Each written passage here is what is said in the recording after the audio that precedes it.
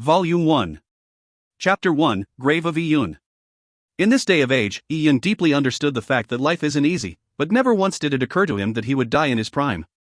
This morning, Iyun had gone mountain climbing with two good friends. Among them was a pretty babe, so this was naturally a splendid event. Young people tend to like thrills, Iyun was no exception. Being a goody two-shoes and climbing mountain paths already cleared by others was meaningless. They chose an isolated barren mountain. Reaching the halfway mark on the mountain, they discovered a cave. The babe that came with them spontaneously got excited and insisted on entering. However, the moment they entered, something unexpected happened. Iyun found a rectangular purple crystal in the cave. It looked like a crystal card from a science fiction movie. As soon as he discovered, and, out of curiosity, touched the purple crystal, the walls started to rumble and the cave collapsed. It was hard to describe what emotions were going through Iyun as he saw several tons of rock smashing downwards. If one had to use a phrase to describe it, it'd be, only when dying does one truly know what dying is. He was still young, healthy, and good-looking. And he was still a virgin. His was supposed to have a tremendously bright life ahead of him, but it was all about to disappear. The sadness and hopelessness from knowing this was stifling. The boulders did not smash into Iyun, but had instead sealed off the exit.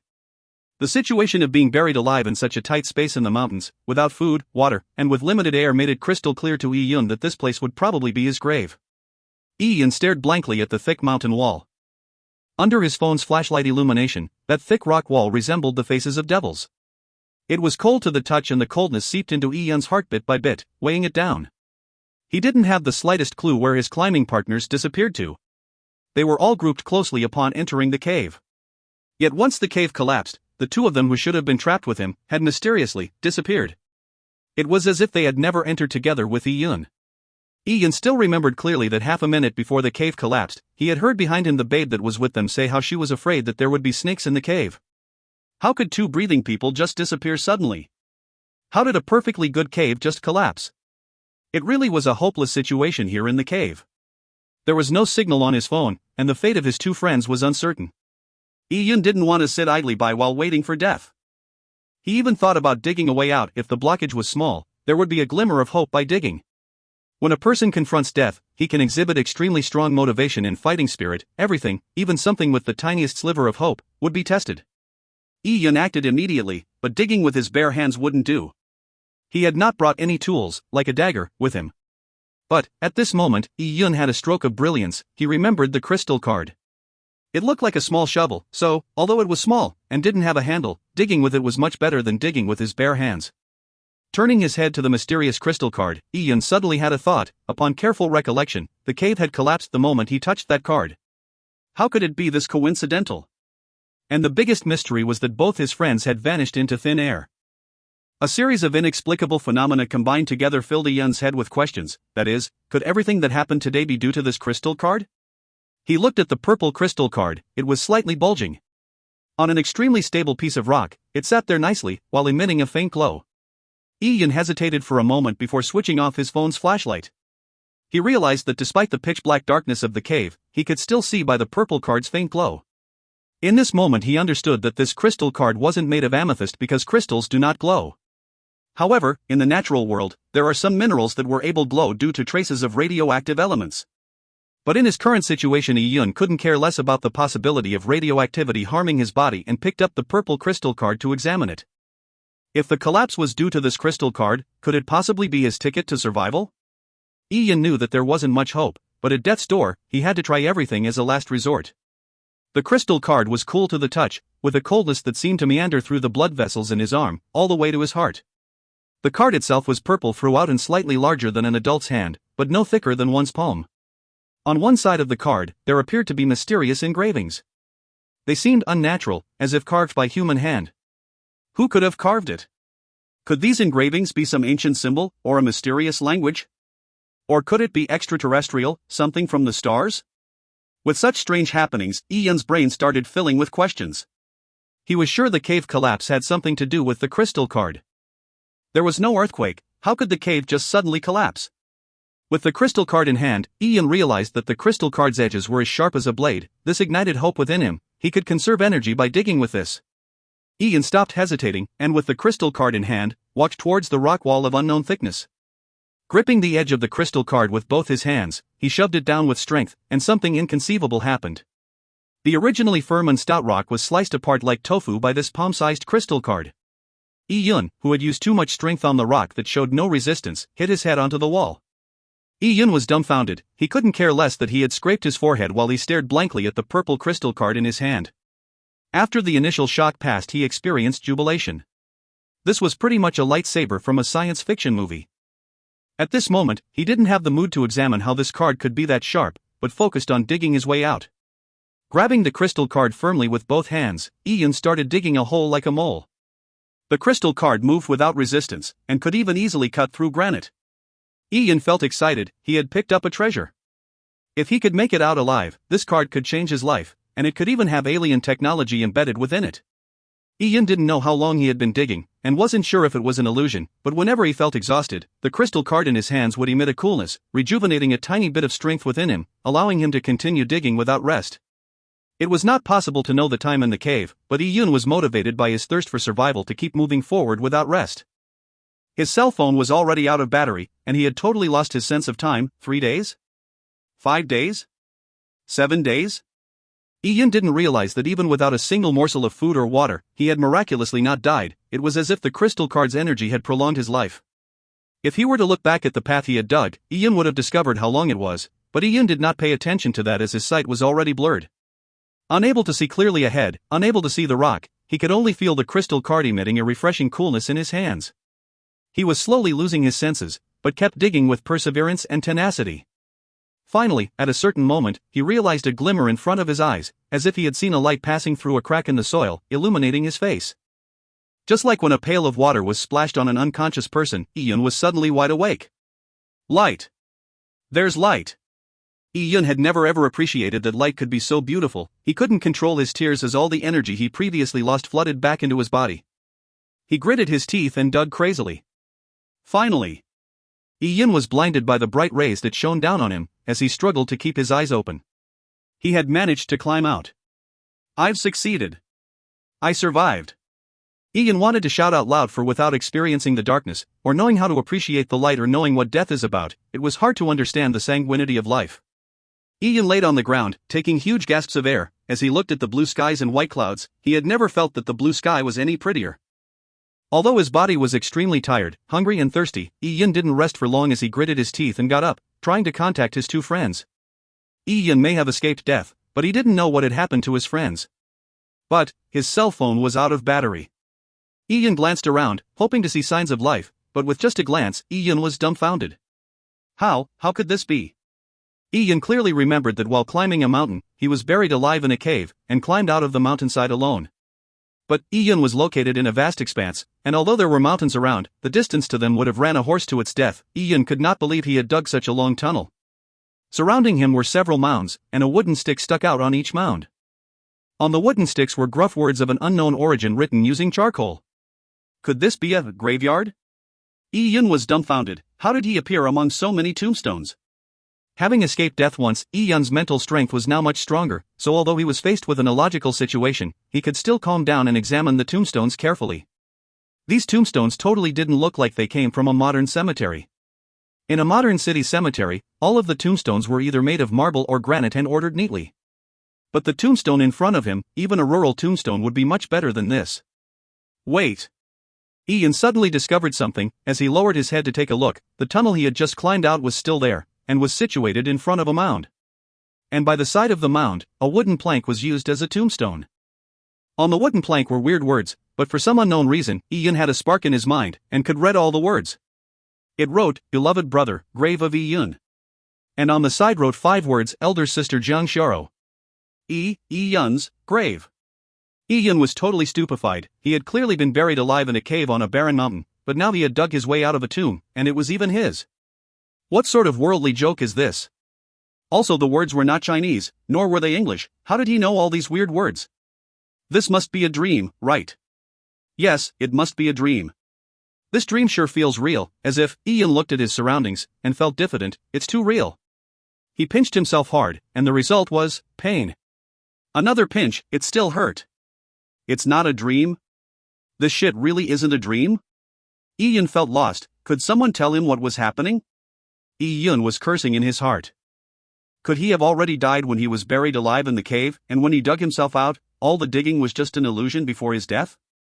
But, the two words beloved brother, what did it mean? He didn't have an elder sister. If a person had to be pointed out, it was someone who lived in another city whom he had infrequent interactions, nor did he meet his cousin much. Why would she erect a tombstone for him? If the tombstone's Yi-Yun was someone else with the same first and last name as himself, it was still impossible. How could such a coincidence happen, climbing out of a grave of someone with the same first and last name Yi-Yun? Yi-Yun felt extremely confused. At this moment, he looked on in a daze as a girl dressed in rags while carrying a basket walked towards him along a tiny village path. If you find any errors, ads pop up, ads redirect, broken links, non-standard content, etc., please let us know. Report chapter so we can fix it as soon as possible. Chapter 2, Elder Sister. Chapter 2, Elder Sister. Yi-Yun had trouble describing his first impression of the girl. It was a strange sense of familiarity. She looked to be approximately 15 years old, wearing a patched-up green blouse with colored trousers that were too dark to tell the color of. The trousers' legs were rolled up high, betraying her white legs. Her ankles were dotted with fresh mud splashes. With a slender body and a slim waistline, she had a radiant face with rosy red cheeks. As she walked down the village path, she was like fresh mountain dew rejuvenating Yi-Yun. Who is this girl? Yi-Yun exchanged glances with the young girl. She stood there, dazed for a moment before she loosened her grip on the rope holding the basket up on her shoulder. Yi-Yun suddenly got a weird feeling. The girl in front of him was clearly approximately 15 years old, like a flower bud, and yet, why did she look taller than him? She was probably taller than him by more than half a head. If they were closer, he would have to tilt his head up to look at the young girl. It must be an illusion caused by fatigue. Yi-Yun still did not understand, but at this moment he heard the girl's clear voice like a mountain lake. Yunur. The girl threw her basket down as she ran towards Yi-Yun with her mouth agape. Her beautiful eyes already brimming with tears. Wait. Wait. Yi-Yun was in a daze. He looked around and found out that he was the only person within a mile radius, so the girl was running towards him. The Yunur she was calling, could it be himself? Yi-Yun had the single character Yun as his name, but no one had ever called him Yunur. No one in modern-day society would do so it was no surprise his reaction was slow. In actuality, he was unable to react at all as the girl rushed towards him like the wind and embraced him. The girl's fresh scent filled his nostrils as her soft body overwhelmed Yi-Yun. He had no reaction as he was dumbfounded. He had been buried alive while mountain climbing, and when he finally managed to dig himself out, it was from within a grave. And after he did so, with great effort, he was embraced by a little loli without him knowing who she was. Yi-Yun did not anticipate that, as a young adult, he would be hugged so tightly by a loli. What's the meaning of this? Yunur, you worried your sister sick. As long as you are alright, as long as you are alright. The little loli was tightly hugging Yun-Yi, her sharp chin lodged into Yi-Yun's shoulders while she sobbed uncontrollably. Her grip was strong, as if she was using all of her strength to merge Yi-Yun's body into her own. She was afraid that this was all a dream, that the moment she released him, Yi-Yun would disappear again. Yi-Yun stood there, petrified like a gargoyle, with a myriad of expressions on his face as the little loli hugged him. Sister? At this moment, Yi-Yun, who had been barraged with numerous baffling events, finally understood something. This little loli is the elder sister from his tombstone. The words beloved brother, grave of Yi-Yun was clearly written by this little loli. Considering that this little loli was treating him as her younger brother, maybe she missed her brother so much that she mistook him for her brother. Yi-Yun tried to rationalize it, but the more he thought about it, the more something seemed off. This little loli should be attending middle school? Her younger brother is at most 12 or 13 years old. How could she mistake an adult like himself for her younger brother? Wait a moment. An adult like himself? Yi-Yun suddenly realized something. He compared his height with the girl, seeing how his mouth only reached to her shoulders. He had an ominous feeling. He stretched out his arms from beneath the little loli's arms and looked at his own hands. What he saw were the soft and tender hands of a child. Are these my hands? Have I become young again? Yi-Yun was utterly confused. Becoming young, suddenly having a sister, a baffling identity. This together with the ancient-looking tombs, the unfamiliar plains, the foreign words and language that he could read, listen, and understand. Everything only pointed to one conclusion, but Yi-Yun refused to believe what his gut was now telling him. The girl's body kept shivering. It could be excitement, it could be fear. Yi-Yun could not recall anything about this girl, but he could appreciate the girl's feelings and warmth. It was a magical feeling. The girl wiped her tears as she held Ian's hand. She went to pick up the basket, intending to head home. But this jolt made Ian stagger as he felt nauseous. Ian felt his stomach and all he could feel was hunger. He was suddenly overcome with hunger. Ever since he was buried alive, he had not even had a single morsel of food or water. If it was not for that weird purple crystal card, he would have died much sooner. Naturally, it was normal for him to feel so hungry. The girl noticed Ian's frailty and bent down with her back facing Ian. A soft and warm back with streaks of perspiration appeared in front of Ian's eyes. "Yuner, sis will carry you. Let's go home, never to be separated again."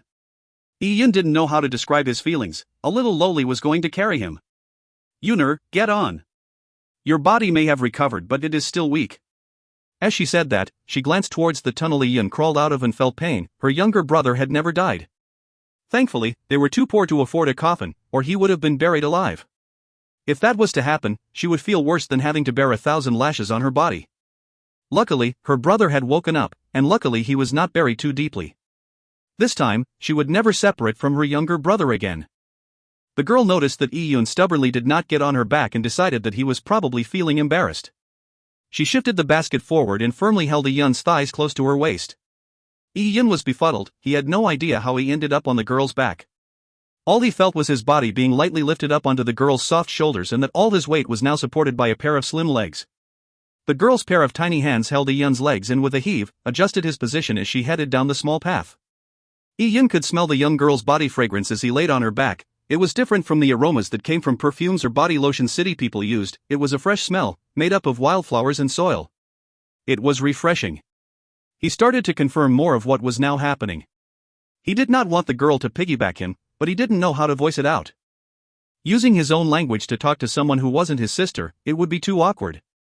At this moment, Iyun heard a rumble from afar.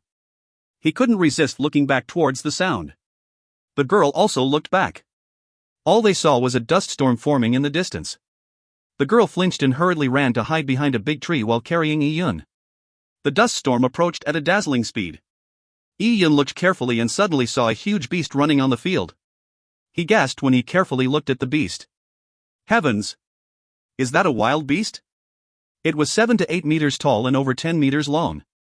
It had long sharp fangs and limbs as thick as steel beams.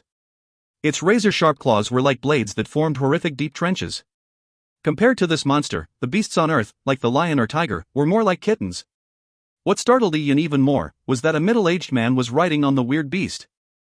With a commanding aura, he sat cross-legged on top of it with a sword slung across his back. Because of the angle, Iyun could not see his face, but his blood had frozen over as the person sitting on top of the wild beast was over 10 times more terrifying than the wild beast. With this, Iyun knew without a doubt that the place he had crawled into was no longer Earth. He had arrived in a mysterious world.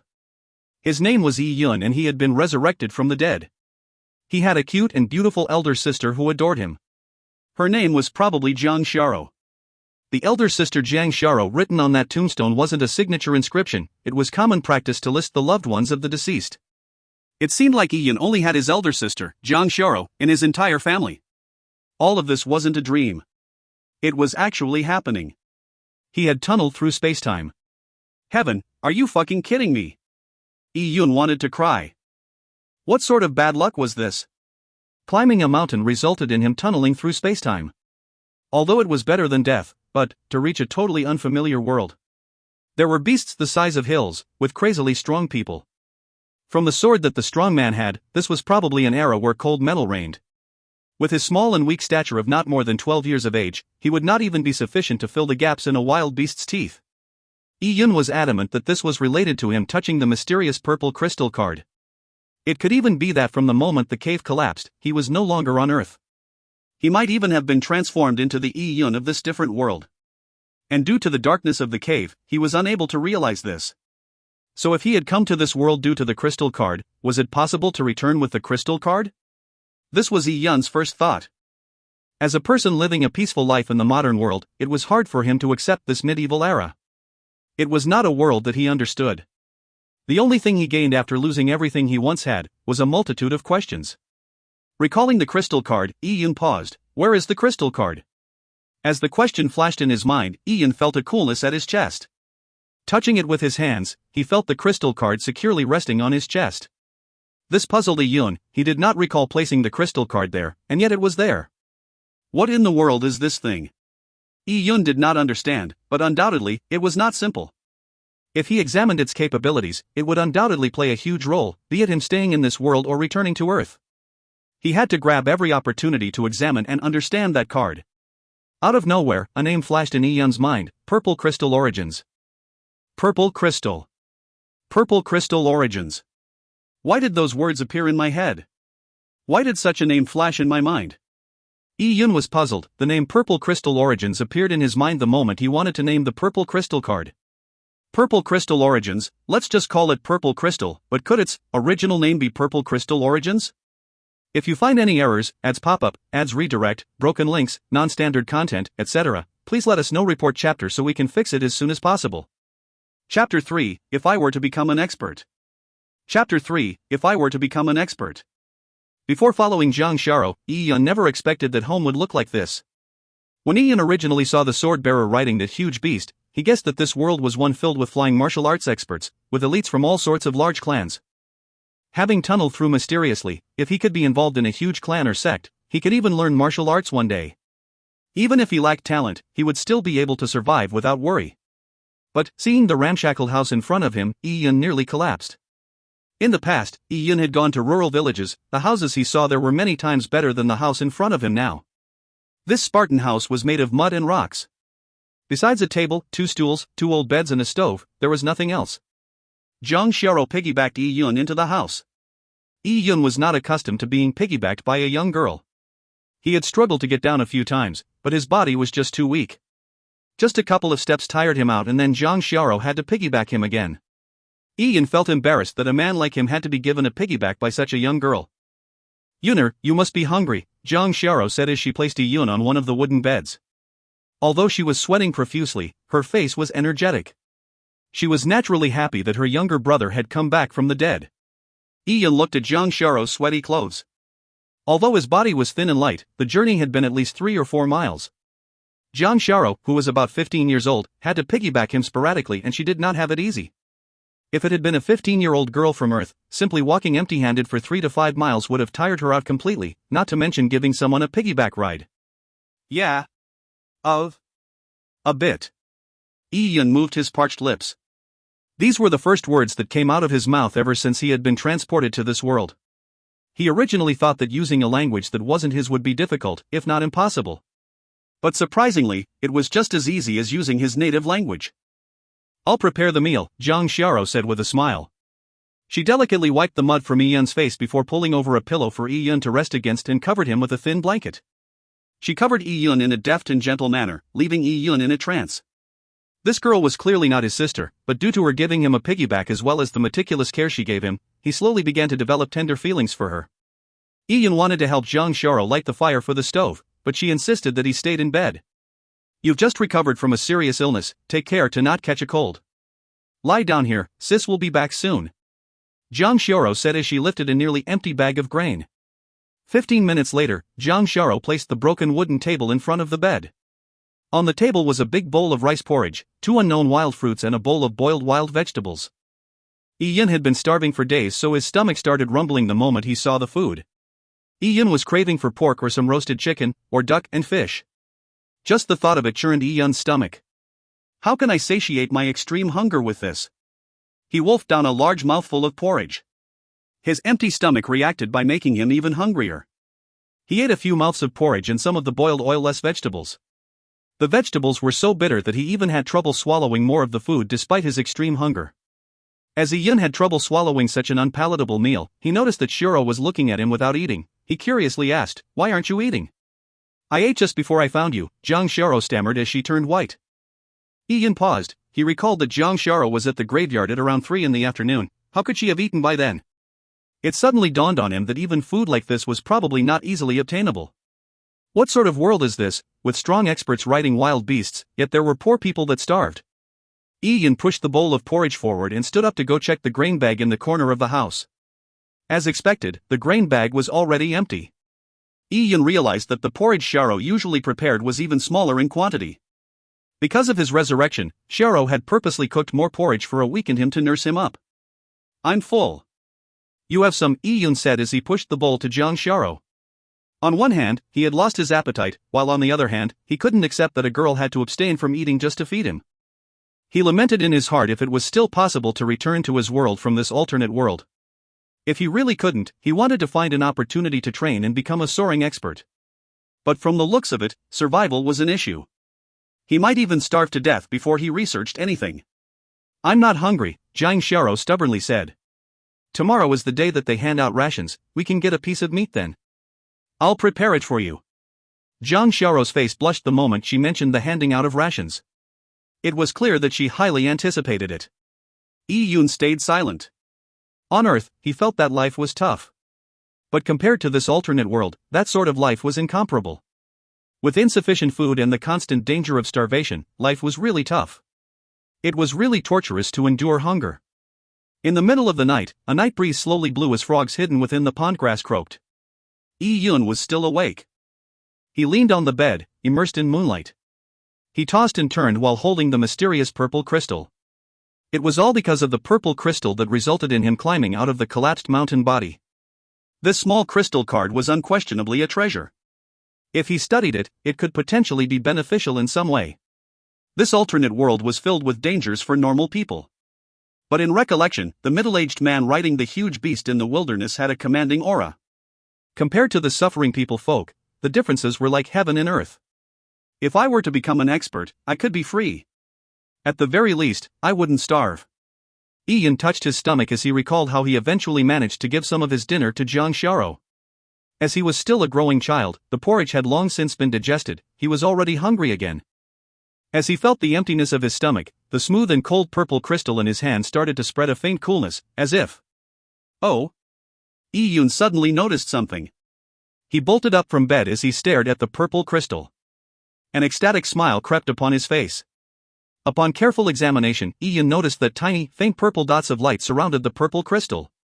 These light dots appeared out of nowhere and slowly floated into the purple crystal before they disappeared, as if the purple crystal absorbed them. This process carried on indefinitely as the purple crystal's glow became a bit more intense. What is the meaning of this? This discovery caused Yi Yun's breathing to speed up. As the purple crystal's glow became brighter, Yi Yun felt the purple crystal turn colder. This unique coolness traversed up both his arms, into all his limbs, as if the miraculous light cleansed his body. It absolutely refreshed him. Yi Yun remembered this feeling. While he was digging his way out of the cave, he felt this coolness whenever he was out of breath. It rejuvenated him with strength whenever his body was failing him. Yi Yun knew that, for a person to live and to move, it was due to energy that was provided to the body, allowing it to renew itself. Without eating, there would be no nutrition. Naturally, there would not be energy either, and will in the end result in starvation. Completing such a long tunnel without eating or drinking for days, with intense labor conditions, requires an energy source. This coolness must be the purple crystal providing him with life-giving energy. Thinking carefully, when he originally discovered the purple crystal in the cave, the purple crystal was emitting a faint glow like a night pearl. However, after tunneling into this strange world, the purple crystal's glow had weakened. This could have been a result of energy depletion. But now, the purple crystal's glow was beginning to recharge and grow stronger. What could be the energy source that was recharging the purple crystal? Yi Yun carefully observed and realized that these vague tiny dots formed a surface leading out the window. It seemed like it came from starlight. Starlight was the energy source recharging the purple crystal? Yi Yun thought for a while and jumped out of bed. He went to the stove and dug out some burning coal. He lit a handful of grass and watched as the yellow flames danced. Yi Yun carefully placed the purple crystal in the burning fire. Yi Yun's theory was simple: if the purple crystal could absorb the energy from starlight, it could perhaps absorb the energy from its surroundings? Fire, which is a form of energy in Yi Yun's understanding, was likely stronger than starlight. If the purple crystal absorbed the energy in the flames, it could be faster? Yi Yun did not once consider the possibility that the flames could destroy the purple crystal. But, no matter how much Yi Yun burned the purple crystal showed no change, nor could he feel the purple crystal gain any heat. The purple crystal was like a block of ice which couldn't melt. It was cold to the touch even after the coal fire died down. Yi Yun shook his head as he abandoned the experiment. He decided to venture outside the house. The starlight outside would be denser and could provide the purple crystal with more energy. If the purple crystal was filled to the brim with energy, what sort of changes could it bring? Yi Yun eagerly anticipated the thought. Iyun opened the house door and the courtyard door before carefully closing them behind him. He was afraid to wake the sister up in the adjacent room. But when Iyun walked into the courtyard, he was slightly startled. He saw a girl in green, sitting under a tree not far from him. She was carefully polishing an arrowhead. The cold arrowhead reflected the chilly moonlight onto the girl's delicate face, as if veiling her in a layer of silver yarn. By the girl's side flew dozens of fireflies, as if they were surrounding a goddess. Jiang Xiao? Iyun saw a shiny stack of arrows by Jiang Xiao's side. Each arrow was well manufactured with a sharp arrowhead. This is... Although Iyun didn't know anything about weapons, he could appreciate the elegance of these arrows. Yuner, why did you get up? It's very moist at night and your body just recovered. Go back to bed quickly. Jiang Xiao immediately stood up with the intention of sending Iyun back into the house. Sis, why are there so many arrows? A curious Iyun asked. Jiang Xiao didn't seem like she could string a bow. This is for the exchange of tomorrow's rations. It has always been this way. Jiang Xiao looked at Iyun weirdly. Oh, Iyun was obviously unaware of this. Mysteriously, he had tunneled into this world, he understood the words and language, but he did not have a single clue about the life of Iyun. All of his memories were his own. It resembled people who suffered amnesia after a head injury. Although an amnesiac would lose his memory about events, he would not lose his language skills. Iyun had long thought of a perfect excuse, explaining, Sis, I died once, so there are some things I can't remember. You can't remember? A startled Jiang Xiao asked. Iyun had fallen down from a mountain wall while picking herbs and broke his bones. He had then laid bedridden for a while before he succumbed to his injuries. He might have hurt his head back then. Thinking of that, Jiang Xiao's heart ached and worried. Yuner, you. I'm fine, Iyun quickly stopped Jiang Xiao. He wanted to stop her worries. Sis, tell me about this world, and about the middle-aged man who rode that huge beast. What's happening? There are so many things I do not remember. If you find any errors, ads pop up, ads redirect, broken links, non-standard content, etc., please let us know. Report chapter so we can fix it as soon as possible. Chapter 4, Who said I didn't have any males in my house? Chapter 4, Who said I didn't have any males in my house? Jiang Xiao did not suspect anything and explained the various aspects of the world to him. Iyun originally imagined that this was a world where martial arts was respected, but after listening to Jiang Xiao's description, Iyun realized that he had underestimated the importance of martial arts in this world. More precisely, this was a world where martial arts was life. In this world, humans had their own cities and campgrounds while the wilderness belonged to the wild beasts and desolate beasts. Humans risked the threat of being attacked by wild beasts or desolate beasts when out farming or hunting. Because of these monstrous huge beasts, it had limited the range of human activities. So among the commoners, there was a supply deficit. For a campground or a city, high-level warriors were a lifeline. Without the protection of the high-level warriors, desolate beasts could destroy the residents of campgrounds and cities in a night. Unfortunately for Iyun and Jiang Xiao, their tribe was a small tribe without a single high-level warrior. The entire tribe was in a precarious state, one that could be destroyed any time. Because of the lack of strength, these small tribes had a lot of troubles cultivating or collecting food. They were unable to survive on their own, but relied on the manufacturing of weapons such as arrows and armor for the big tribe cities in exchange for some rations and beasts to survive. The raw materials for the arrows Jiang Xiao made came from a bigger tribe.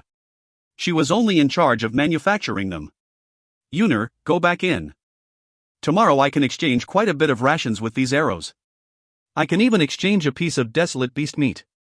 Do you still remember desolate beasts? Those were the strongest beasts, and only very large tribes were able to hunt them. Eating a piece gave a lot of strength.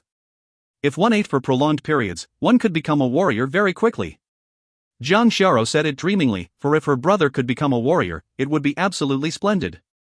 It was a pity that they only had a chance to eat a desolate beast every few months. The hopes of becoming a warrior were destined to be an extravagant wish. However, in large tribes, the young had desolate beasts for their meals, and it was actually not considered valuable among the big tribes. Although desolate beasts were hard to hunt, a desolate beast was over 10 meters high and weighed a few tons. It was sufficient to feed 10 people for years. To the proud elites in the big tribes, the meat of the desolate beasts was for the commoners. What they ate was the desolate beasts' bones, or desolate bones. All the essence in the desolate beasts was in their desolate bones. A huge set of desolate beast skeleton could be refined through a special method to obtain a bean-sized desolate bone essence. This desolate bone essence was used to help warriors break their limits by opening up their meridians, stimulating blood pulses and various beneficial effects. It was something all martial artists yearned for. Of course, a desolate bone essence was simply a legend to the poor families in a lowly tribe like Zhang Xiao and Yi Yun's. For getting a desolate bone essence, even refining a piece of desolate bone would require many steps and secret methods. It was impossible for a normal person to refine it successfully. Desolate beast, desolate bone essence, Yi Yun mumbled to himself. The terms he heard from Zhang Xiao's mouth surprised him, as she was so knowledgeable. After a silent night, Yi Yun woke up early the next morning due to hunger. Without eating for a few days, and only eating a tiny bit of porridge, Yi Yun's level of hunger was understandably high. Sis Xiao. Now, Yi Yun was accustomed to calling Zhang Xiao sister. He had learned from the chat yesterday with Zhang Xiao that he used to call Zhang Xiao Sis Xiao. Oh, Sis Xiao, why are you? Yi Yun suddenly realized that Zhang Xiao's clothes were soaked with a lot of dew, and her originally bright eyes were now speckled with red blood vessels. She looked extremely tired. Looking at the 2 bundles of arrows that Zhang Xiao was hugging, it was clear to Yi Yun that Zhang Xiao had not slept once throughout the night to finish the arrows. They were so poor that they could not afford to light a lamp.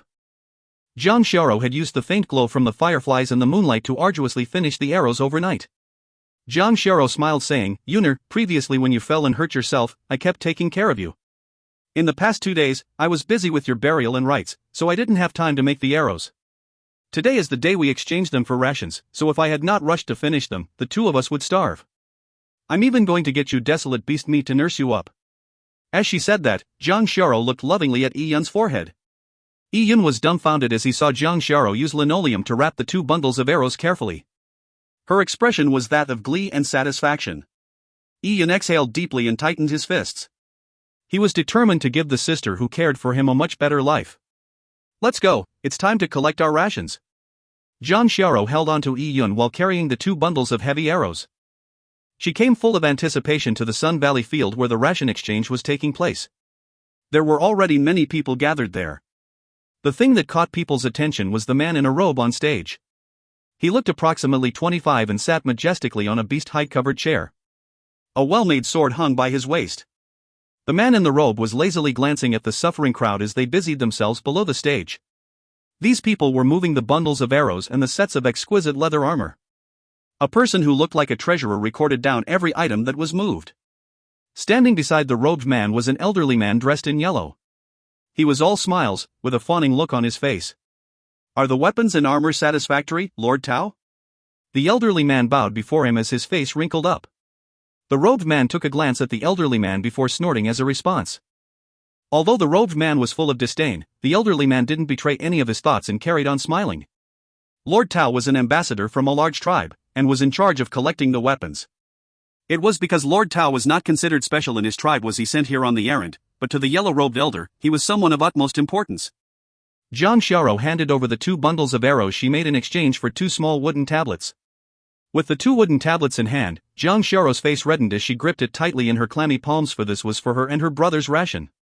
After 15 minutes, all the weapons and armor were stored in the large cart that was pulled away by 2 big horned horses.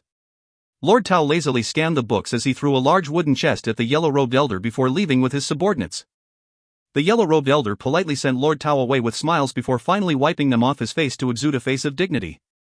All the tribal folks were burning with anticipating, saying, Patriarch, please distribute the rations. Right. We haven't seen it in months. A couple of people had started shouting, for they were all waiting to collect the rations to fill their stomachs back home. Silence. As the yellow-robed elder quelled the masses with a gesture. Yi Yun never expected that this spineless old freak was the patriarch. Since everyone is so impatient, let's distribute the rations.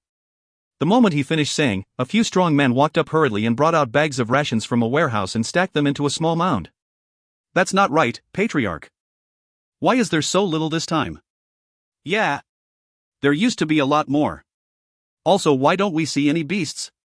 Many people started rattling, for they had handed more weapons than previous years, yet the amount received was pathetically lesser. Not only were the rations halved, but even the beasts had disappeared. The Fire Cloud tribe has gone too far. How can they dismiss us with this tiny amount? Patriarch, what's the meaning of this? Seeing that the mob was getting more disorderly, the yellow-robed elder snorted and said, Shut your mouths. You will understand in a while. Distribute the rations now.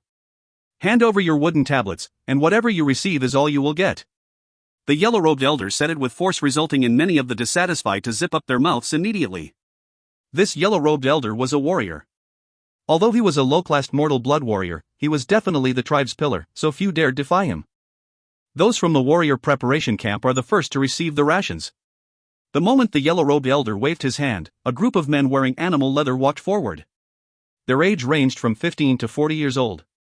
Without exception, all of them were stout and muscular from their training. These people were members of the warrior preparation camp, and were the hope of the tribe. As young adults with good physical attributes, they were chosen from young for training. Besides hunting occasionally, they did not farm or manufacture arrows or armor. Besides, anything beneficial like food was first distributed to the warrior preparation camp. Because, if any of them were to become a high-class warrior, they would bring lots of riches to the tribe. Besides being able to protect, high-level warriors' output capabilities were extremely high as they were strong enough to go out into the wilderness to hunt. Just a few large wild beasts would be enough to feed the entire tribe for days. Without exaggeration, a single high-level warrior could sustain a small tribe. There were dozens of people in the warrior preparation camp, and because they never participated in the manufacturing, they naturally didn't have any wooden tablets, but each of them still took away a big bag of rations. The small amount of rations was further reduced by a fifth, but there were tens of times more people who haven't received the rations compared to the warrior preparation camp. From this, it was fated that many would starve. Jiang Xiao, who was by Yi Yun's side, grasped the wooden tablet tightly. Her face was pale, for their days were numbered if they didn't manage to obtain any rations. The people were solemn as the warrior preparation camp members took their usual share, which definitely meant there wasn't enough to distribute. Household with Tier 1 males, come collect your rations. The yellow-robed elder gave another order. In this world where martial arts was life, those males not from the warrior preparation camp received distributions proportional to their abilities. A simple test was that of strength. Being able to lift 300 pounds was a Tier 1 male. The lesser they lifted, the lower their tier. Those households with Tier 1 males heaved a sigh of relief and rushed forward to collect their rations. The wooden tablets were just for show. These households received much lesser rations than normal, but at least they received something. These households were originally wealthier, and would have surplus food.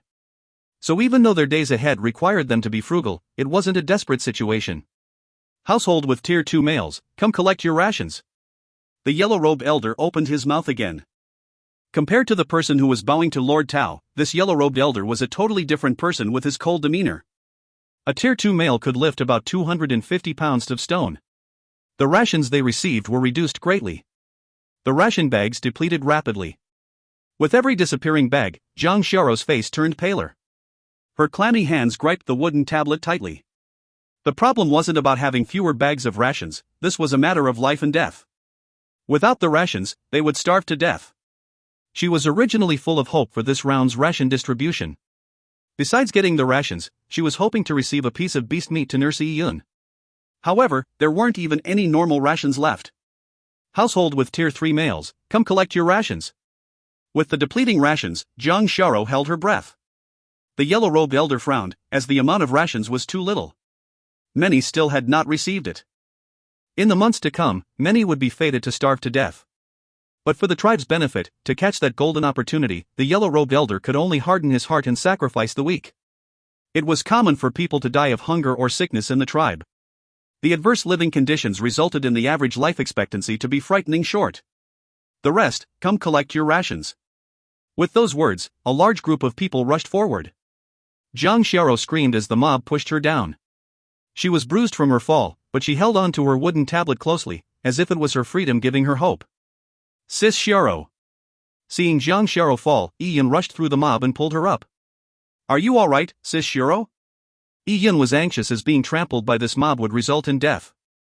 Jiang Xiao held on helplessly to Yi Yun's hand. Stop squeezing. All of you be orderly. The yellow-robed elder shouted. His voice seemed to be imbued with a special energy, causing the mob that was squeezing forward to quiet down. Line up, one by one. The yellow-robed elder was authoritative. No one dared to defy him, for they all knew he had the power. He was in charge of the tribe, and he would execute whoever disobeyed on the spot. The people lined up for the rations, even if it was a pathetic amount. But in a while, the rations were gone, leaving many without any. Jiang Xiao's heart sank. Without the rations, they could not survive. Wang Long, bring out a few stored rations out, said the yellow-robed elder to a stout man. Wang Long was one of the yellow-robed elder's family members. Yes, patriarch. Wang Long left and returned in a short while with a small cart of rations. These were the stored rations containing only grain. On Earth, eating grain was a source of vitamins resulting in healthiness. However, in this alternate world, it was a totally different matter. Grain was the remnants after processing. It was mixed with wheat bran as food. The taste was horrible and hard to swallow. Also, grain was low in nutrients and difficult to digest. In fact, it provided very little energy, about half of the rations. Although it was grain, it was better than nothing. The crowd could only resign to fate and collected the extremely tiny amount of grain. Jiang Xiao was right at the back, and by her turn, there was almost no grain left. She passed the 2 sweat-sodden wooden tablets and received 2 palm-sized bags of grain.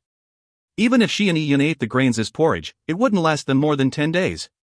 Jiang Xiao was stunned as she held the light bags of grain, unwilling to accept her fate.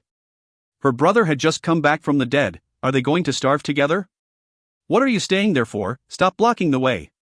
The man in charge of distributing the grain said impatiently, wanting Jiang Xiao to leave as soon as possible. Jiang Xiao felt anger.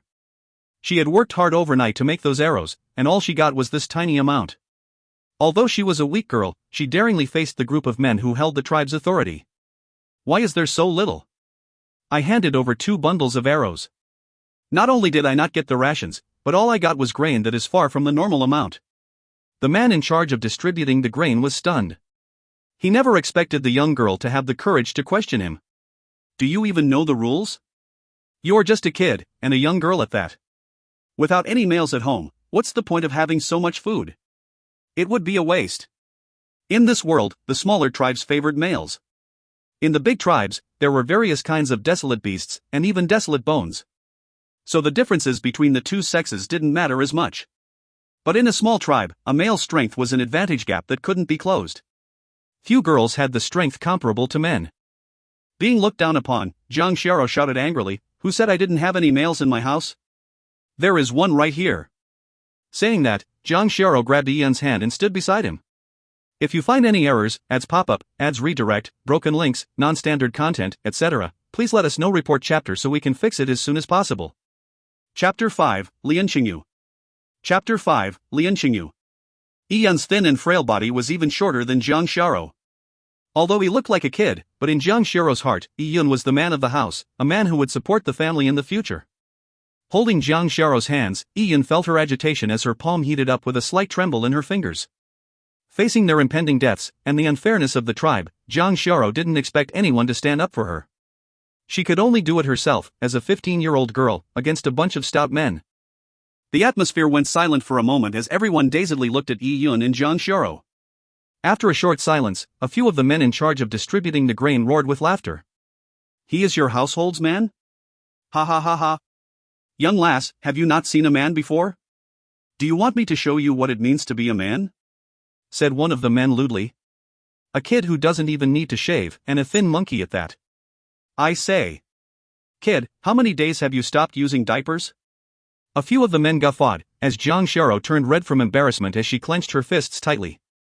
Not a single person behind her was willing to stand up for her. The ruling class of the tribe was filled with all the strong and laborious warriors. As the weak couldn't defeat the strong, no one bothered with them as they had their own meals to worry about. I recall something. Didn't this brat die a few days ago? In a small tribe, deaths weren't uncommon. Even more so was Yun's lack of any standing, so his death wasn't news to anyone. That's right. I know him. He's full of illnesses. His body is so weak that the wind can blow him over, agreed another person. Who said my brother has died?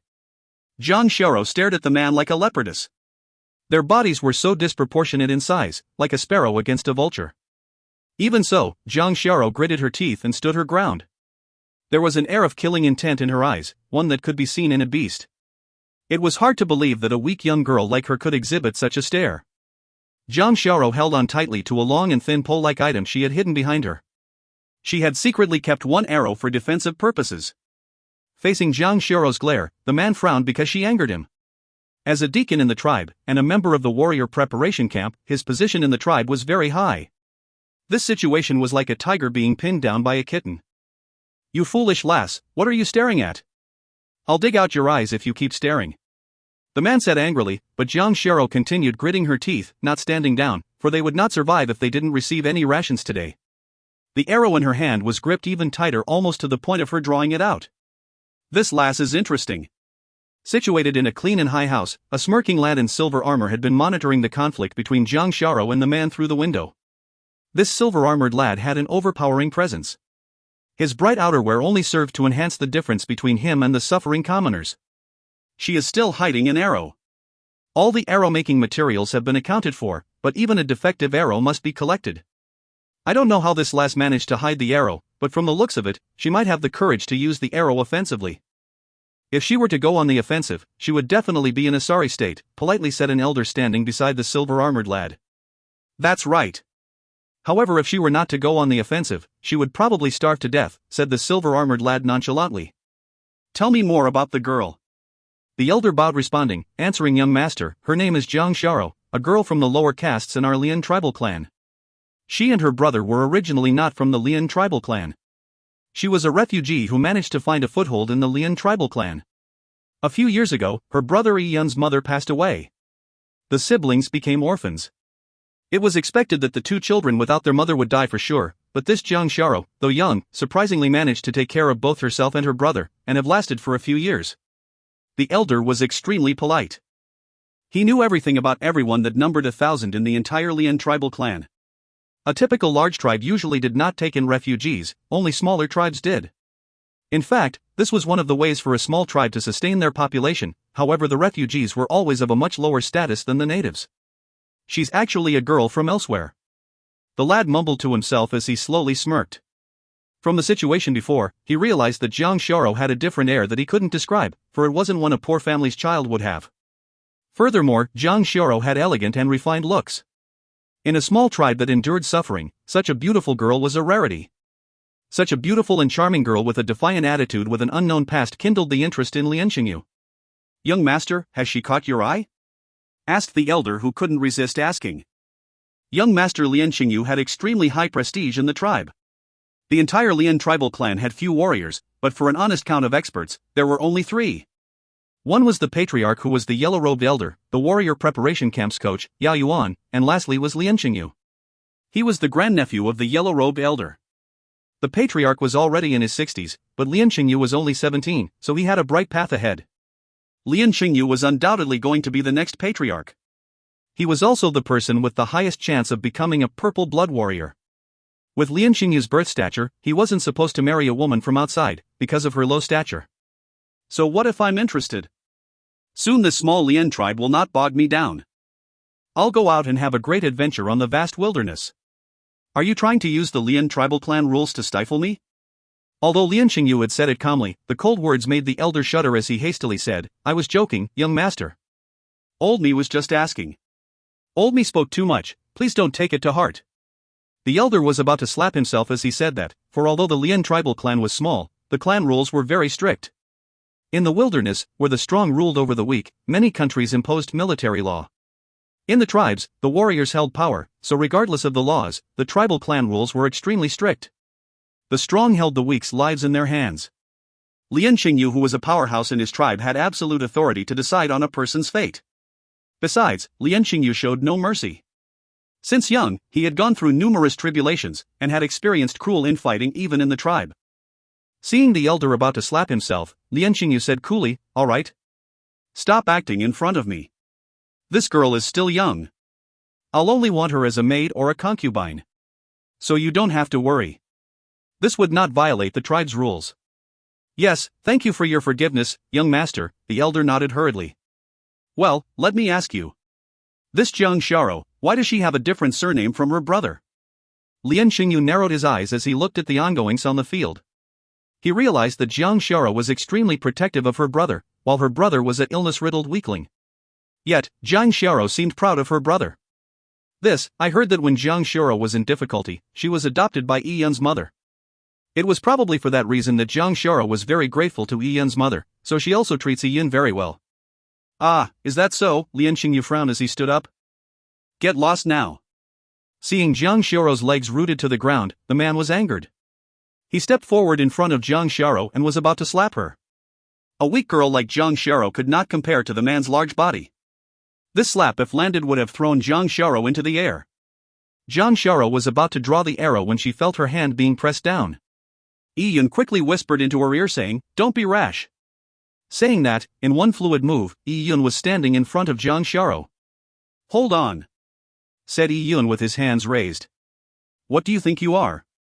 The man was angered. It was actually this week's skinny monkey. He would send him flying too. Yun was itching to kick the man in his groin, but he knew that a wise man does not fight when the odds are against him. Having lived 2 lives, he was calmer, and knew that being rash in this situation would be disastrous. A real man doesn't fight with womenfolk. Furthermore, aren't you from the warrior preparation camp? You must be very strong, so how can you lay your finger on a young lady? Wouldn't that be the joke of the people? Wary of the violent actions of the man, Ian said it quickly but clearly. Everyone present heard it. The man hesitated as he looked strangely at the lad in front of him. Wouldn't a 12-year-old kid jump out to lambaste him? Or he would have stupidly taken the slap in his sister's stead and sent flying?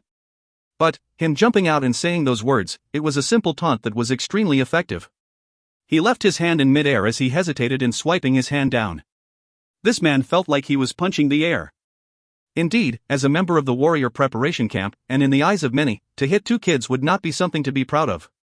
Furthermore, there was some conflict of interests between the warrior preparation camp and the ordinary citizens, so it was easy for him to be brought down with words.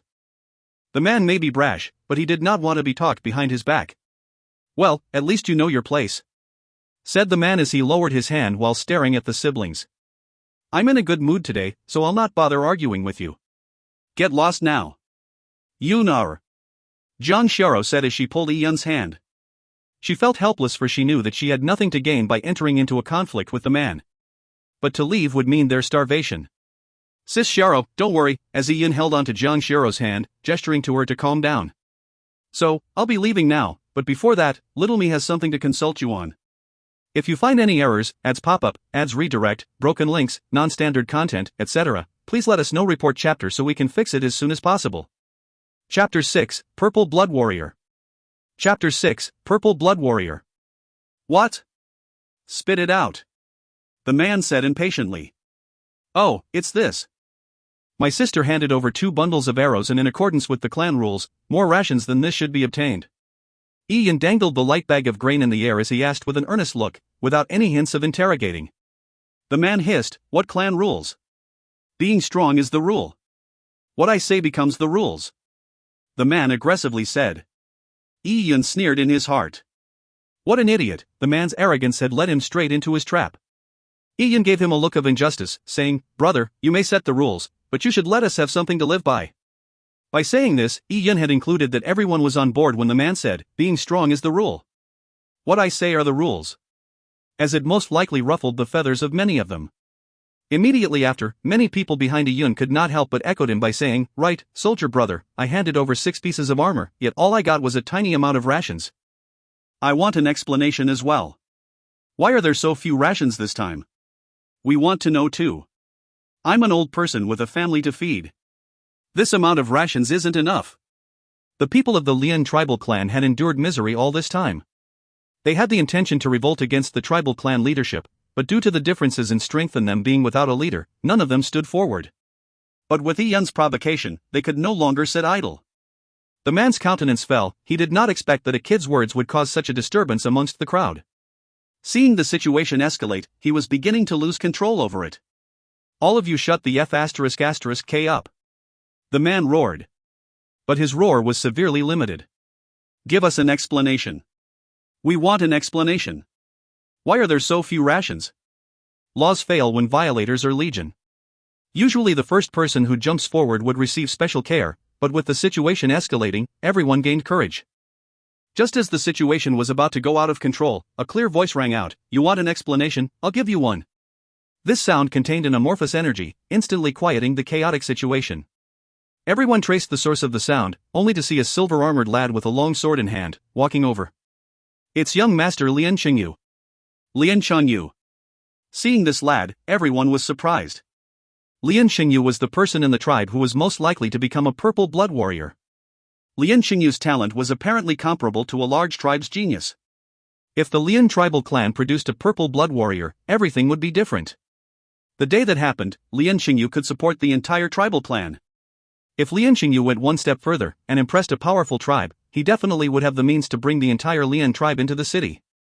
To many in the tribe, being able to live in a city would be heavenly. To be able to build a city in the wilderness was too difficult, as it would be an easy target, filled with humans, for big and strong desolate beasts to attack. Without human experts backing the city, the desolate beasts would easily trample it.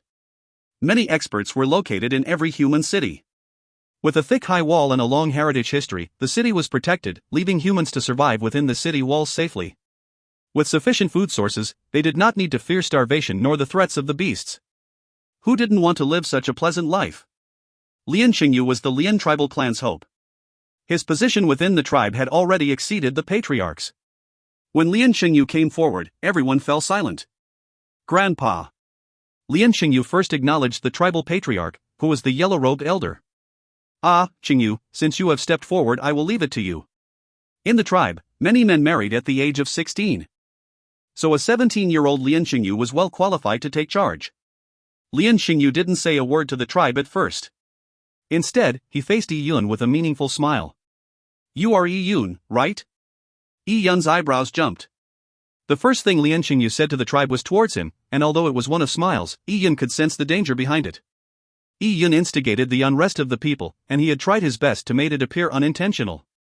Whether intentional or not, as the tribe leadership's representative, Lian Xingyu was highly likely to attack him.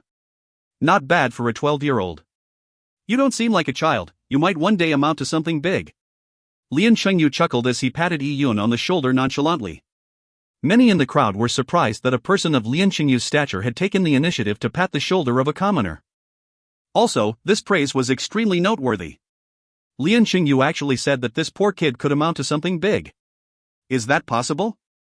Although they were in disagreement, since those were words from Lian Xingyu's mouth, they had nothing better to say. To them, this young man must have received some *T luck to be appreciated by young Master Lian. He might even be given some henchman position of young Master Lian in the future. That was a position many dreamed of. Young Master has thought too highly of me. Yi Yun smiled stiffly, but he felt tightness in his heart. He was constantly on high alert ever since the moment he met Lian Xingyu. He had felt a numbness on his shoulder, followed by a warmth that spread through his shoulder before almost instantly disappearing when Lian Xingyu patted him. If Yi Yun wasn't sharp and on high alert, he would have thought that the feeling was an illusion, or thought that it was due to nervousness when Lian Xingyu patted him on the shoulder. What did this Lian guy want? Could there be some trick? Yi Yun didn't believe that Lian Xingyu would pat him on the shoulder in front of everyone, or compliment him for nothing. To him, Lian Xingyu's gaze was full of enmity. Give them some rations. Lian Xingyu turned to the man in charge of handing out the food and spoke. Even though Zhang Xiao was still young, she should be taken care of for another 2 years, not starved to death. Yes, young master. The man answered. Although he was unwilling after having been tricked by Yi Yun, he had to obey Lian Xingyu's orders. The man hesitated for a moment before handing over a 50-pound sack of grain to Yi Yun. Yi Yun became even more vigilant but displayed a look of gratefulness. He accepted the bags and disingenuously said, "Thank you, young master." Although he was verbally grateful, Yi Yun was raring to beat Lian Xingyu up. The food that belonged to Zhang Xiao as a result of her hard work of making arrows could have been exchanged for a piece of meat, but all they got was a bag of grain. They even had to be thankful. It was preposterous. Being inferior in capability resulted in being inferior in everything. In this world, strength was the truth. I so want to give him 2 panda eyes, Yi Yun thought, but displayed a flawless poker face. Seeing Yi Yun collecting 2 to 3 months' worth of food, the others were all full of envy and jealousy. But since it was awarded by Lian Xingyu, they did not dare say anything except, "Young Master Lian, can you explain to us why there are so few rations today?" Yeah, young Master Lian should stand up for us. Lian Xingyu already stood on the stage, smiling at everyone. It was as if the compliment he gave to Yi Yun was nothing, and he was no longer interested. With a smile, he said, "My fellow tribe members, you have worked hard for all these years." Lian Xingyu did not go straight to the point with his first sentence, but used it to quell the masses. To Yi Yun, this was a clumsy tactic, but with Lian Xingyu's stature, those words had already made the poor flattered. You want an explanation? I'll give you an explanation. Bring it up. Lian Xingyu waved his hands and 6 men behind him lifted up a large wooden box up with wooden poles. Yi Yun remembered that Lord Lu left behind this box after receiving the weapons and armors. This must be something from the large tribe. Open it. Lian Xingyu ordered. It was impossible to conceal the item inside the box. To refine it, a lot of labor would be required. Two big men pried the box open in front of everyone. When the box opened, gorgeous light with beautiful patterns emitted from it. The crowd exclaimed in disbelief. They had never seen such a scene before. Lian Xingyu went forward and, using a red rock, waved it along the glowing light streams. The light streams rippled in reaction before slowly disappearing. In an instant, chilly air poured out. If you find any errors, ads pop up, ads redirect, broken links, non-standard content, etc., please let us know. Report chapter so we can fix it as soon as possible. Chapter 7, Desolate Bones. Chapter 7, Desolate Bones. It's so cold. The onlookers couldn't help shivering. All they saw was a white mist being emitted from the box. When the mist eventually dissipated, they saw a large set of shiny bones inside the box. The biting cold came from these bones. What is that? They were all shocked, for they had never seen any rare items. Although they did not know what it was, they could guess that it was likely some immense treasure. These are desolate bones, Lian Xingyu said with a sense of satisfaction. The light patterns you saw previously were there to seal the chill of these bones. Desolate bones? These are desolate bones? Most people in the crowd had never heard of desolate bones, but Yi Yun had already heard about them from Jiang Xiaoro's description. In this world's wilderness, there existed strong desolate beasts. Every desolate beast had the ability to easily destroy a small tribe like the Lian tribe. Desolate beasts may be frightening, but their body was full of treasures. Desolate beasts were excellent supplements. However, as a person's appetite was limited, how much of a hill-sized desolate beast could a person eat? Fortunately, most of the essence was gathered within their bones, and through a special method, it was refined into a tiny piece. A set of desolate beast bones was considered the most precious item in a desolate beast's body. Looking at the desolate bones inside the box, although it was only a tiny portion of a desolate beast's rib, it was still considered precious. The reason why we have fewer rations today is because besides exchanging for rations, a lot of the weapons and armors were used to exchange for this set of desolate bones. In fact, to obtain it, the arrows and armor you manufactured were insufficient. Due to my experience outside in my youth where I obtained some mental cultivation methods, only by exchanging those did we finally have enough to exchange for this set of desolate bones. In between Lian Xingyu's speech, the elder beside him had explained the usefulness and preciousness of the desolate bones to everyone. Although the elder said it vicariously, many in the audience could not accept it. The desolate bones may be good, but what did that have to do with them? No matter how stupid they were, they knew that they would have no stake in the results of refining the essence from the desolate bones. I know your thoughts. You are worried about your future life. You are worried about starving to death. I understand everyone's situation. But think about it, is there an end to those days? In the wilderness, there are as many small tribes as there's sand in a desert. They do not have the power to protect themselves and can be destroyed at any time. Our Lian tribal clan is also one of them. Do you really want to lead such a precarious life forever? Worrying when the next meal is, worrying if you will be killed by beasts while sleeping at night. Do you really want such a life? Lian Xingyu's words were full of incitement. Many in the tribe clenched their fists. Such a life was debilitating. If there was a hell, it was this. I've endured enough, shouted someone in the crowd. Good. I too do not want to lead such a life. There's a chance now. In 3 months' time, the human empire, the Taiya Divine Kingdom, will be having a mass recruitment of experts within its territory. If one were to pass the multiple rounds of selection by the Taiya Divine Kingdom, one can become a warrior of the Taiya Divine Kingdom. This is an extreme glory, and also a great opportunity. Saying this, Lian Xingyu's eyes were burning with flames. Ian understood these eyes, they were one of extreme desire and ambition. Lian Xingyu was a man with ambition. He didn't want to be trapped in such a small tribal clan. He wanted to go out into the wilderness and make a name for himself. No wonder he was willing to sacrifice so many of the tribe just for that set of desolate bones. He wants to take the test of the kingdom in 3 months. Yi Yun was suddenly enlightened. He originally thought that Lian Xingyu might have slowly accumulated the rations over time to exchange for the desolate bones. For him to kill the golden goose probably meant that he was going to use the desolate bones to make a quantum leap in strength. Lian Xingyu's words quickly confirmed Yi Yun's hypothesis.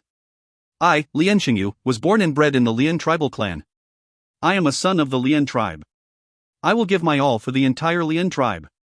Thankfully, with this set of desolate bones, I can break through into the realm of a purple blood warrior within 3 months.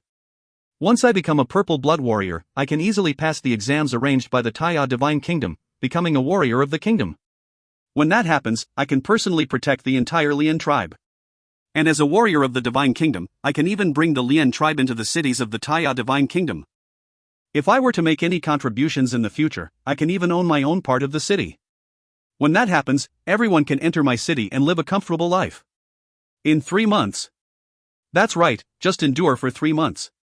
The day the exam is over, I promise you a life of no worries. Today, for the tribe to tighten their belts to provide for me, I will return it 100 times, no, 1,000 times. Lian Xingyun's words were bewitching, and the normal suffering people could not see through to his ambition. They were all immersed in the promise of a better future and began anticipating it. 3 months, just another 3 months and they could move into the city? Is this real? This guy could be a politician on Earth. Ian began to ruminate as he clearly knew that no one would question the scarcity of rations distributed anymore. Lian Xingyu's promise of a castle in the air had silenced everyone. Any further questions would be dealt with, not by Lian Xingyu but by the surrounding people.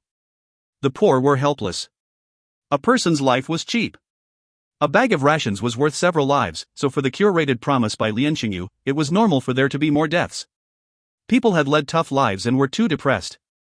They needed hope, a pillar of support for them to carry on living. They believed in even a sliver of hope. Anyone who professed against it would be dealt with severely by the desperate. Noticing that people were still confused, a henchman jumped up loudly yelling, "Long live young Master Lian Xingyu!" Suffering people who were starving were easily incited. To them, they were willing to sacrifice their lives to ensure a better life for their offspring. "Long live young Master Lian Xingyu," a few people shouted weakly. But the moment people started shouting, the shouting increased. Even those that were worried about their next meal had to go with the crowd. This was the sorrow of the weak, they had no choice. Seeing the people's reactions, Lian Xingyu was very satisfied. As long as he wanted it, the entire Lian tribe would be his stepping stone. He wanted to step on this stone and create his own legend. "Xingyu, well done," the yellow-robed elder said after walking up behind Lian Xingyu. "Grandpa, you don't have to praise me. It's nothing. If I didn't ignite the emotions of these people, it would be hard to carry on. Refining the bones will kill many." "Yes," sighed the yellow-robed elder. He knew that refining the bones would kill many. But regardless of the number of deaths, this opportunity must not be lost. One success is formed from 1,000 bones. "Grandpa, why do you sigh? The tribe will remember them for their deaths. Furthermore, with a few dead, there will be more food left. Holding out for another 3 months wouldn't be a problem." Lian Xingyu said this casually. He was not worried over the sacrifices. How many people died a day in the wilderness? A few ants dying could make a hero. It was definitely worth it, because a hero could save many more ants. What more, the hero was himself. Lian Xingyu's words were not heard by anyone other than the yellow-robed elder. "Yuner, what's wrong?" Jiang Xiao had noticed that Yi Yun was not paying attention and jolted him. "What are you thinking?" "Nothing," Yi Yun shook his head. He was in a trance, not because of Lian Xingyu's speech, nor was it for the insufferable fate of the Lian tribe, but he had noticed that a few faint dots of light had flown over, like fireflies in the night sky. The lights flew into his mouth and disappeared. Shortly thereafter, the coolness of the purple crystal permeated, becoming even clearer. Obviously, the purple crystal was absorbing the lights. Just like the purple crystal absorbed starlight at night. And looking for the source of the lights, it actually was. Yi Yun's heart skipped a beat. It can't be. If you find any errors, ads pop up, ads redirect, broken links, non-standard content, etc., please let us know. Report chapter so we can fix it as soon as possible. Chapter 8, Killed Secretly. Chapter 8, Killed Secretly. The light source was from the wooden box, which meant the desolate bones. Yi Yun broke into a cold sweat at this unexpected turn of events. The desolate bones emitted bits of light, which flew towards him. How could Lian Xingyu not investigate this phenomenon? With more and more light dots, it was getting too obvious. He was sure to be discovered. The moment it was investigated, he could only explain it with his life. "Yuner, what's wrong with you? Why is your forehead full of sweat?" "Sis Xiao, Yi Yun saw many light dots flying, but Jiang Xiao didn't seem to notice it." "Sis Xiao, you don't see anything?" Yi Yun asked with a guilty conscience. He realized that besides Jiang Xiao, the surrounding people did not seem to notice the light dots. "See what?" "Yuner, are you sick?" Jiang Xiao asked with a concern. Yi Yun's body was weak and he had just resurrected the previous day. It would be terrible if he were to fall sick again. Yi Yun paused for a while before heaving a sigh of relief. It seemed like he was the only one who could see the light dots. Could it be that only the owner of the purple crystal was able to see the strange happenings of the purple crystal? He glanced furtively at Lian Xingyu, who still had a calm smile on his face. Lian Xingyu would occasionally look at the box of desolate bones with a manic look in his eyes. That guy hasn't noticed the light dots. With that, Yi Yun relaxed. If even Lian Xingyu couldn't see it, then no one else could except himself. Yi Yun was further convinced that the purple crystal was a wonderful treasure. At this moment, Lian Xingyu turned his gaze towards him with a meaningful smile. He walked forward and stood in front of Zhang Xiao. The food is a reward for you. Take it and don't starve yourself. If it's insufficient, come look for me. Lian Xingyu said those words softly. His voice was congenial, but his expressions and tone were one of superiority. For whatever he gave, he could take back. Zhang Xiao stayed silent. Lian Xingyu did not mind that, as he admired her for her stubbornness when the rations were distributed. It didn't mean that he liked her stubborn attitude towards him and was determined to slowly rub it off her till she was as obedient as a kitten. What he wanted was an obedient servant girl, not a lady that needed coaxing. With a brother by her side, she had something to cling on to and stay determined. This was not what Lian Xingyu wanted. Besides, Yi Yun's mother adopted her, and they had no blood relations. Lian Xingyu did not like the fact that the non-blood siblings were living together. Furthermore, Yi Yun had stirred the masses, and almost caused a commotion. He took it to heart that a 12-year-old kid could be so scheming. He would be a threat when grown up. What Lian Xingyu wanted was obedient people, as his stepping stones, and not scheming people like Yi Yun who were hard to control. As the desolate bones were about to be refined, it was a big matter to Lian Xingyu. He was willing to pay any price for it to succeed. He didn't want any uncertainty, because he was about to isolate himself for training. Besides, the desolate bones had a problem: refining it would cause deaths. With a food shortage and people dying, it was easy to incite public rage. He was afraid of mutiny while he was isolated. They could flip the cauldron where the desolate bones were being refined. If his plans were destroyed, killing all of them was pointless. From Lian Xingyu's point of view, Yi Yun hated him, and didn't have a trace of fear or respect towards him. Yi Yun had already a record of inciting chaos. If Yi Yun sought revenge while inciting the people due to the starvation and deaths isolated him, Yi Yun could be the spark that spelled disaster. Thinking of this, Lian Xingyu smiled again and patted Yi Yun's shoulder gently once again. Yi Yun's heart skipped a beat, but before he had time to react, Lian Xingyu's hand was already on his shoulder. F***K. Yi Yun wished he could have chopped off Lian Xingyu's hand. He felt Lian Xingyu was as sinister as a venomous snake. Lian Xingyu said coolly, "What are you nervous about? Are you afraid of me? You and your sister don't have it easy. Take care of your sister." Saying that, Lian Xingyu withdrew his hand as Yi Yun felt that numbness again. Lian Xingyu had patted his shoulders twice, but he could do nothing about it. "If there are any problems, look for me," said Lian Xingyu to Zhang Xiao. He was always smiling. Yi Yun frowned, for he sensed that Lian Xingyu had the hots for his sister. That must be it. It was no wonder he gave so much food, if he not for his coveting of Zhang Xiao. There was no reason to hand out the precious food. The thing about approaching him if there were any troubles shed light on his thoughts. If Zhang Xiao were to go to him, indescribable things would definitely happen. With a wave of Lian Xingyu's hand, the warriors from the warrior preparation camp sealed the box containing the desolate bones. The moment it was sealed, Yi Yun felt the disconnection between the purple crystal he had and the desolate bones. The floating light dots also disappeared shortly. Something cropped up in Yi Yun's mind as he saw the warrior preparation camp members carry the desolate bones away. "Yuner, what's on your mind?" On the way home, Zhang Xiao had sensed that Yi Yun wasn't paying attention and was frowning. Yi Yun couldn't be carefree, for a venomous snake like Lian Xingyu had patted him on his shoulders twice.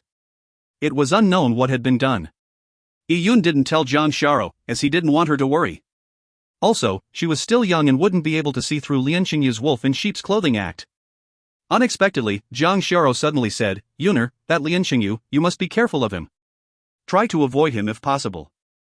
Zhang Xiao's words stunned Yi Yun for a while. He didn't expect her to have such a keen intuition. In actual fact, Lian Xingyu's behavior could not be faulted on the surface.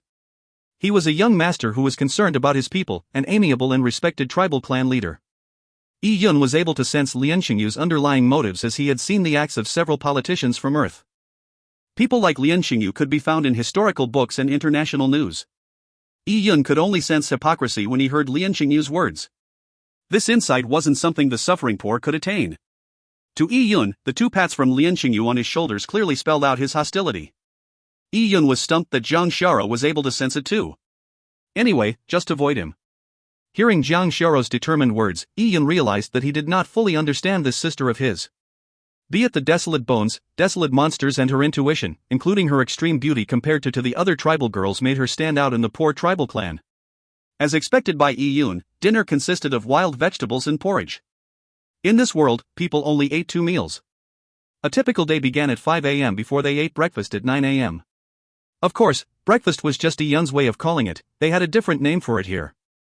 Finally, dinner was eaten at 4 p.m. Yi-Yun understood that in ancient China, people only ate 2 meals, just like in this strange world.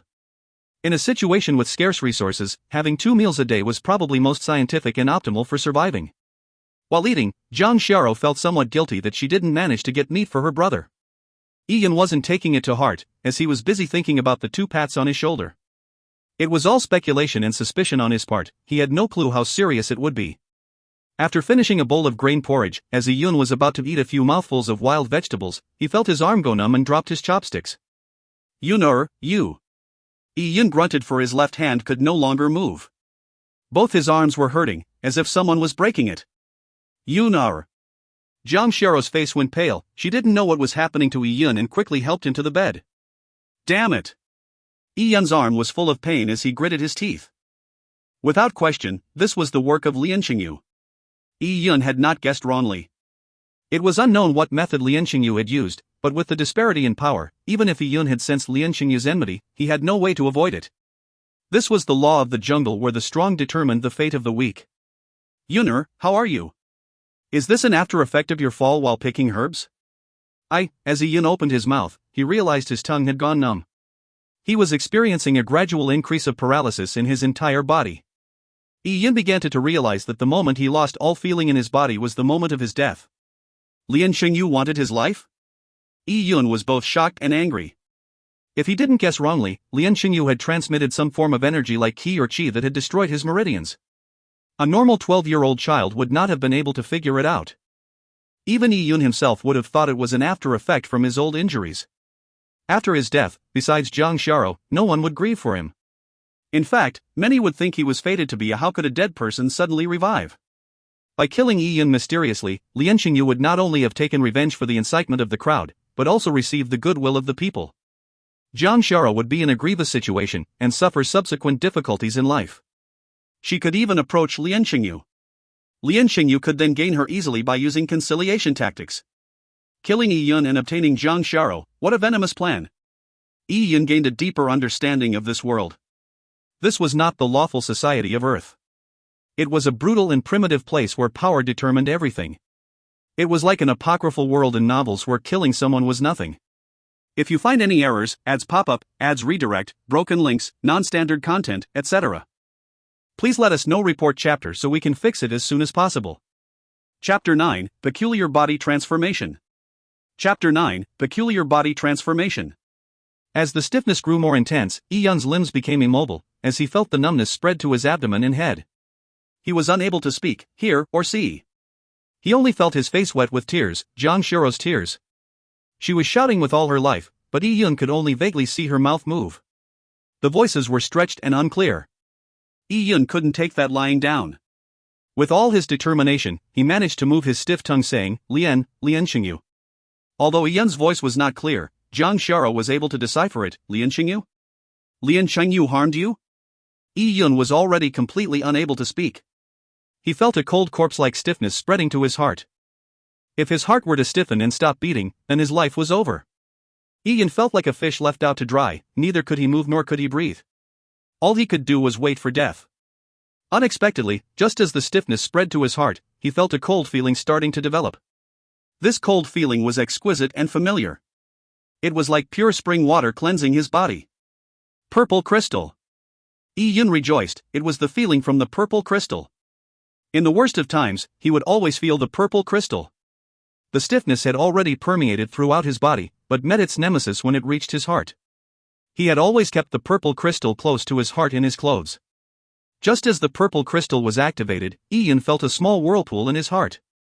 The tiny eddies may not amount to anything, but... swish! A light sound rang. Without struggle or suspense, Yi-Yun felt his body go light, The purple crystal had absorbed all the energy permeating within his meridians. All the stiffness in his body had disappeared. Yi Yun knew he had already completely recovered. He moved his 4 limbs and realized nothing was amiss. He was only covered in sweat due to his nervousness. Already fine? Yi Yun could not believe it, that once the purple crystal activated, he was fine in less than a second. The purple crystal by Yi Yun's heart made him speechless. What exactly is the purple crystal? Yun'er, how are you? Don't scare sis. Zhang Xiao saw the originally stiff and immobile body of Yi Yun moving, but there was a silly look on his face. She was extremely worried. I'm fine, sis Xiao. I'm totally fine, said Yi Yun just as he felt something amiss. Just as he finished his last word, he felt something brew in his stomach. Without warning, an extreme nausea overwhelmed Yi Yun before he vomited. Previously, Yi Yun vomited only gastric juices as his stomach was empty, but this time, it was different. He had vomited out black blood clots, which smelt rancid. This horrified Zhang Xiao. In this strange world, vomiting was equivalent to declaring a death sentence. Yi Yun kept vomiting without stop. Besides vomiting, he also perspired out smelly sweat that was sticky. It resembled black mud. Seeing Yi Yun break out into a sweat and vomiting, Zhang Xiao was unfazed by the stench that filled the house. She scrambled to wipe Yi Yun's mouth and pat his back. Yun'er, don't scare sis. What happened to you? What happened? Zhang Xiao's voice trembled. Yi Yun did not have a chance to respond till he vomited out all the black blood. But weirdly, he didn't feel weakened, instead he felt even better. Besides having an empty stomach and being extremely hungry, he felt rejuvenated. Yi Yun felt like he could eat an entire roasted lamb and pig if they were placed in front of him. Sis, I'm fine.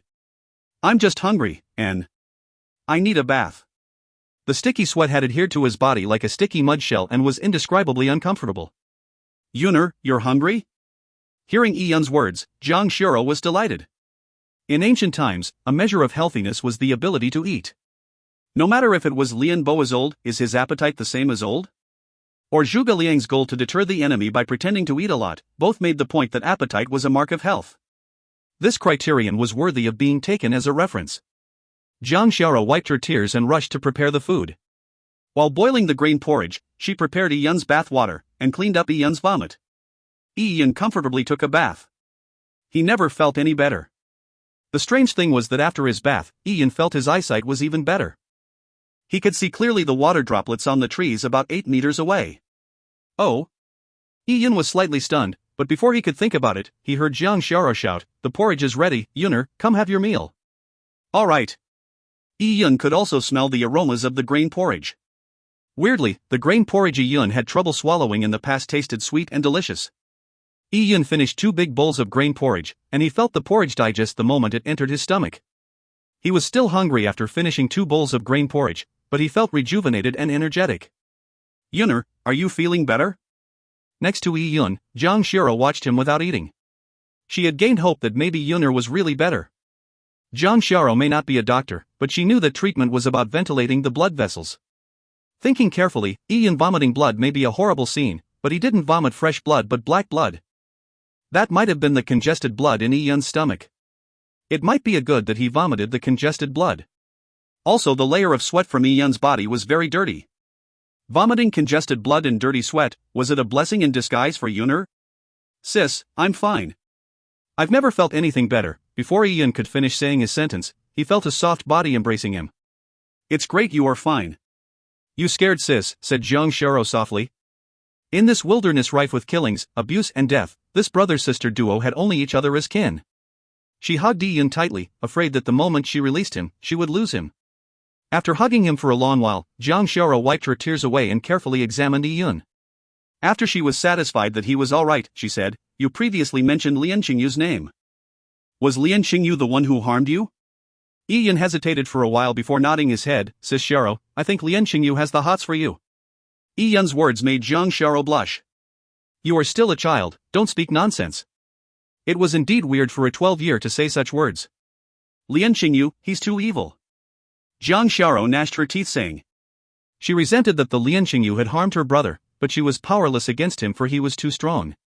He had control over the entire warrior preparation camp. Pang! Suddenly there was a loud sound. Jiang Xiao jumped while turning around, and saw the yard door kicked open. A burly man had burst in. If you find any errors, ads pop up, ads redirect, broken links, non-standard content, etc., please let us know. Report chapter so we can fix it as soon as possible. Chapter 10, The Peculiar Body Sensation. Chapter 10, The Peculiar Body Sensation. Seeing the unwelcomed guest, Ian frowned. This intruder was the person who they previously got into a conflict with during the ration distribution. Ian also knew his name, Zhao Taizhu. What do you want? Seeing Zhao Taizhu barge in, Jiang Xiao tensed up. Her hands surged under the blankets and secretly grabbed the arrow hidden underneath them. Hey, little girl, what are you nervous about? I'm here on business today. Young Master Lian has already isolated himself for training. He will be isolated for 3 months, preparing to attain the level of Purple Blood Warrior in preparation for the Taiya Divine Kingdom's warrior selection. The Patriarch has ordered that the entire tribe has to head to the mountain to pick herbs, which will be used by young Master Lian to soak in. Each person has to hand over up to 8 ounces of herbs daily. Pick herbs? Soak? Ian recalled that his past self had fallen off a cliff, to his death, while picking herbs. So it seems the picked herbs are for the warriors to soak in. It was pathetic, to pick herbs at an early age for others and fall to his death while doing so, without any compensation. Even their rations were withheld. 8 ounces of herbs per person a day? How is that even possible? Jiang Xiao thought furiously. Besides, if they were to pick herbs, where would they find the time to make arrows? Without the weapons, how are they going to exchange for rations with the big tribes? Won't we starve to death then? Ha ha ha ha. You are still thinking about exchanging for rations? When young Master Lian reaches the level of Purple Blood Warrior and gets chosen by the Taiya Divine Kingdom, you don't even need to exchange for rations anymore. We will all move into the city, and I guarantee you that you will have enough to eat and drink. The man sarcastically said while looking covetously at Jiang Xiao. This little chick is a beauty. In time to come, with better nutrition, she will definitively become even prettier. My brother hurt himself previously while picking herbs. His feet aren't nimble yet you insist he has to pick herbs. Do you really want his life? Jiang Xiao said with a trembling voice. Ian had originally fallen to his death, but having just come back to life, his body was still weak. Sending him back to pick herbs was the same as sending him to his death. Furthermore, picking herbs gave them no benefits. All the herbs were given to the tribe without compensation. The man listened to Jiang Xiao's words and disdainfully laughed. How can a person's life compare to the entire clan's glory? As long as young Master Lian reaches the level of Purple Blood Warrior and gets chosen by the Taiya Divine Kingdom, he will benefit generations to come and protect our clan for hundreds of years. The clan's history books will record all of your meritorious deeds. Such a blessing for generations to come, yet you are haggling. You sure don't appreciate it. Besides, the Patriarch has ordered it. To strengthen your body and to make you more energetic, all the herbs' remnants will be given back to you after they have been brewed. You can then use it to soak in. In the past, these remnants were only reserved for the warrior preparation camp. As the man said this, Jiang Xiao only gripped the arrow in her hand more tightly, till her fingers went white. What if we can't make the quota? Can't make it? The man's face turned cold. Humph. The tribe doesn't rear trash. If you can't pick herbs, what rights do you have to eat? If you can't make the quota, your rations will be confiscated. Many others are still waiting for that food. The man said and glanced over at Yun who was lying in bed. He recalled Yun causing him trouble in front of the crowd. Lian Xingyu had later reprimanded him for being incompetent during the distribution of rations. Zhao Tieju's heart immediately burned with rage. Kid, stop pretending to be dead. I heard that you were injured. Let me see exactly where you are injured. The man thrust out his hand to grab Yun. He was deliberately trying to make Yun suffer, so his thrust was extremely strong. Yun wanted to dodge the man's sudden attack, but Yun suddenly felt as if the world slowed down in front of his eyes. The fierce look of that man, his actions were all clearly reflected in Yun's eyes. Including Jiang Xiao's worried face, Yun saw the arrow in her hand under the blanket. It felt like time had frozen. Sounds in the air itself seemed to have become a part of his own body. Everything was clearly perceived by Yun. With everything slowed down, a cool and clear feeling was felt coming from the purple crystal. Purple crystal? The cool feeling from the purple crystal shook Yun's body. Yun felt that in that instant, he could dodge the man's grab, snatch Jiang Xiao's arrow, raise his body and thrust the arrow into the man's throat, killing him. The feeling was extremely intense and the images of his body doing the movements perfectly played out in his mind, giving him the urge to give it a try. But in the end Yun decided against it. It wasn't yet the time for him to turn the Lian tribal clan against him. Just stirring the crowd led to the Lian Xingyu's killing intent. If he were to kill or beat up a tribal warrior, the consequences would be more severe. How could a kid, who originally was weak as a fly, kill a member of the warrior preparation camp? Wouldn't this gain the attention of the upper levels of the tribe? There was no way he could explain the source of his power. He looked as Zhao Taizhu Grab approached him, and retreated without a trace. Zhao Taizhu only managed to scrape his skin and seize his clothes. Zhao Taizhu originally wanted to beat Yun up, but he didn't expect to miss when Yun shrank backwards. If he were to grab another time, Zhao Taizhu would lose face, so with a grunt, he lifted Yun up before throwing him back down onto the bed. Looks like this monkey isn't hurt. Tomorrow at sunset, hand over the herbs. For every ounce missing, 10 pounds of rations will be confiscated. Finishing his sentence, Zhao Taizhu walked out and left. Yuner, are you alright? Jiang Xiaoro asked worriedly. But Yun did not say a word. What was that feeling a moment ago?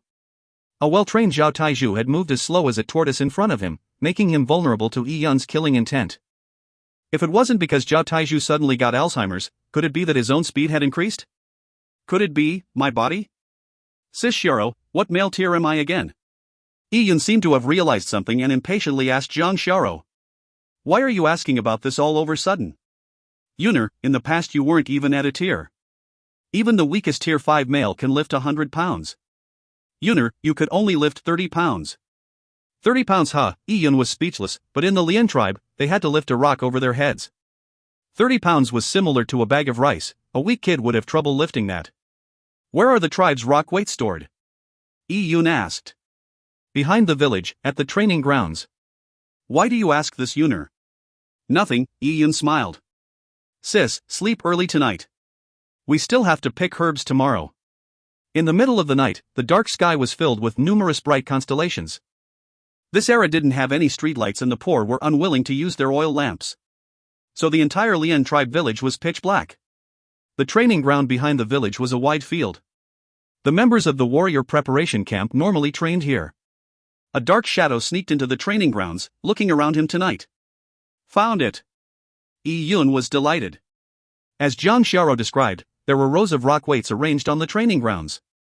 From 20 pounds to 300 pounds, there were even 500 pounds, millstones and a 1,000 pounds stone roller.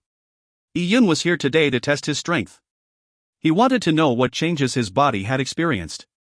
If you find any errors, ads pop up, ads redirect, broken links, non-standard content, etc., please let us know. Report chapter so we can fix it as soon as possible. Chapter 11, The Reason for the Change. Chapter 11, The Reason for the Change.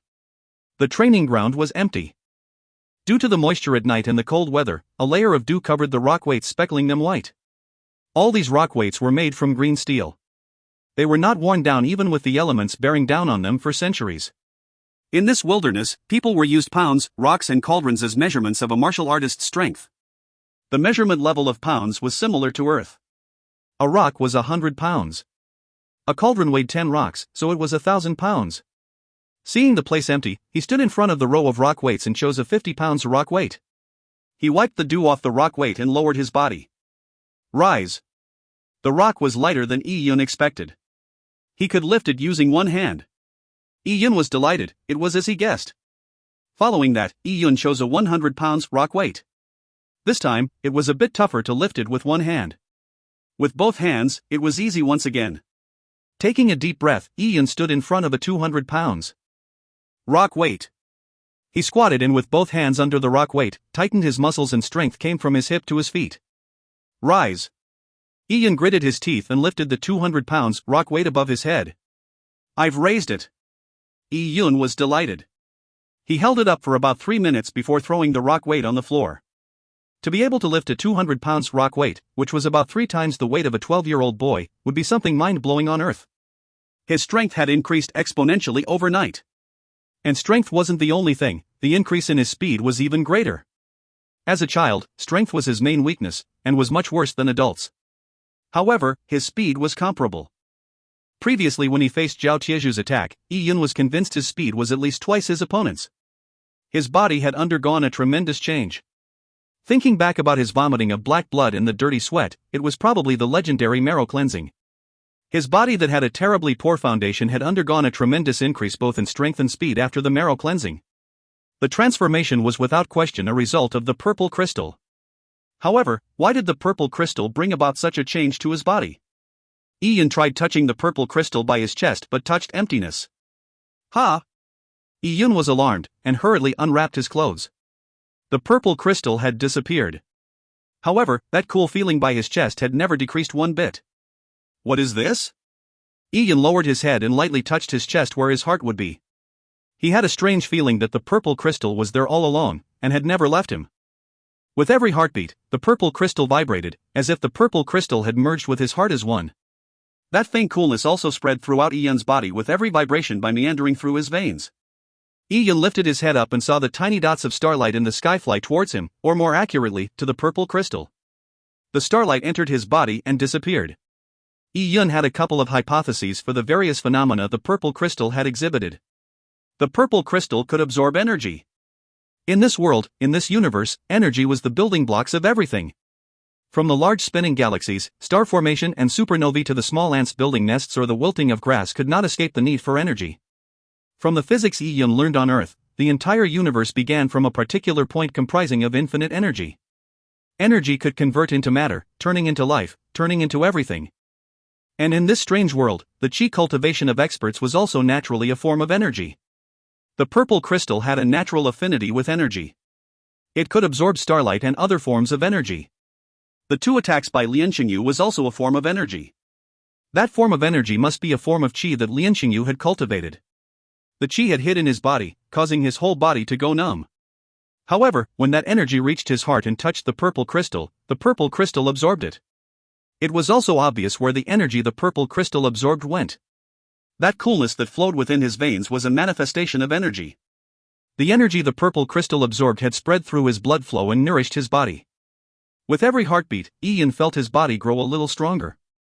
Thinking back of his body's marrow cleansing, it must have been a result of energy entering his veins. Energy could change the composition of every element, it could give life to people, giving them power and strength. His own strength had grown from 30 pounds to 200 pounds. This change could be considered a total metamorphosis. What energy could have caused this? Just the tiny bit of starlight, or the energy Lian Xingyu had left in his body couldn't have been enough to cause such a fate-defying change. The answer was undoubtedly those desolate bones. When the rations were being distributed, Lian Xingyu had opened the wooden box holding the desolate bones. Yun had saw many light dots fly from the desolate bones into the purple crystal. The purple crystal had absorbed them all. Desolate bones were the most precious part of a desolate beast. All its essence were in the bones, and was worth a lot more than desolate beast meat. The essence refined from the desolate bones could cause a warrior to make a breakthrough, and allow a genius like Lian Xingyu to break through to the purple blood warrior level. The value of the desolate bones was unbelievable. A weak kid like Yun without any foundation and a weak body to boot had no reason not to metamorphosize with the tiny amount of energy from the desolate bones. After figuring it out, Yun felt enlightened. He breathed in deeply, and calmed himself down. The purple crystal was no doubt a great treasure.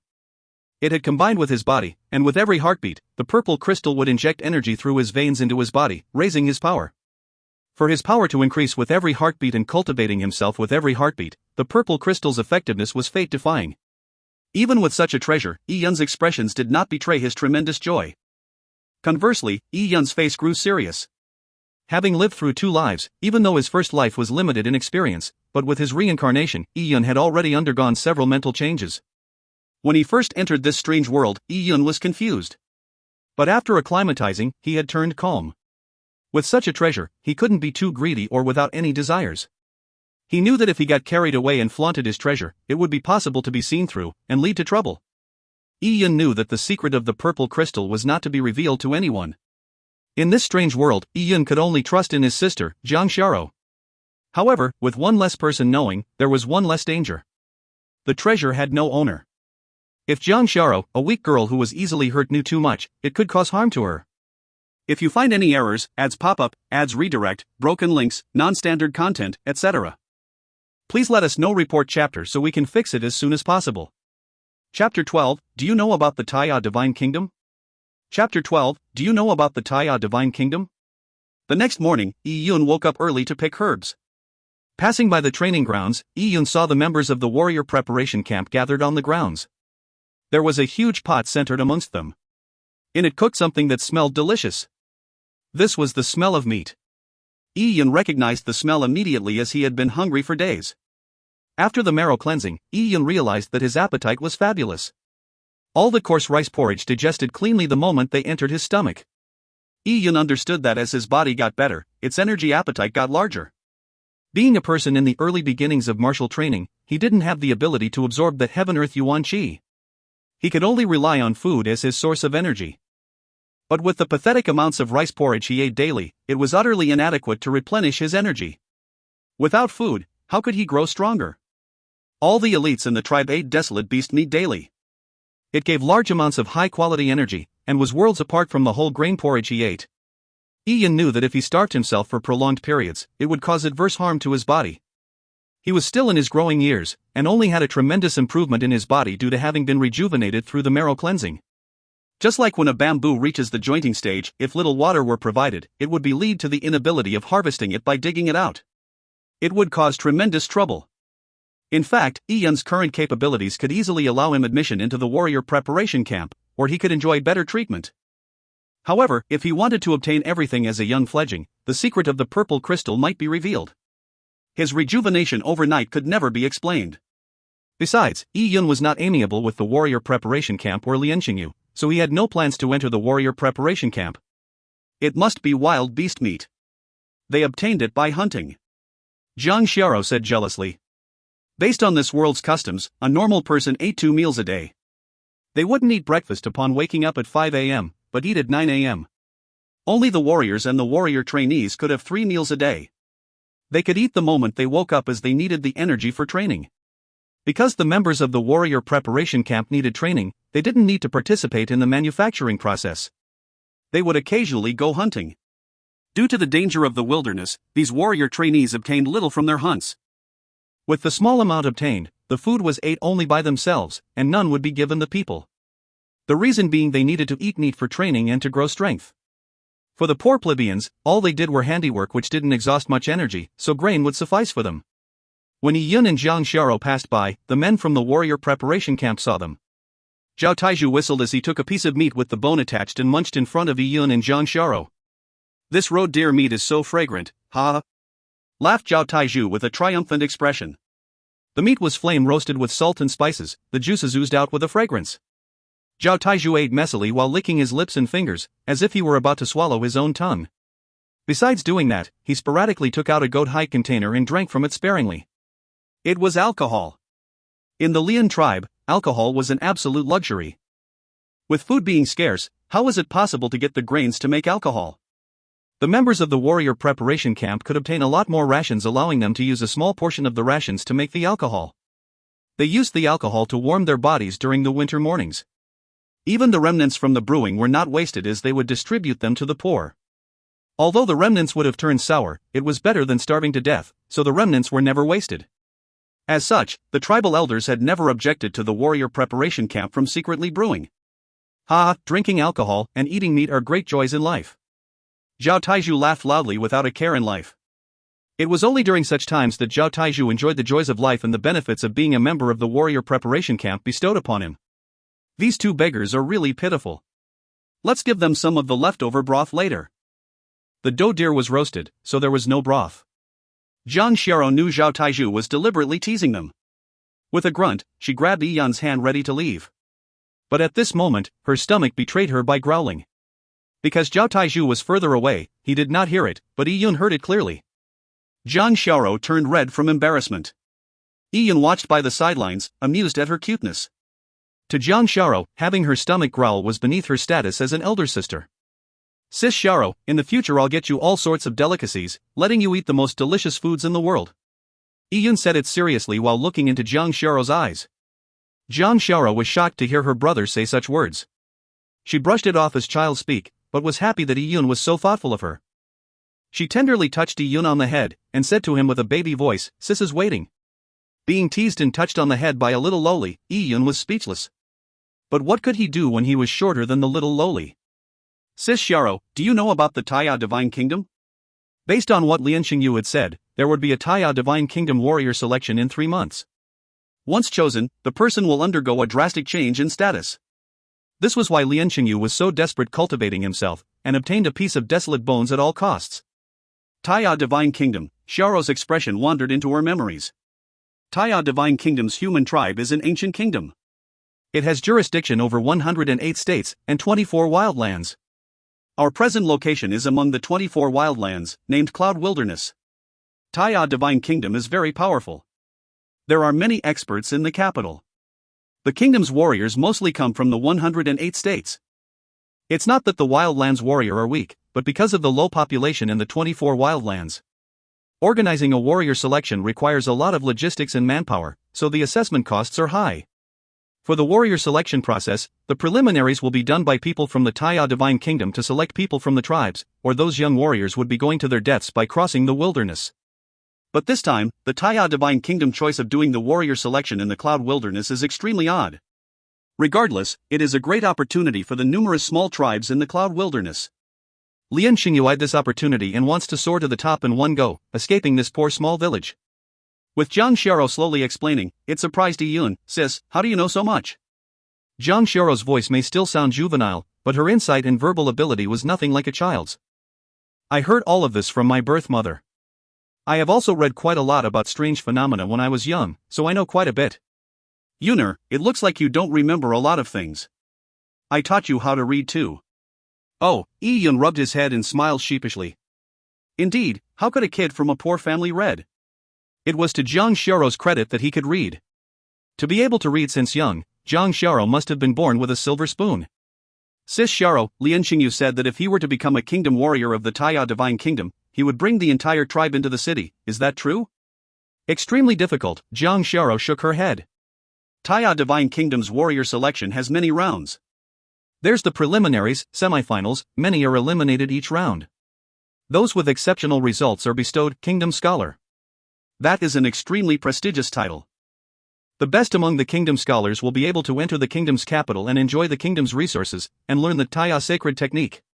To bring the entire tribe into the city, not only have one got to pass the semifinals, one has to have good results. Lian Xingyu might not reach that standard yet. Even if he were to reach that standard in the future, from his personality, it is unlikely he will care about us. Yuner, why do you ask? You can't be hoping that Lian Xingyu will become a kingdom warrior and lead us to a good life, right? I was just asking. Yun touched his nose saying. He would be better off wishing that pigs could fly than count on Lian Xingyu. If that guy were to come out of isolation and see him alive, he might kill Yun at the first opportunity. Yun was banking that he would already have obtained the ability to protect himself by then. The identity of the destroyer was still up in the air. It seems like I could participate in the Taya Divine Kingdom's warrior selection. That is definitely a quick way to ensure that the both of us can lead a good life. For that Taya sacred technique, it has to be some kind of cultivation manual. To practice martial arts in this world, manuals are a must. The purple crystal may be magical, but it could only rejuvenate myself. If I don't enter the Taya Divine Kingdom, where would I get a cultivation manual? Ian made the decision while mumbling to himself. He couldn't leave the Lian tribe yet, for even though his strength had increased, it was still foolhardy to cross the wilderness. He had to enhance himself while in the Lian tribe, past the Taya Divine Kingdom's warrior selection. That was the best choice he had under his circumstances. If you find any errors, ads pop up, ads redirect, broken links, non-standard content, etc., please let us know. Report chapter so we can fix it as soon as possible. Chapter 13, The Unexpected Outcome of Picking Herbs. Chapter 13, The Unexpected Outcome of Picking Herbs. Although the Lian tribe was located in the wilderness where living conditions were tough, the tribe owned a herb-producing area, and that was the Lian Clan Herb Mountain. The Lian Clan Herb Mountain was an area with a higher density of yuan qi, which was conducive for the growing of herbs. It could barely be considered a shrine. Although said to be a shrine, it was only regarded as one by the poor Lian tribal clan. In the eyes of a big tribe, the Lian Clan Herb Mountain would be nothing. After all, in the vast wilderness, there were plenty of places with dense yuan qi.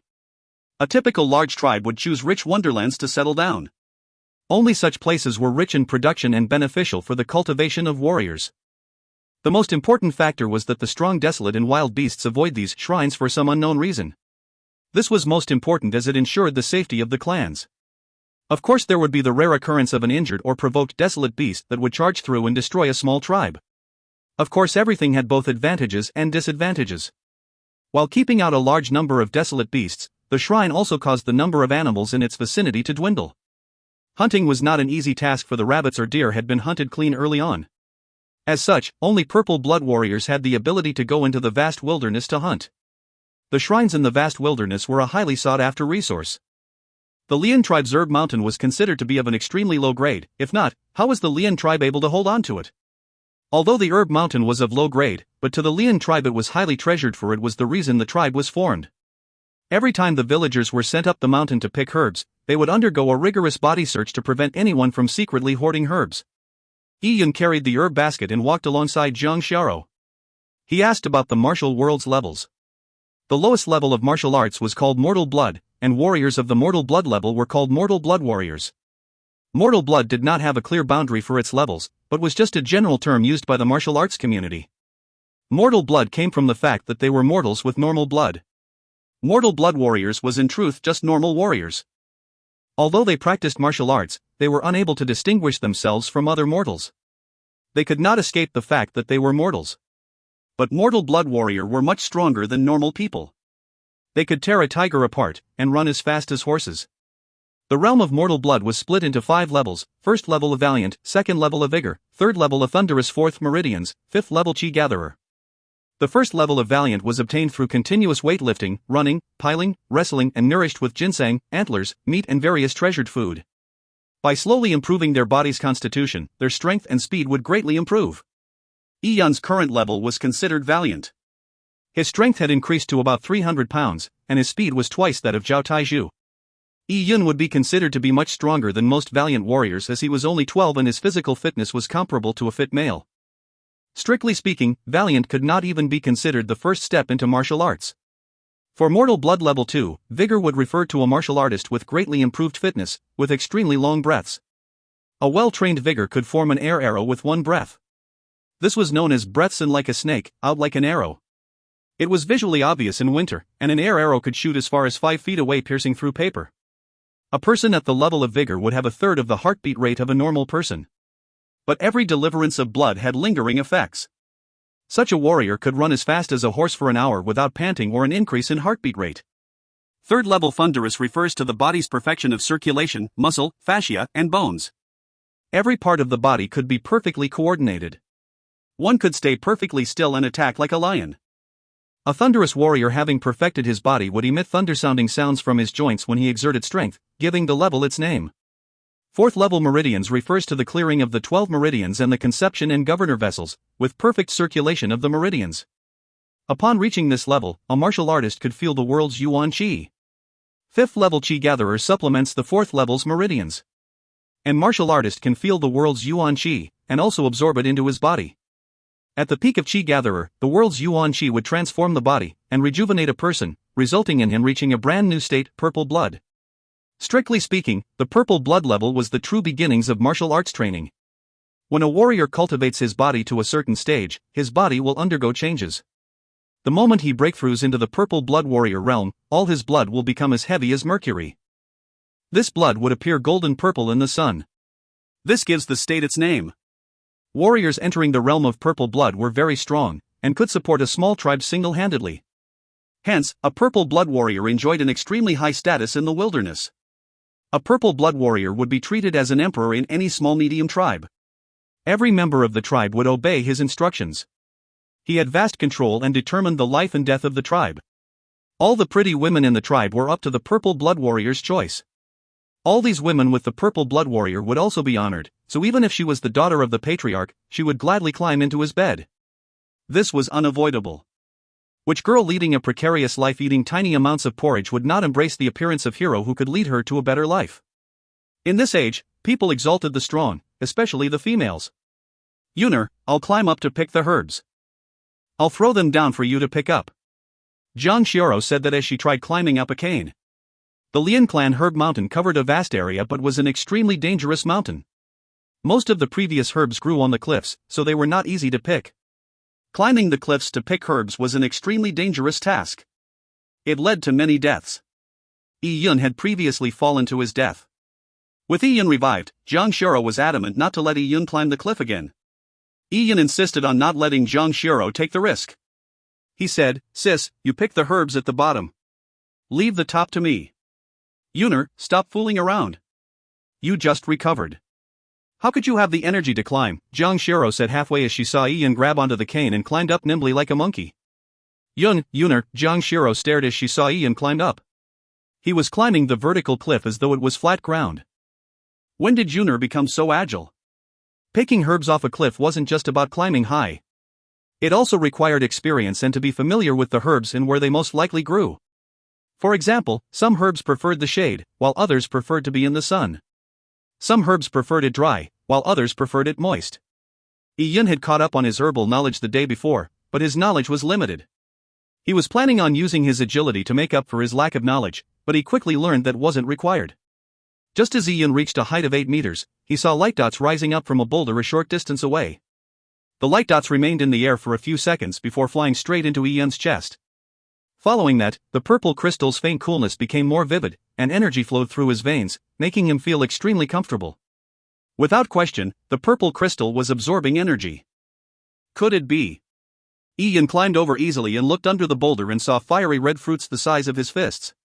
Dangua was a low-quality purple blood realm herb. Looking at its color, it was likely more than 20-year-old herb. Ian was delighted.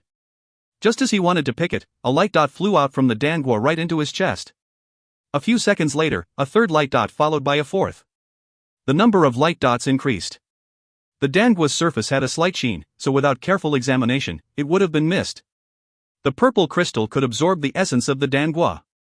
If you find any errors, ads pop up, ads redirect, broken links, non-standard content, etc., please let us know. Report chapter so we can fix it as soon as possible.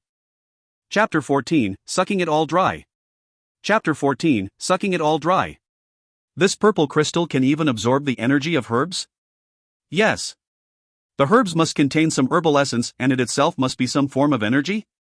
A warrior will become stronger after eating herbs. This is because their body absorbs the herbal essence, transforming it into energy. Yun felt enlightened. He had been doing numerous experiments the past few days. He had used fire, hot water, static electricity from rubbing clothes, objects that Yun felt contained energy. However, the purple crystal could not absorb these energies. The known energies the purple crystal could absorb were starlight, desolate bones, herbal essence, and the yuan qi from Lianqingyu's attack. Thinking carefully, these energies, besides the weak starlight, were all highly relevant to this world's cultivation of martial artists. Maybe even starlight was related to cultivation. This world might even have a cultivation technique that absorbed starlight. As for the desolate bones and herbs, it was needless saying that they were good items that enhanced a martial artist's body. It seems the purple crystal could only absorb energies that aided in martial practice. However, after the purple crystal absorbed the herbal essence in the Dangua, would the Dangua still be useful? It's probably useless. The Dangua still looked perfect, but it was in actual fact worse than herbal dreg. Ian knew that items like Dangua could not be eaten directly. A special procedure had to be done to brew it. And the brewing procedure was only known by the upper echelons of the tribe. Besides the Dangua, all the other herbs in the Lian clan herb mountain would be poisonous when eaten. Not only did it lack any benefits, it would be hard to digest, causing a person to bleed to death. If not for that, the Lian tribal clan would not have so easily let the poor pick herbs from the mountain. If they had eaten the herbs for themselves, how would anyone know? However, after the purple crystal absorbed the herbal essence from the Dangua, it nourished Ian's body without causing any toxic effect. This was the magical property of the purple crystal. It converted chaotic energies into energies simple people could absorb. It could allow Ian to absorb all the herbs on the mountain without anyone knowing. It was totally undetectable. Upon realizing this, Yun could not help laughing. "Yuna, what are you laughing about?" shouted Zhang Xiao. She was anxious over Yun, worried he would fall. It would be a terrible outcome if he were to fall onto the rocks from such a high height. "Sis Xiao, look what this is." Yun plucked and threw the Dangua which had lost all its essence down.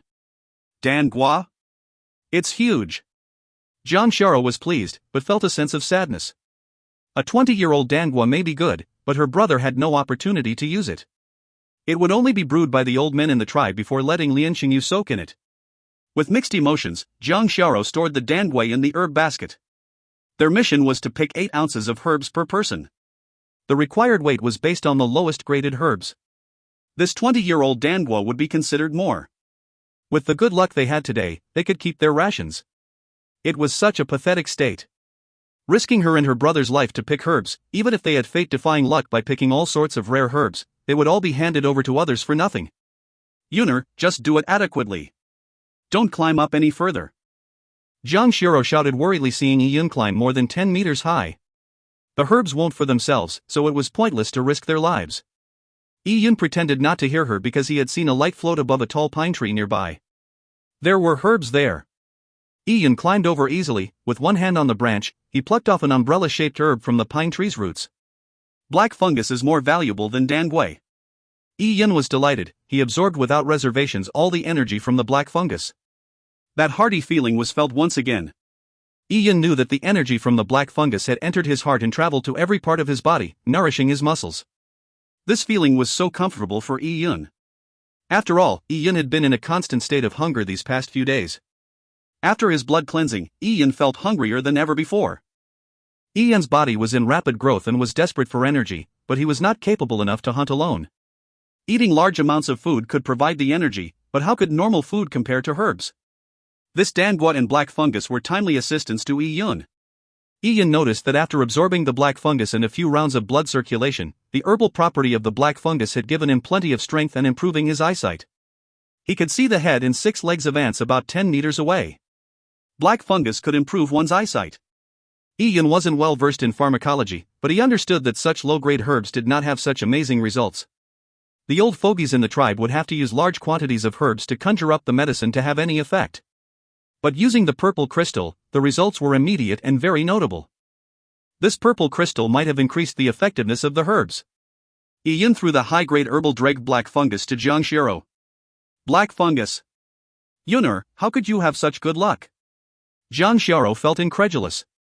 Such a high-grade herb might be picked once in the entire day, but Yun managed to pick 2. He was too lucky. Yun laughed without responding.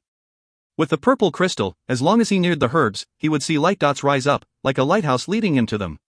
How could he not pick valuable herbs? At this point, Yun had already climbed more than 10 meters high. But after perfectly absorbing 2 of those herbs, he felt more energetic than usual, and climbing more than 10 meters was an easy task. However, Yun didn't want to be too alarming, and climbed down. He changed locations and carried on picking herbs. Yun's strategy of absorbing, picking, and finishing the herbs was like a hurricane sweeping through. He discovered that this Lian Clan herb mountain was like his own treasure ground. He had been starving for days, and had worried that he didn't have the strength to cultivate himself. However, this Lian Clan herb mountain had solved this big problem of his. Yun climbed up a cliff. This cliff was extremely high, and few could get up there. From Jiang Shiro's angle, she couldn't see what Yun was doing. Yuner, be careful. Jiang Shiro's voice came from the bottom of the cliff and was distorted by the mountain winds. Sis Shiro, don't worry, I know myself. Yun was jumping up the rocks easily. Even a 4-meter wall was overcome by Yun with a single kick. In his field of view, he noticed that a baby fist-sized light was emitted from a boulder's cracks. This light was 10 times brighter than any of the light dots Yun had previously seen. Oh. This is. Yun was shocked. To be able to emit such a bright light, the herb within the boulder must be extremely valuable. Yun pushed the boulder away and found a crooked purple jade ginseng. It was well hidden at the top of a cliff few could climb.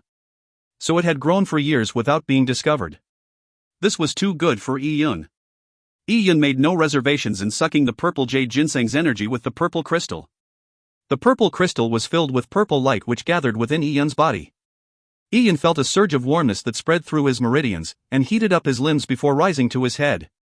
It made Yun's 5 senses more keen and made his limbs feel like they were floating. This feeling was the same as being drunk. Yet, his body was extremely warm. Yun felt like he had infinite energy that needed venting. Yun's body was itchy and uncomfortable. He looked up and saw a boulder that seemed to weigh 300 pounds. Yun felt as if there were millions of ants crawling on him, so he had to vent.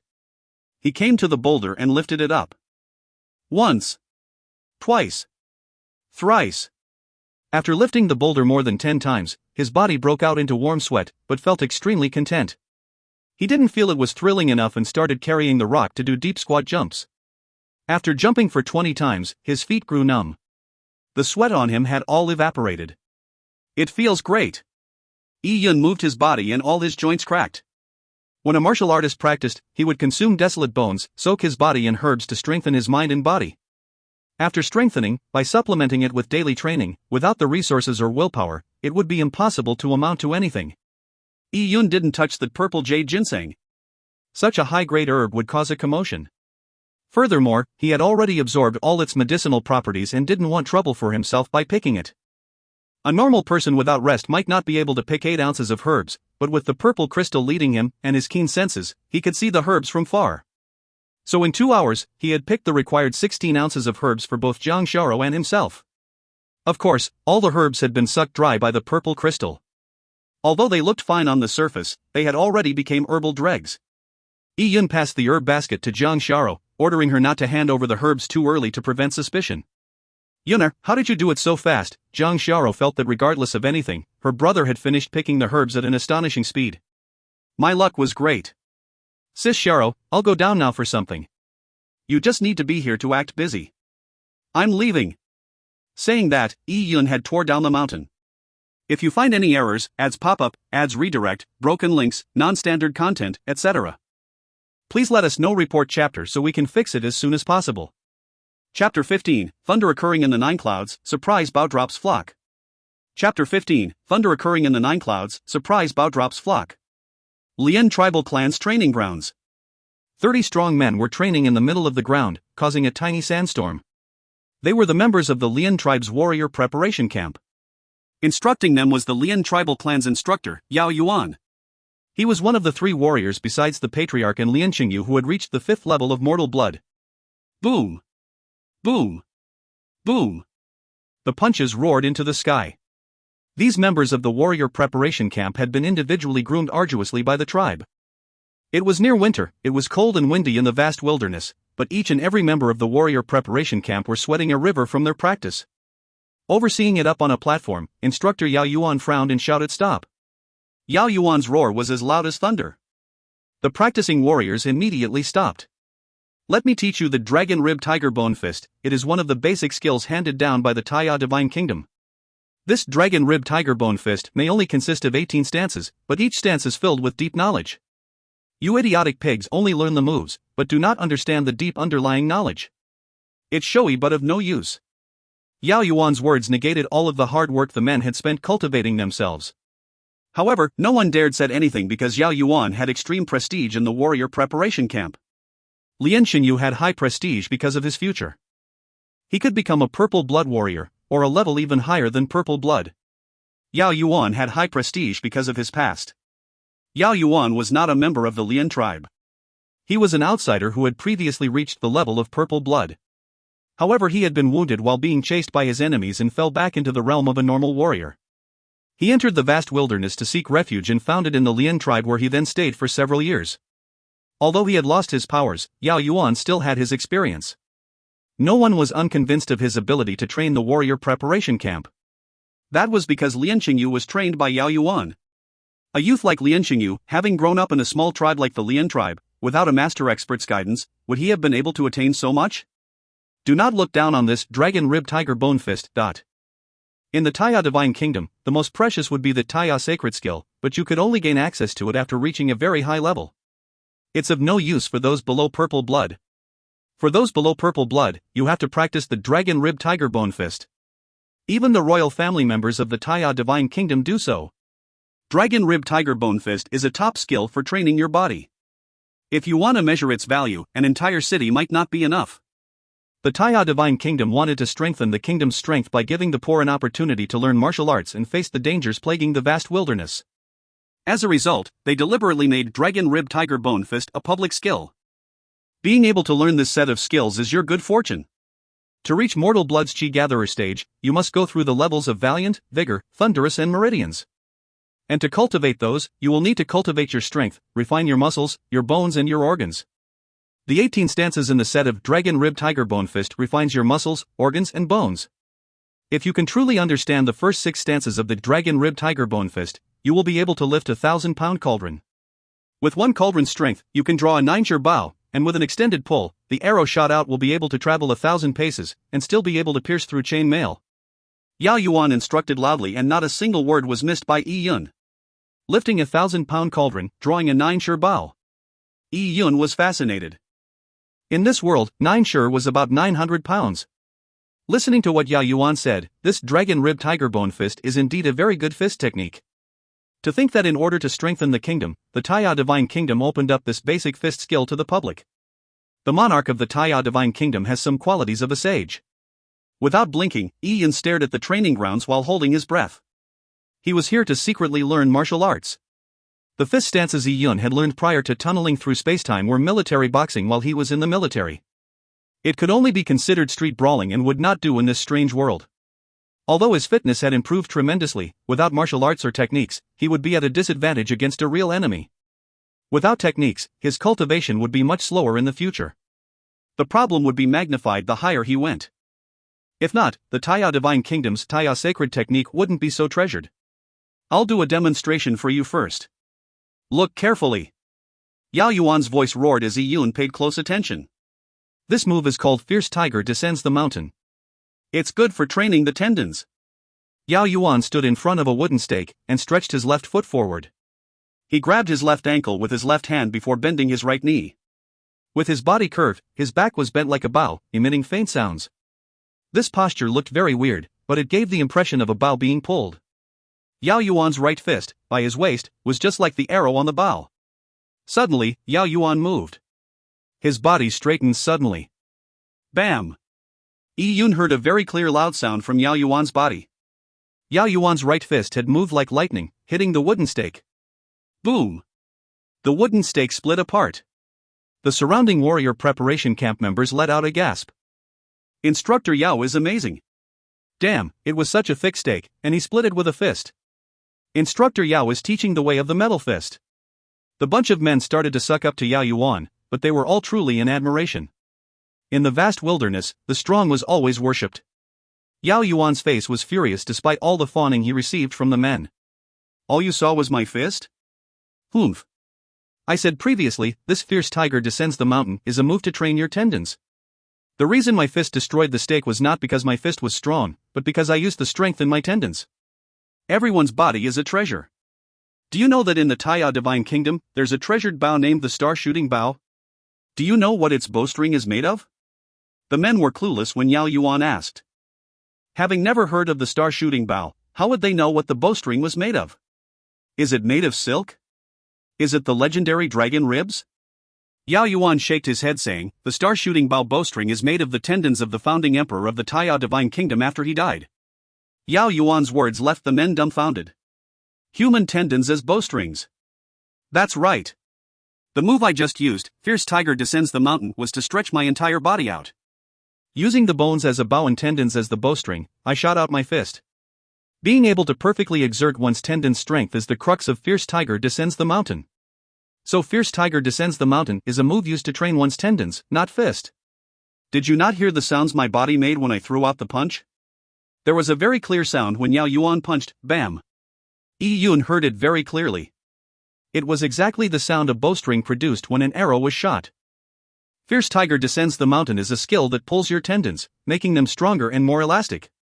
At the peak of Fierce Tiger Descends the Mountain, just the sound the tendons produce is enough to scare a geese flying in the sky. This is known as Surprise Bow Drops Flock. Dragon Rib Tiger Bone Fist has another move, Dragon Rising to 9 Skies, which is a move that trains one's bones. When this is punched out, the whole skeleton will crack loudly like a lightning-less thunder from a distance. Thunder occurring in the 9 clouds, Surprise Bow Drops Flock. If you reach this realm, you can be considered to have mastered Dragon Rib Tiger Bone Fist.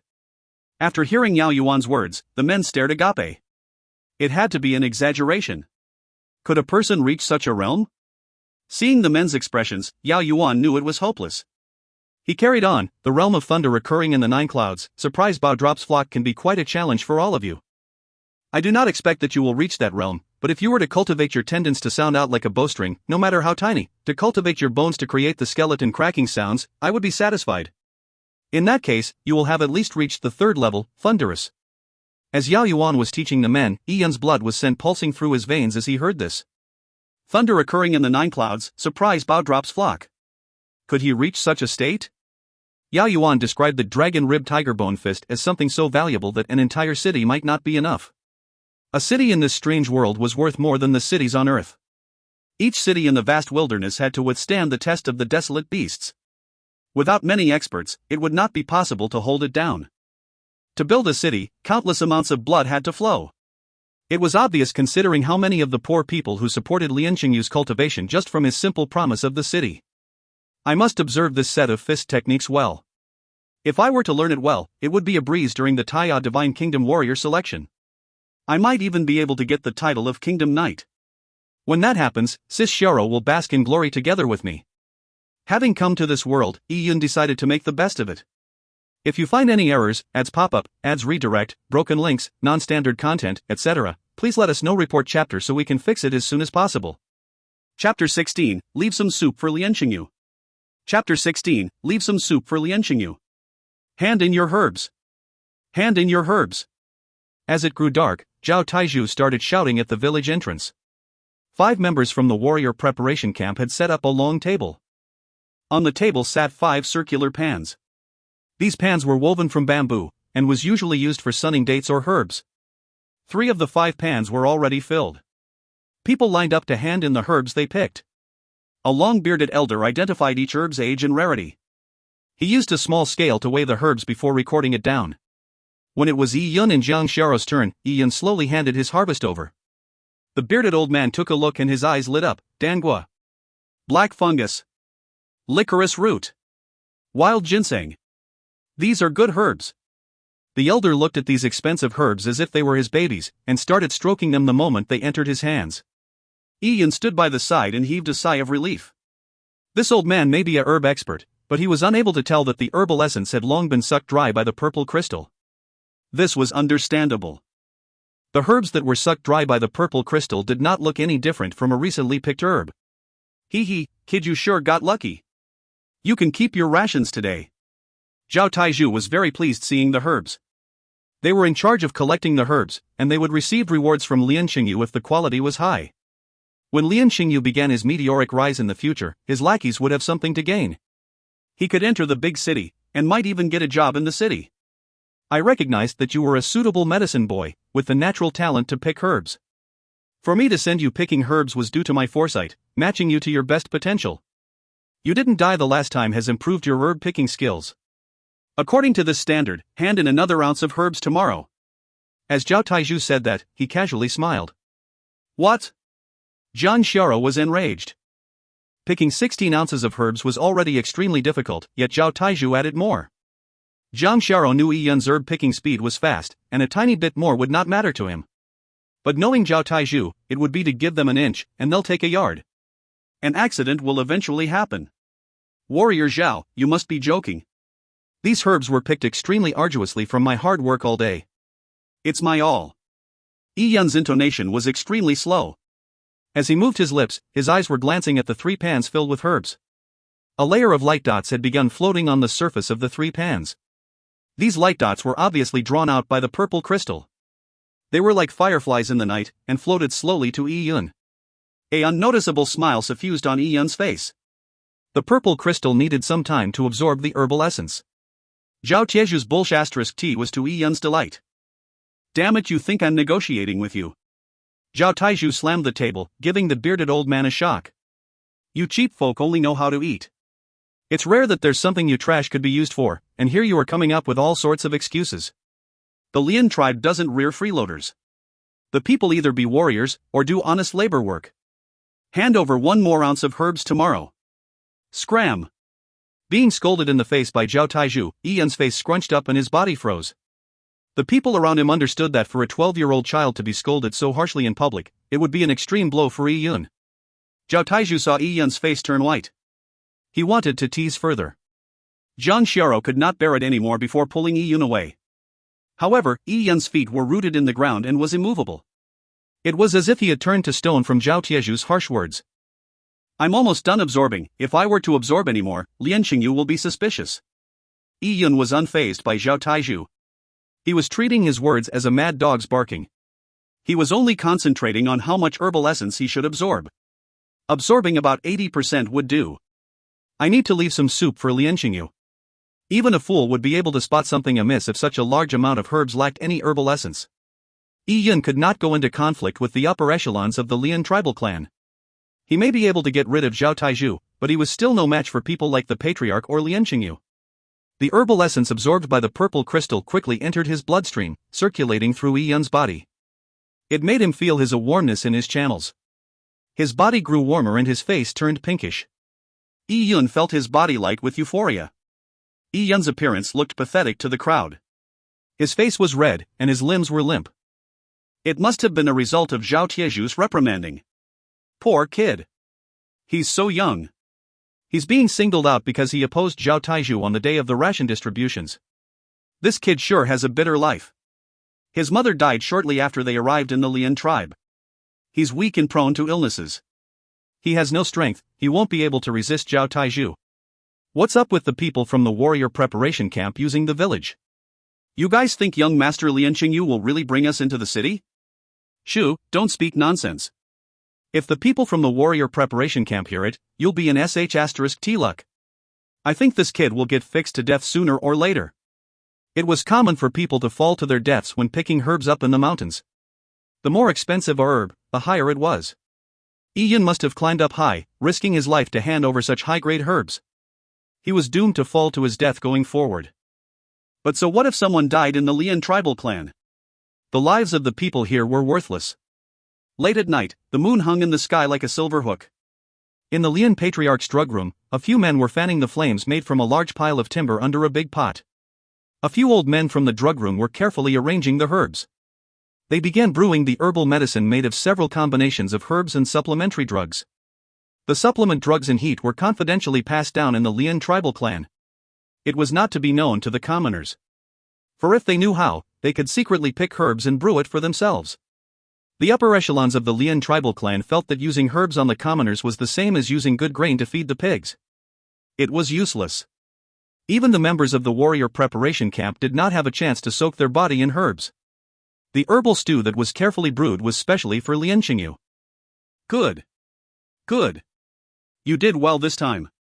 There were several good herbs collected. The Patriarch was very satisfied after looking at the herb roster. This is expected of little me, said Zhao Taizhu, nodded with a fawning smile. It was ordered by the Patriarch and it concerns the future of young Master Lian. Little me would never dare to fail to comply. The moment I left the training grounds, little me ran to the herb mountain to supervise the picking of herbs. Even the cowardly ones had to climb up the cliffs. As such, we had good luck finding the black fungus in Dangua. Zhao Taizhu took all the credit from Yi Yun. Not bad. You worked hard. Go to the warehouse and collect a pound of meat. The Patriarch patted Zhao Taizhu on his shoulders. Thank you, Patriarch, said Zhao Taizhu happily. Yes, do well. When Qingyu becomes a kingdom warrior, he will be in need of errand runners. If you are wise, you can get the appreciation of Qingyu. If you can be by his side, when Qingyu soars, you will definitely reap some of the benefits. Thank you, Patriarch, for his kind words. Zhao Taizhu knelt down kowtowing. He was inexplicably excited. That kid Yi Yun was his lucky star. He didn't expect that little minion to be that good at picking herbs. In the future, he'll give him benefits like a tiny bit of herbal dreg and some rations. That poor kid will be so thankful receiving that tiny amount and will do everything as his slave horse. Zhao Taizhu walked off as he dreamed of his bright future, commanding the masses in the big city. If you find any errors, ads pop up, ads redirect, broken links, non-standard content, etc., please let us know. Report chapter so we can fix it as soon as possible. Chapter 17, Tendons Like Bowstrings. Chapter 17, Tendons Like Bowstrings. While the Lian tribal clan was brewing the herbal medicine, Yi Yun had secretly came to the back of the Lian clan herb mountain. Facing the moonlight, Yi Yun stood on a boulder like a pine tree. Yi Yun had previously used the opportunity to absorb large amounts of herbal essence using the purple crystal when Zhao Taizhu was collecting the herbs. Now the herbal essence was surging through his body like a firestorm. The best way to absorb the herbal essence was to cultivate himself. During the cultivation process, he would digest the herbal essence and train up his body. Yi Yun slowly straightened his left foot, with his left hand grabbing his left ankle. With his right knee bent, his body bent like a bow. This was the fierce tiger descends the mountain stance. Yi Yun had secretly learned the first 6 stances of the dragon rib tiger bone fist. He gestured it accurately. Fierce tiger descends the mountain crux was to tighten the body's tendons. Yi Yun kept pulling his body till it hurt before punching with a roar. Ka-cha! Yi Yun had punched through a small tree in front of him. However, such a result was not satisfactory for Yi Yun. He didn't want the power from the fist, but to be able to push his tendons to their maximum. In the 5 levels of mortal blood, the first 3 levels, Valiant, Vigor and Thunderous, were simply a measure of the martial artist's body conditions. Through continuous training of the flesh, organs and bones, the body's hidden potential will be revealed, resulting in the realm of Vigor and Thunderous. It was all a natural process and not something one could aim for. Ian understood that by mastering Dragon Rib Tiger Bone Fist, he would have no problems reaching the 5th level of mortal blood. Because based on what Ya Yuan said, Dragon Rib Tiger Bone Fist was a basic technique that even a purple blood realm person could employ to great effect. Ka-cha! A clear snap. Ian broke a thin pine tree with the thickness of a fully grown leg. His fists were bruised, but it didn't matter. The herbal essence that the purple crystal absorbed were gathering in Ian's body, slowly spreading, becoming part of Ian's strength. Ian loosened his fists before clenching his fists again. Ian practiced the fierce tiger descends the mountain stance for the umpteenth time. Ian's muscles was like a young tree sprout being watered, growing, and thriving. Ian had trained from midnight to daybreak. Despite the intense training, the purple crystal which had absorbed large amounts of herbal essence supplemented Ian with the energy, causing him to be radiant and awake. Ian gave his all for every fierce tiger descends the mountain stance. His tendons were pulled to their extremes every time. Such intense training was also tough for Ian. His body was sore. Besides the soreness, his body had already expended all the herbal essence he had previously absorbed. The essence had blended into Ian's flesh and blood. Ian's tendons were repeatedly pulled, slowly making them more resilient. Boom! Boom! Boom! Ian did not know how many punches he had thrown. Because it was physically demanding, Ian's sight became blurry. His perception deteriorated, but the pain from his punches and the pulsing feeling from the pull of tendons were extremely clear. Ian entered a wonderful state. It was without distractions, a state of semi-consciousness. He had forgotten everything. The only thing he could remember was his body's tendons. Imperceptibly, Ian had formed a mind map of his tendons and muscles. It was a magical feeling. In this state of selfless training, Ian could see his meridians. Sweat rained down and his fists bled. The sweat had misted his eyes. He heard the faint whistling of the wind. Ian only felt an intense pressure in front of him. In that second, Ian managed to conjure a strength of unknown origins. He roared as his tendons were pulled to their extremes before shooting out a punch. Pang! Ian's practice had uprooted the pine tree, scattering the wood. Amidst the flying sawdust, Ian's body had clearly made a soft pang. Sound. Although it wasn't loud, it was extremely crisp. Just like the twang of a bowstring, it was especially clear in the wide-open night sky. Tendons like bowstrings. So this is tendons like bowstrings. Ian fell onto the ground staring at the sky with his arms wide open. That last punch had used up all of his energy. Ian breathed in deeply. His right fist was mangled red with blood, but the pain made him even more excited. He knew that he had made small progress towards his fierce tiger descends the mountain. This night was the first time he practiced martial arts in his life. He was practicing the Taiya Divine Kingdom's top technique, Dragon Rib Tiger Bone Fist. The fierce tiger descends the mountain move was something only a person with mortal blood level 3, Thunderous, could create the twang of a bowstring using his tendons. But Ian managed to do it. Although it was soft, he was after all still in the realm of Valiant. He was also only 12, his bones and muscles were incomparable to an adult's. The results were not something any member of the warrior preparation camp could match. He had even exceeded the Lian Xingyu's Valiant level from the past. Ian did not have a night's sleep, but so did the old man responsible for brewing the herbs in the Lian tribe drug room. The pot of herbs had been brewed an entire night. Even the stones propping the pot up were red hot. At dawn, a few strong men came to pour out a large amount of black liquid from the pot. This was the entire pot's essence. These herbs are the best this time. We could still brew it another 3 times or so. Although it will be less effective, it's still extremely precious. You guys can use it to shower. The herbal dregs will be left for the commoners. It will be needed when the desolate bones are refined. The Lian tribal clan's imperfect brewing techniques could only obtain 20% of the herb's essence. This was their limit. And Lian Xingyu could only absorb half of the herbal essence obtained by the tribe through soaking.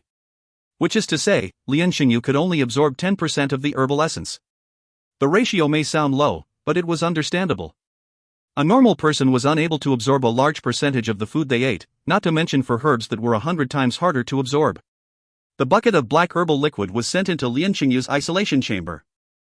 Lian Xingyu had already heard that valuable herbs like dangua, wild ginseng, black fungus, and licorice were in that pot of herbs.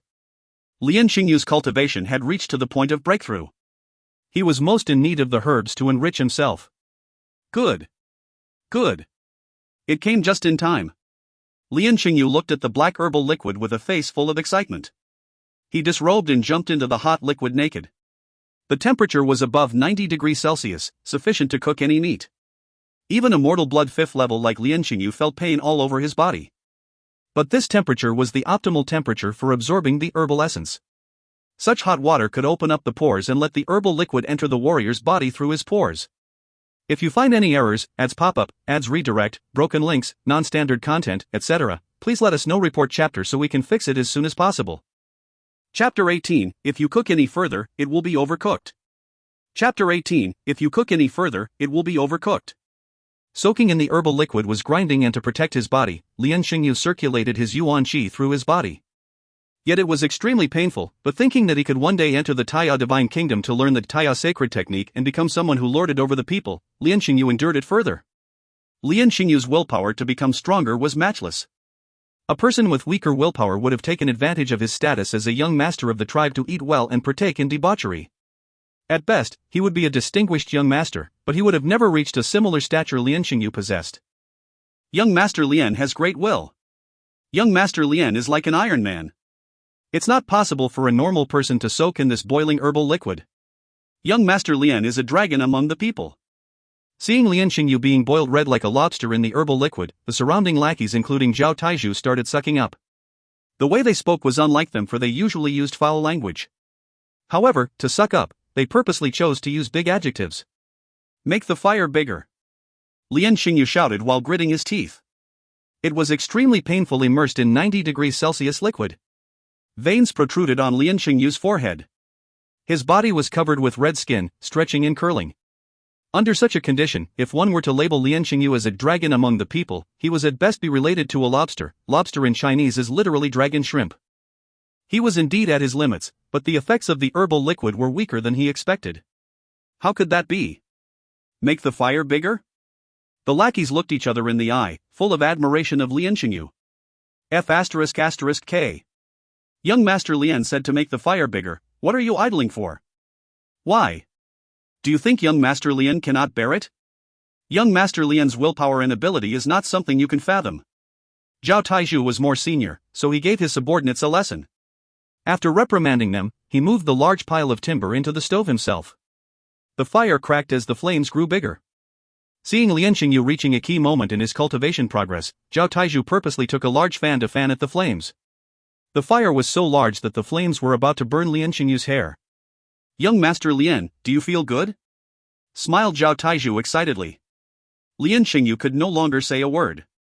He had gritted his teeth so tight to the point of his teeth chipping. Besides his tightly clenched fists, his skin was boiled to the point of cracking. Yet, he did not obtain the desired effect. What happened? Lian Xingyu thought angrily. Under Zhao Taizhu's special treatment, his body was about to melt. Human skin would shrink under high heat to the point of cracking. This phenomenon was appearing on Lian Xingyu's body. But Lian Xingyu couldn't care less. He was considering the scary possibility in the deep recesses of his mind. It was a fear that choked him. Having reached such a high level of training and being one step away from the purple blood realm, Lian Xingyu was very sensitive to every development in his body. He knew that he was immersed in a pot of high-grade herbs, but his heartbeat rate had not increased. His body had been polished, but the results were not evident. He could not absorb much from a tank filled with good herbs. Lian Xingyu had realized that he might have reached the point of a bottleneck. Lian Xingyu had heard from his master, Yao Yuan, that when martial artists practiced martial arts, they were prone to hit bottlenecks, especially when they were about to break through to a new level. Some people could be stuck with their bottlenecks for life. The martial way was without end. In the long path of practicing the arts, one had to continuously break through to new realms. A bottleneck would eventually happen, but Lian Xingyu could never believe that he faced his first bottleneck when breaking through to the purple blood realm. He could not accept it. He was a favored child of the heavens, a golden dragon trapped in shallow waters. He just needed a tiny amount of stimulus to soar into the sky. How could a mere purple blood realm be his bottleneck? He couldn't believe it. More fire. Lian Xingyu was struggling with all his might as he shouted angrily. More, even more fire? Zhao Taizhu began to feel something was amiss. He saw the skin on Lian Xingyu's arms and legs split apart. He shouldn't need to be cooked to such a state. Young master, if you cook any further, it will be overcooked, the bunch of lackeys hesitantly said. I want more fire. Lian Xingyu roared as loud as an angered lion. Zhao Taizhu could only obey by fanning the flames with his subordinates. The flames grew stronger. The herbs in the liquid bubbled. The pot of herbs had boiled. Even Lian Xingyu had trouble staying within the boiling water. Besides, his body had not been able to absorb much of the herbal essence. He finally roared with his yuan qi exploding out of his body. Boom! The herb tank exploded, scattering the burning hot liquid. Ouch! The surround lackeys immediately screamed in pain from the scalding. Thankfully they were all clothed. Although it was scalding hot despite landing on their clothes, the temperature had already decreased tremendously. Besides, they had thick skin to endure the burns. It was 2F*** king hot. However, these lackeys were masters at sucking up. They knew that Lian Xingyu would become a warrior of the kingdom, and could the Taiya Divine Kingdom knight one day. If they sucked up to Lian Xingyu, they would have a thriving future. Hence, including Zhao Taizhu, several lackeys ignored their burns and prostrated on the ground shouting, "Congratulations to young Master Lian for his mastery." The scene of Lian Xingyu exploding the herb tank was impressive. Zhao Taizhu and the others misunderstood it as Lian Xingyu having broken through. They didn't waste time sucking up. But, the jolly laughter of Lian Xingyu and him awarding them did not happen.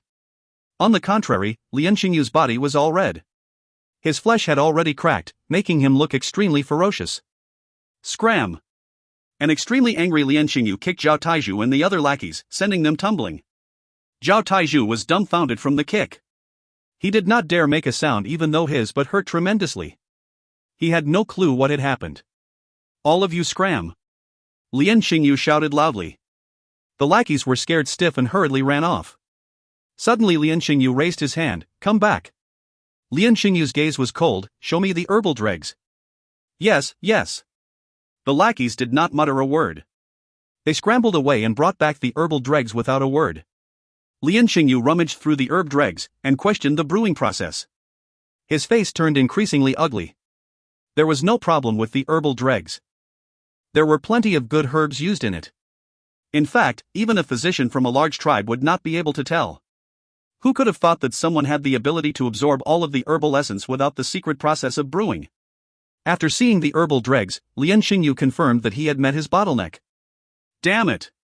Lian Xingyu smashed his fist into the wall. He had shown talent in martial arts since young. Yao Yuan had previously said that he would be among the best even in a large tribe.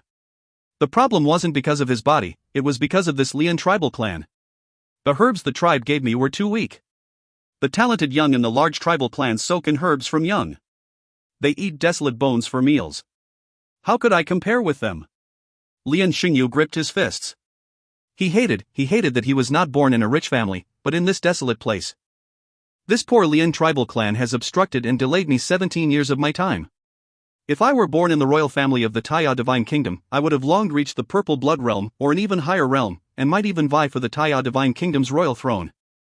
Having thought this, he could no longer stand by the Lian tribal clan. He hated the Lian tribal clan. All of the resources of the Lian tribal clan were not enough for his grooming. Why couldn't I be born in the imperial family? Why couldn't I enjoy all of that? Their starting point was somewhere my Lian clan could not even see. Yet, I was climbing up like a dog. I hate it. Come! Lian Xingyu shouted. Zhao Taizhu didn't dare to be any slower and ran towards Lian Xingyu without a sound. Pass my order. Set up the cauldron, and gather the fit men in the village to begin refining the desolate bones. Zhao Tieju's heart jumped. It was finally beginning. It was supposed to be a couple days later. About the herbs. Keep picking. Lian Xingyu's voice was indifferent. The Lian clan herb mountain was the most valuable possession of the Lian tribal clan, and the picking of herbs was always regulated to prevent overharvesting. But now, Lian Xingyu was prepared to leave the Lian tribal clan in a few months. The Lian clan herb mountain was no longer of value to him, so he was willing to squeeze everything from it. Being stifled by the bottleneck, the herbs did little for him, but it was better than nothing. As for the desolate bones, now was the time for the desolate bones to aid him in breaking through the bottleneck. If you find any errors, ads pop up, ads redirect, broken links, non-standard content, etc., please let us know. Report chapter so we can fix it as soon as possible. Chapter 19, Vigor. Chapter 19, Vigor. A human-sized cauldron was set up on the Lian tribal clan grain sunning ground. The large cauldron was filled with Li fire water. This Li fire water was also bought from the big tribes and contained the power of fire within itself. It could reach a temperature of 500 degrees Celsius without boiling. It was specially used for refining desolate bones. The firewood that was stacked under the large cauldron was special. It was purple firewood. Its appearance was curvy, each log was like a dried old snake.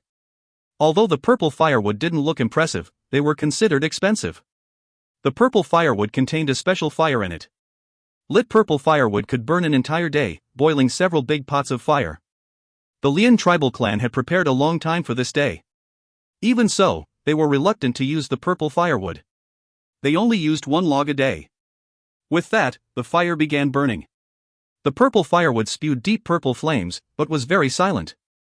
The temperature of the flames were extremely high, enough to melt rock.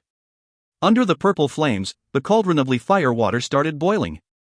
Presiding over the refinement of the desolate bones was the Lian tribal clan's patriarch, who was Lian Qingyu's grandfather. Since it was a matter of great importance, he decided to do it personally. Lower the desolate bones.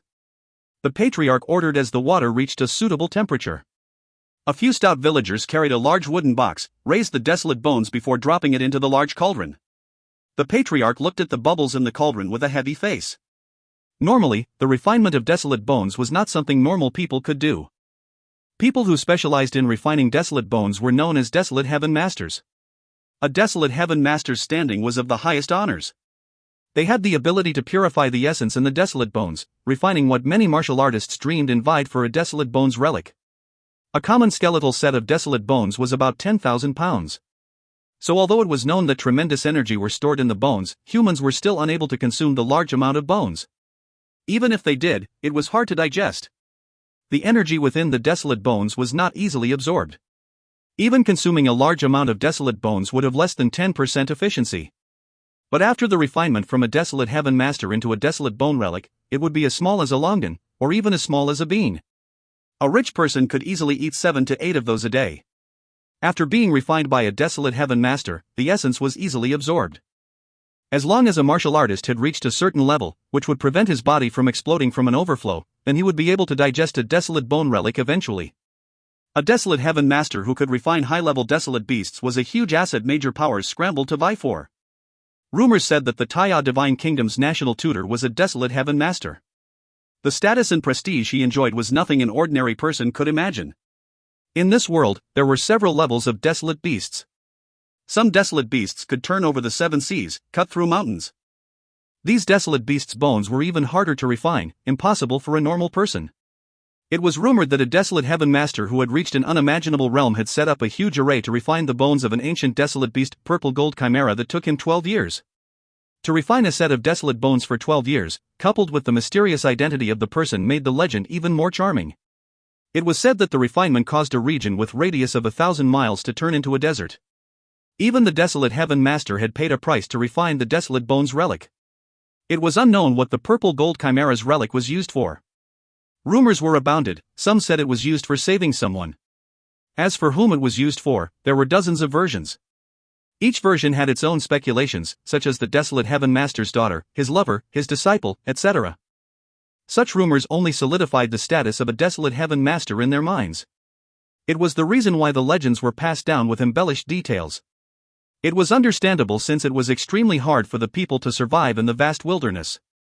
To be able to worship such experts, even if they didn't know them, was extremely exciting just from the legends. As for the Lian tribal clan, a small ant-like tribe could never hire a desolate heaven master. Even the lowest level desolate heaven master was someone they didn't dare to look at. As such, they could only use primitive methods to refine the desolate bones. Thankfully, the price of the desolate bones they were refining was low. Even primitive methods could gather about 50 to 60% of the desolate bones' essence. This was enough for Lian Qingyu. The refinement of the desolate bones proceeded day and night without stopping. Especially at night, one could see the mysterious bright purple light from the purple firewood from an unobstructed spot in the village. While the Lian tribal clan was busy refining the desolate bones, Yun was not sitting idle. He was training day and night. Few people visited the back mountain of the Lian tribal clan, so it was the ideal place for Yun to cultivate himself. It was already the 5th day Yun practiced the dragon rib tiger bone fist. Pang! Pang! Yun served out punches after punches. Each punch was accompanied by a bowstring twang, like a pulse. Yun destroyed tree after tree. Yun's blood was circulating fast as he breathed in deeply. The blood vessels on his arms and fists protruded out. Ha! Yun roared and sent a punch to a boulder in front of him. Ka-cha! The boulder disintegrated. Yun's tendons had reached its peak performance. Su-su-su! The birds in the forest scattered into the sky from the commotion. As they flew off in a hurry, leaves that were loosened by the birds swayed down onto Yun's face. Yun had a hearty feel. It was as if all the energy in his body had moved through his body. It was inexplicably refreshing. Although he had not reached the stage of surprise bow drops flock with the dragon rib tiger bone fist's 18 stances, but to scare the birds from the trees was considerable progress. Yun's strength was still insufficient. He could only do about 600 pounds. If he were to reach the strength of several cauldrons, or even 10,000 pounds, then surprising the geese flock in the sky would not be impossible. Although he only had 600 pounds of strength, Yun's fierce tiger descends the mountain when hit out was much more than 600 pounds. Fierce tiger descends the mountain, with the tendons as bowstring main crux was to store the potential energy before shooting out a punch. Such a punch would be 1,000 pounds in strength, more than capable to break a tiger's head. Yun closed his eyes satisfactory. He felt the energy that had moved through his body, giving him that immense comfort. Unknowingly, Yun's breathing started to become extremely long and gentle. The speed of the blood flow in his body also began to exhibit changes. Oh, this is... Yun looked at both his hands. The protruded blood vessels had disappeared, while his breathing had become calm, his heartbeat rate was much slower. Yun realized something and leaping onto his feet, he took a deep breath before spitting it out. Phew! A white gas flew forward like an arrow for a distance of 6 meters. A falling leaf was pierced before it spun out flying. Vigor realm. I've finally entered the realm of vigor. A vigor warrior took long breaths, had slow but strong heartbeats. The big difference from a valiant warrior was a vigor warrior's endurance. He could carry on battling for a long time and could do long-distance strikes. For example, a squadron of vigor warriors could travel hundreds of miles a day on the battlefield, completing a surprise attack from 1,000 miles. It was a natural breakthrough to the vigor realm as Yun's body had reached a certain level of training. Having come to this world, I've only really practiced martial arts for 5 days. I reached the second level of mortal blood in 5 days. This mortal blood realm is after all a martial artist's basic stage. The future levels are unknown. Also the Taya Divine Kingdom's experts, what levels are they? With the purple card, the energy required for cultivating himself was not a problem. The problem lied in the need for a cultivation technique. If he didn't have a technique to guide his cultivation, he would be like a chef with a bunch of good ingredients, but without any cooking skills. He would still not be able to cook up a good meal. Since I've entered the vigor realm, let's try the third stance of dragon rib tiger bone fist. Yun said to himself as he saw the eastern sky turn white. Seeing that, he raced down the hill. On the way, he passed by the grain-sunning ground. He slowed down his footsteps. Under the 1,000-pound cauldron burned the purple fire violently. In a 20-meter radius was a tall wooden fence, preventing any unrelated persons from closing in. Because of the wooden fence, Yun was not sure of the situation inside. However, he could feel the extreme heat of the fire from afar. However, despite the layers of heat, Yun felt a vague chill residing in it. Although the chill was not obvious, it was excruciating. If you find any errors, ads pop up, ads redirect, broken links, non-standard content, etc., please let us know. Report chapter so we can fix it as soon as possible. Chapter 20, Yun's Suspicions. Chapter 20, Yun's Suspicions. In the past 2 days, Yun had been dedicating himself to practicing. Because of his injuries, both his hands were bandaged. Yun frequently sneaked out in the middle of the night, and this did not escape Jiang Xiaro. Yuner, what have you been doing these past few days? Also, what's wrong with your hands? Ever since Yun's mother passed away, Jiang Xiaro had taken up the responsibility of being Yun's mother, taking care of him in every possible way. Even when Yun made a mistake, Jiang Xiaro would not blame him, but stare at him till Yun confessed his wrongdoings. It was the same today. Yi had wanted to make the excuse of hurting himself when picking herbs, but under Jiang Xiaorou's watchful gaze, he hesitated before speaking the truth. Sis Xiaorou, I've been practicing martial arts at night. The injuries on my hand were caused by my training. Jiang Xiaorou was stunned. Practicing martial arts? Yuner, who did you learn martial arts from? I secretly learned it, said Yi Yun honestly. Jiang Xiaorou's expression changed. Secretly learning the tribe's martial arts would be a crime. Also, learning martial arts was no easy task. Even without herbs and meat, one needed to have a good meal. Yi Yun only ate gruel and wild vegetables daily. Where did he have the strength to train? This could be a matter of life and death. Sis Xiaorou, do you believe me? Yi Yun grabbed Jiang Xiaorou's hand while looking into her eyes seriously. Jiang Xiaorou paused before nodding her head subconsciously. Well, if you believe me, don't ask any further. Sis Xiaorou, I'll lead you to a better life in the future. Yi Yun said seriously. Jiang Xiaorou was the first person he met in this strange world, and was the person who had cared for him with her life ever since. He felt a sense of gratitude towards her. He wanted not only to change his own fate, but to also change Jiang Xiaorou's fate. Jiang Xiaorou looked at Yi Yun in a daze. A thought rose in her mind: her brother has grown up. He was no longer the child of old. The words he said were not to be treated as infants speak. He was working hard to match his objectives. Yi Yun was slowly growing accustomed to the plain meals he had. Or it could be said, he had no choice but to do so. Although the grain porridge tasted bad, Yi Yun would digest it immediately after having an increase in appetite. Without the Lian clan herb mountain to support him, Yi Yun would have starved to death, not to mention breakthrough into the vigor realm. However, although the herbs could supplement the body's nutritional and energetic requirements, it was not enough to replace meals. The taste of the herbs was worse than grain porridge. As the days passed, for a glutton like Yi Yun, it was a torture for him. The only thing good in his life was Jiang Xiaorou's pickled vegetables. It was sad to say that although Yi Yun was not considered rich on earth, he had the opportunity to eat anything he wanted. But ever since he came to this strange world, he had not had a taste of meat. Pickled vegetables were now a delicacy. However, Jiang Xiaorou's pickled vegetables were indeed considered very delicious. For Jiang Xiaorou's family, pickled vegetables were considered an extravagance, as the village did not have any salt. All the salt had to be bought from the bigger tribes. Much of the salt was provided to the warrior preparation camp. They used the salt to cure the meat, so only tiny amounts of salt were distributed to the commoners. It was mostly used to boil vegetable soup. Using it to make pickled vegetables was obviously an extravagant way of eating. After a couple of days, all the herbs on the Lian clan herb mountain were picked dry.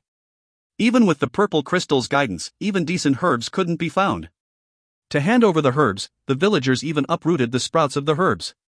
Having picked the entire herb mountain dry like that, without any consideration of the future. It seems the Lian tribal clan has gambled their all, and have given up on the land they stayed. All hope rested on Lian Qingyu. However, even if Lian Qingyu passed the Taiya Divine Kingdom's warrior selection, only a few people from the warrior preparation camp would benefit. It was likely all the commoners would be abandoned. Yi Yun had mixed feelings. This was the way of living in the vast wilderness. There were limited resources, the strong obtained more resources while the weak were eliminated. With the value of the herb mountain's value getting lower and lower, the Lian tribal clan's upper echelon stopped focusing on the herb mountain. All their attention and energies were placed on the refinement of the desolate bones. This set of desolate bones was of the highest importance. For this set of desolate bones, the Lian tribal clan had placed all their bets on it, all their hopes were pinned on it. Even Lian Qingyu had put in his all, his ambition, his hopes, his everything was now bet on this. The refinement of the desolate bones required 60 days. On the 10th day of the refinement process, something weird happened. A few villagers in charge of the refinement of the desolate bones fell sick. It began with a cough and fever, but it soon broke out into diarrhea, skin rashes, and depression. The symptoms resembled typhoid. In a small tribe in such a vast wilderness, a common warrior with good physical fitness and strong physical resistance would be fine, but for the poor villagers, once ill, there was no such thing as a minor illness. Because their body was weak and had poor resistance, and the tribe only had one doctor who served the upper echelons, the poor were doomed to die from the cold ailment. Yi Yun felt something was amiss when he heard the news. Typhoid sounded like the cold, but it was actually a bacterial infection. Yi Yun wasn't sure if the typhoid in this strange world was the same as on Earth. But with so many ill, it had to be some type of communicable disease. What Yi Yun couldn't figure out was that common infectious diseases usually spread through water or air. However, the villagers who were refining the desolate bones were confined to the cauldron where the temperatures were extremely high. Under sustained high temperatures and low humidity, most common viruses would find it hard to survive. If there was an outbreak, it would be from others, not from the people refining the desolate bones? Could it be a virus that spread easily under dry conditions? Thinking of this, Iyun's heart sank. The matter of the villagers falling sick was not so simple. With 5 people ill, the people of the Lian tribal clan and especially the rest of the people refining the desolate bones began to panic. With them being there, they could contract the disease any time. Although life was tough, no one wanted to die. Thankfully, the upper echelons of the Lian tribal clan did not brush the matter aside. The patriarch came forward to calm the masses, and gave each of the ill a red pill. The pill was the size of a longan, red like blood. According to the patriarch, it was an extremely expensive herb obtained from refinement. Each pill was worth a fortune. The patriarch instructed the ill to swallow it down with warm water. The illness will be cured after having the medicine. And the ill that ate the pill felt better on the first day, and felt energetic after a night's sleep. By the evening of the second day, they were no different from normal people. On the third day, the ill were even livelier, better than before they fell ill. Besides that, the patriarch distributed a palm-sized piece of bacon to all the villagers who fell ill. This was meat, something these villagers had not seen for months. It was a great gift to them. The poor cherished this piece of bacon and ate tiny amounts of it. Some of them gave it to their children, some to their wife. The news that the Lian tribal clan distributed pills and bacon to the ill spread like wildfire. The people in suffering did it for the tribunal good, and worked even harder for the refinement of the desolate bones. Some even wished they fell ill, for they would receive a pill that made them feel even more energetic, and that piece of bacon. Iyun frowned when the news reached him. A pill that could cure the illness, and make them feel even better? Although Iyun had no medical training, he knew that having such great effects after eating a pill must be something that stimulated the people, which would have strong side effects. Examples were stimulants such as drugs and other prohibited drugs that could ignite a person's potential. Iyun was especially skeptical about the higher echelons of the Lian tribal clan spreading the news of them handing out pills made of extremely precious herbs. The Lian tribal clan could never be this generous.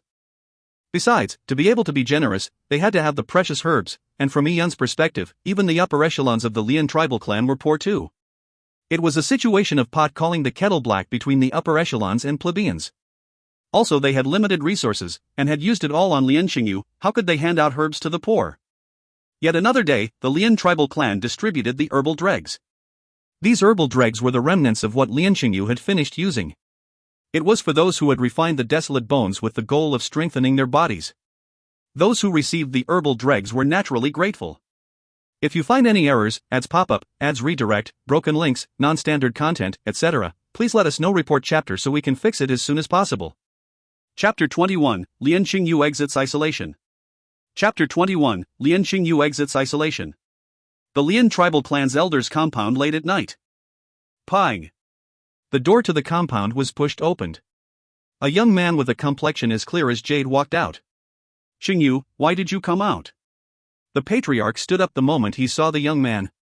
Lian Xingyu had previously announced that he wanted to isolate himself till the Taiya Divine Kingdom's warrior selection began. Yet it had been less than a month before Lian Xingyu came out of isolation. My cultivation met some problems. Lian Xingyu's expression didn't look good. He had planned to use 2 months to accumulate a strong base before using the Desolate Bones essence to break through to the Purple Blood realm. By doing so, his fundamentals will be strong, and having accumulated sufficient amounts, when he breakthroughs into the Purple Blood realm, he would reach the peak of the beginning stages of the Purple Blood realm.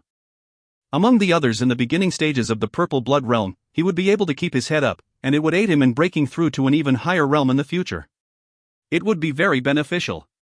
Taiya Divine Kingdom's warrior selection was particular about a warrior's fundamentals and cumulative progress. If Lian Xingyu could meet all those requirements, he could get the recognition of the Taiya Divine Kingdom's officers during the warrior selection, and obtain excellent results. However, the circumstances did not permit so. After picking dry the Lian clan herb mountain, Lian Xingyu's cultivation had a slow development despite all the good herbs. Lian Xingyu believed he had met his bottleneck. In fact, the attitude towards martial arts mattered most when in isolation. With a good attitude, strong confidence and perseverance, it would be easy to break through. When in self-doubt, thinking something was wrong with the cultivation process, such as hitting a bottleneck, it would inevitably cause a loss in momentum and make breaking through even tougher.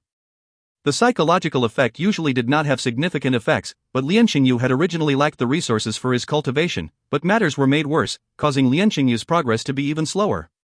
In the end, he chose to end his isolation prematurely.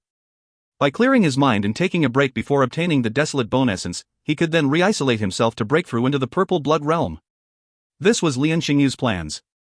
It was a reasonable plan. Sometimes it happened that a breakthrough was not possible, but by taking a break resulted in miraculous insight, resulting in a breakthrough unknowingly. How has the refinement process of the desolate bones been? Lian Xingyu asked the question that concerned him the most. This piece of desolate bone was his entire fortune and life. Yes, it's still going as planned, but a few of the poor villagers involved in the refining were poisoned a few days ago. I was originally planning on letting them hang on a few days, but seeing they were doing badly, I gave them some blood-thinning pills. They have all recovered by now and will not affect the refinement. Lian Xingyu knitted his eyebrows upon hearing it. These trash are really useless. It's just been a few days and they can't take the toxicity from the frost python desolate bones. After eating the blood-thinning pills, it will overdraw on their vitality. Under such circumstances, they will die before the refinement of the desolate bones is done. Lian Xingyu's words were cold and inhumane. The patriarch felt he was going overboard and said, "Xingyu, you are asking for too much. These people seldom eat a proper meal or wear proper clothes. How would they be able to endure the toxin from the frost python? They have already sacrificed themselves for the Lian tribe. In the future when you make your meteoric rise, you must take care of their families." "Got it," said Lian Xingyu with a straight face. "I'm only worried about the refinement process and fear it will be delayed unnecessarily. If these people died too early, it would affect the refinement process. Grandpa, please send the order down to the tribe to gather more help. The more the merrier. With more people, they can all share in the toxicity of the frost python and last longer. Although the blood-thinning pill isn't a very expensive drug, but with most of our money gone, we have to save every penny." Lian Xingyu said it lightly. The patriarch sighed hearing this. He knew that for every person recruited, another life was lost. The pitiful poor even scrambled to join in the refining of the desolate bone for the bacon. "For the Lian tribe, I guess it has to be so," exclaimed the patriarch. "It's such a pity. If we had a set of desolate bones without any toxicity, there wouldn't be so many deaths due to the refinement." "A set of desolate bones without toxin," Lian Xingyu scoffed. "With the finances of our tribe and that incomplete technique manual, would we have been able to exchange for a set of desolate bones without toxicity? Besides, the frost python desolate bones does not have toxin, it just has a hard to dissipate frost chi. Once it enters the body, it freezes the organs, causing a person to lose his life. With a desolate heaven master he could easily dissipate the frost python's frost chi. But why would a desolate heaven master be willing to help clear such a low-grade desolate bones toxicity? There was no chance for them to come to our Lian tribal clan. Even the young masters of the big tribes were unwilling to use this kinds of desolate bones. Only because this set of frost python desolate bones was the cheapest I could get. Just like how a rich family will give the remaining bones to feed the dogs, to the big tribes, I'm like a wild dog waiting to eat their scraps." Lian Xingyu's self-deprecating last words were said with his lips twitching and fists clenched tightly, with his nails piercing into his flesh. He hated. The young masters and mistresses of the large tribes could pick among the desolate bones, not using those with side effects or low efficacy. But for him, he had to go through all the trouble and sacrificing his wealth just to obtain a rejected piece of frost python desolate bones. Putting all hope on a set of desolate bones, which had immense side effects, and risking his life to consume it was pathetic. "Xingyu, it has been hard on you all these years. But you have to know even the bright in the big tribes are few in number. There are even plenty without the talent in the big tribes, they too don't get much of the desolate beast meat." The patriarch felt guilty. He knew Lian Xingyu had great talent, but because the Lian tribal clan was too poor, they were unable to nurture him.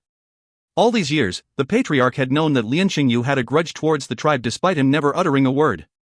It was hard for Lian Xingyu to listen to what the patriarch had to say. He answered, "Grandpa, don't console me.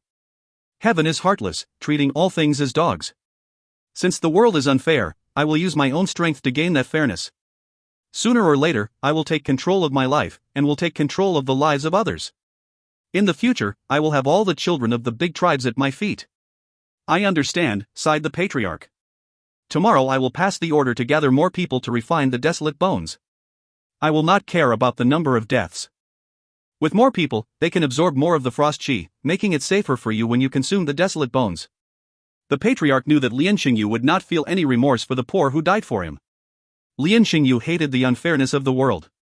He felt he was extremely unlucky, so how could he be bothered with the unluckiness of others?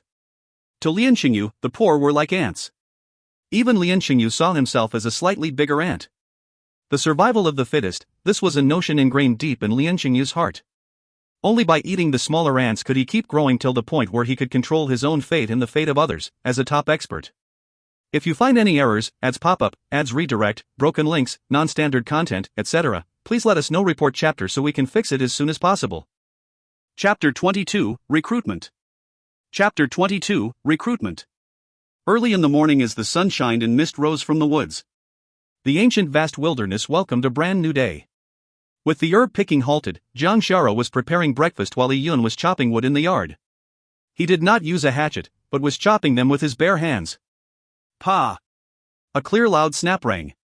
A clean cut separated the firewood into two. Yi Yun looked at the two pieces of firewood and said to himself, Dragon Rib Tiger Bone Fist, when mastered, can break a tree trunk into thin chopstick-like pieces with bare hands in less than a minute. If I were to practice for another 3 months, I wonder if I'll reach that point. Yi Yun was deep in thought when he heard a noisy commotion from far. Listening attentively, Yi Yun heard Zhao Tieju's voice, Lian tribal clanspeople. Listen carefully. The Patriarch has issued an order to recruit 10 strong men to refine the desolate bones. Those who are interested can sign up for it. They will be accepted on the basis of merit. Oh? Recruiting 10 strong men to refine the desolate bones? Yi Yun had a thought. He had been thinking about the illness the villagers had contracted from refining the desolate bones for the past few days. The large numbers of sick were all healed by a miracle drug. Something had to be amiss for them to recruit new strong men for the refinement. With that thought, Yi Yun threw down his firewood and headed to the grain-sunning ground in the village. From afar, Yi Yun could see Zhao Taizhu standing up high shouting. Many villagers were alarmed. The villagers who were responsible for the refinement of the desolate bones had received numerous benefits. Besides the miracle drug in the bacon, they were also given food subsidies. Because of the desolate bones, there was extremely little food left in the Lian tribal clan. Being able to collect more food was what the villagers dreamed of. I'll sign up. I'll sign up too. The people rushed towards Zhao Taizhu to sign up, afraid that they were too late to be in line. I, Wang Dahu, is willing to refine the desolate bones. I'm a second-tier male. A stout but yellow-faced man due to malnutrition stood in front of Zhao Taizhu. He looked at Zhao Taizhu with hope in his eyes. Second-tier male, that would barely do. Zhao Taizhu scrutinized Wang Dahu with a picky glare. Zhao Taizhu did not know that the refinement process was fatal. It was a top secret in the Lian tribal clan, so to prevent the secret from leaking, only very few members of the upper echelon of the Lian tribal clan knew. The other members of the warrior preparation camp did not know that the set of desolate bones contained a fatal frost chi that would seep into their bodies and erode their lives away before sealing their fate by causing them to die from organ failure. So Zhao Taizhu thought of the refinement process as a wondrous job. Being given the authority to pick people to do such a wondrous job made Zhao Taizhu complacent. The authority vested in him made many look at him with a fawning look, and compliments rained on him. Zhao Taizhu was extremely picky with the people. Wang Dahu, you stand by the side. You will be considered a substitute, it will be you if there's no one else more suited. Hearing Zhao Tieju's words, Wang Dahu was delighted. He thanked Zhao Taizhu incessantly before standing aside obediently. Oh? Lu Er, you're here to sign up too? For a person with weak legs, a gust of wind would blow you away. You have to know that the refinement of the desolate bones requires you to chop firewood, man the fire, fan it from morning to night. Also, the temperature around the cauldron is extremely high. Without sufficient fitness, you will faint straight away.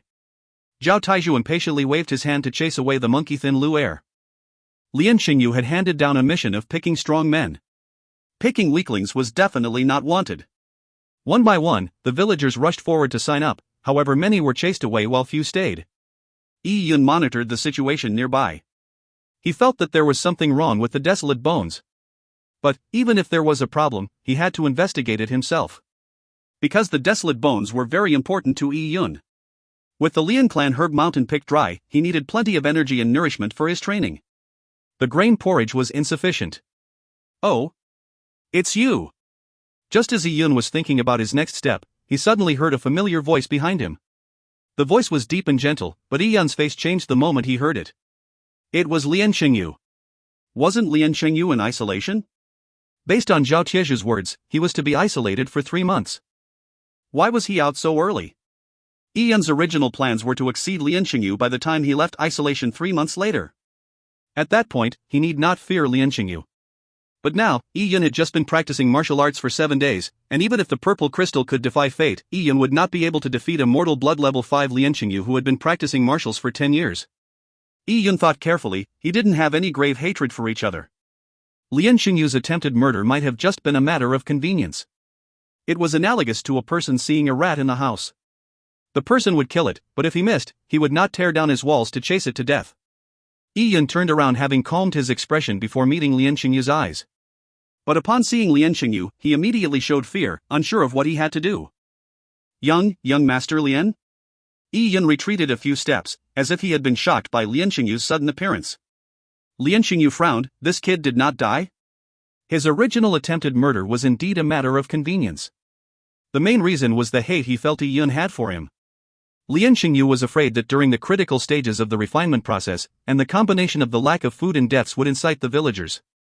Lian Xingyu was afraid that Yi Yun, who could easily incite the villagers, would cause a riot due to Yi Yun's hate for himself.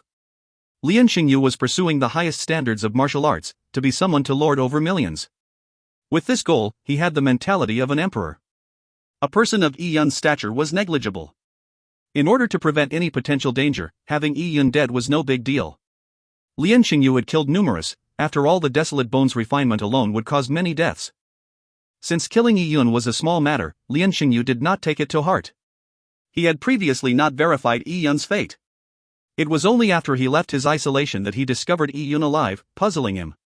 For a lowly poor person to not die under his own attack, what could have happened? Were his own skills not enough? What are you doing here? Lian Xingyu asked. Answering, young master, I heard that Lord Zhao was recruiting strong men to refine the Desolate Bones. I also heard that we could get bacon, so I'm thinking of trying. Oh? After hearing Yi Yun's words, Lian Xingyu's eyes burned with contempt. Yi Yun was only 12, yet his words on the day of the ration distribution were unlike that of a 12-year-old child. He also had the ability to incite the people to riot, making him an unstable factor in Lian Xingyu's calculations. But now, Yi Yun looked like a kid. What could a person who only had eyes on bacon do? Lian Xingyu could not be bothered with Yi Yun except for the mysterious failure to kill Yi Yun. Since you want to refine the Desolate Bones, why don't you sign up?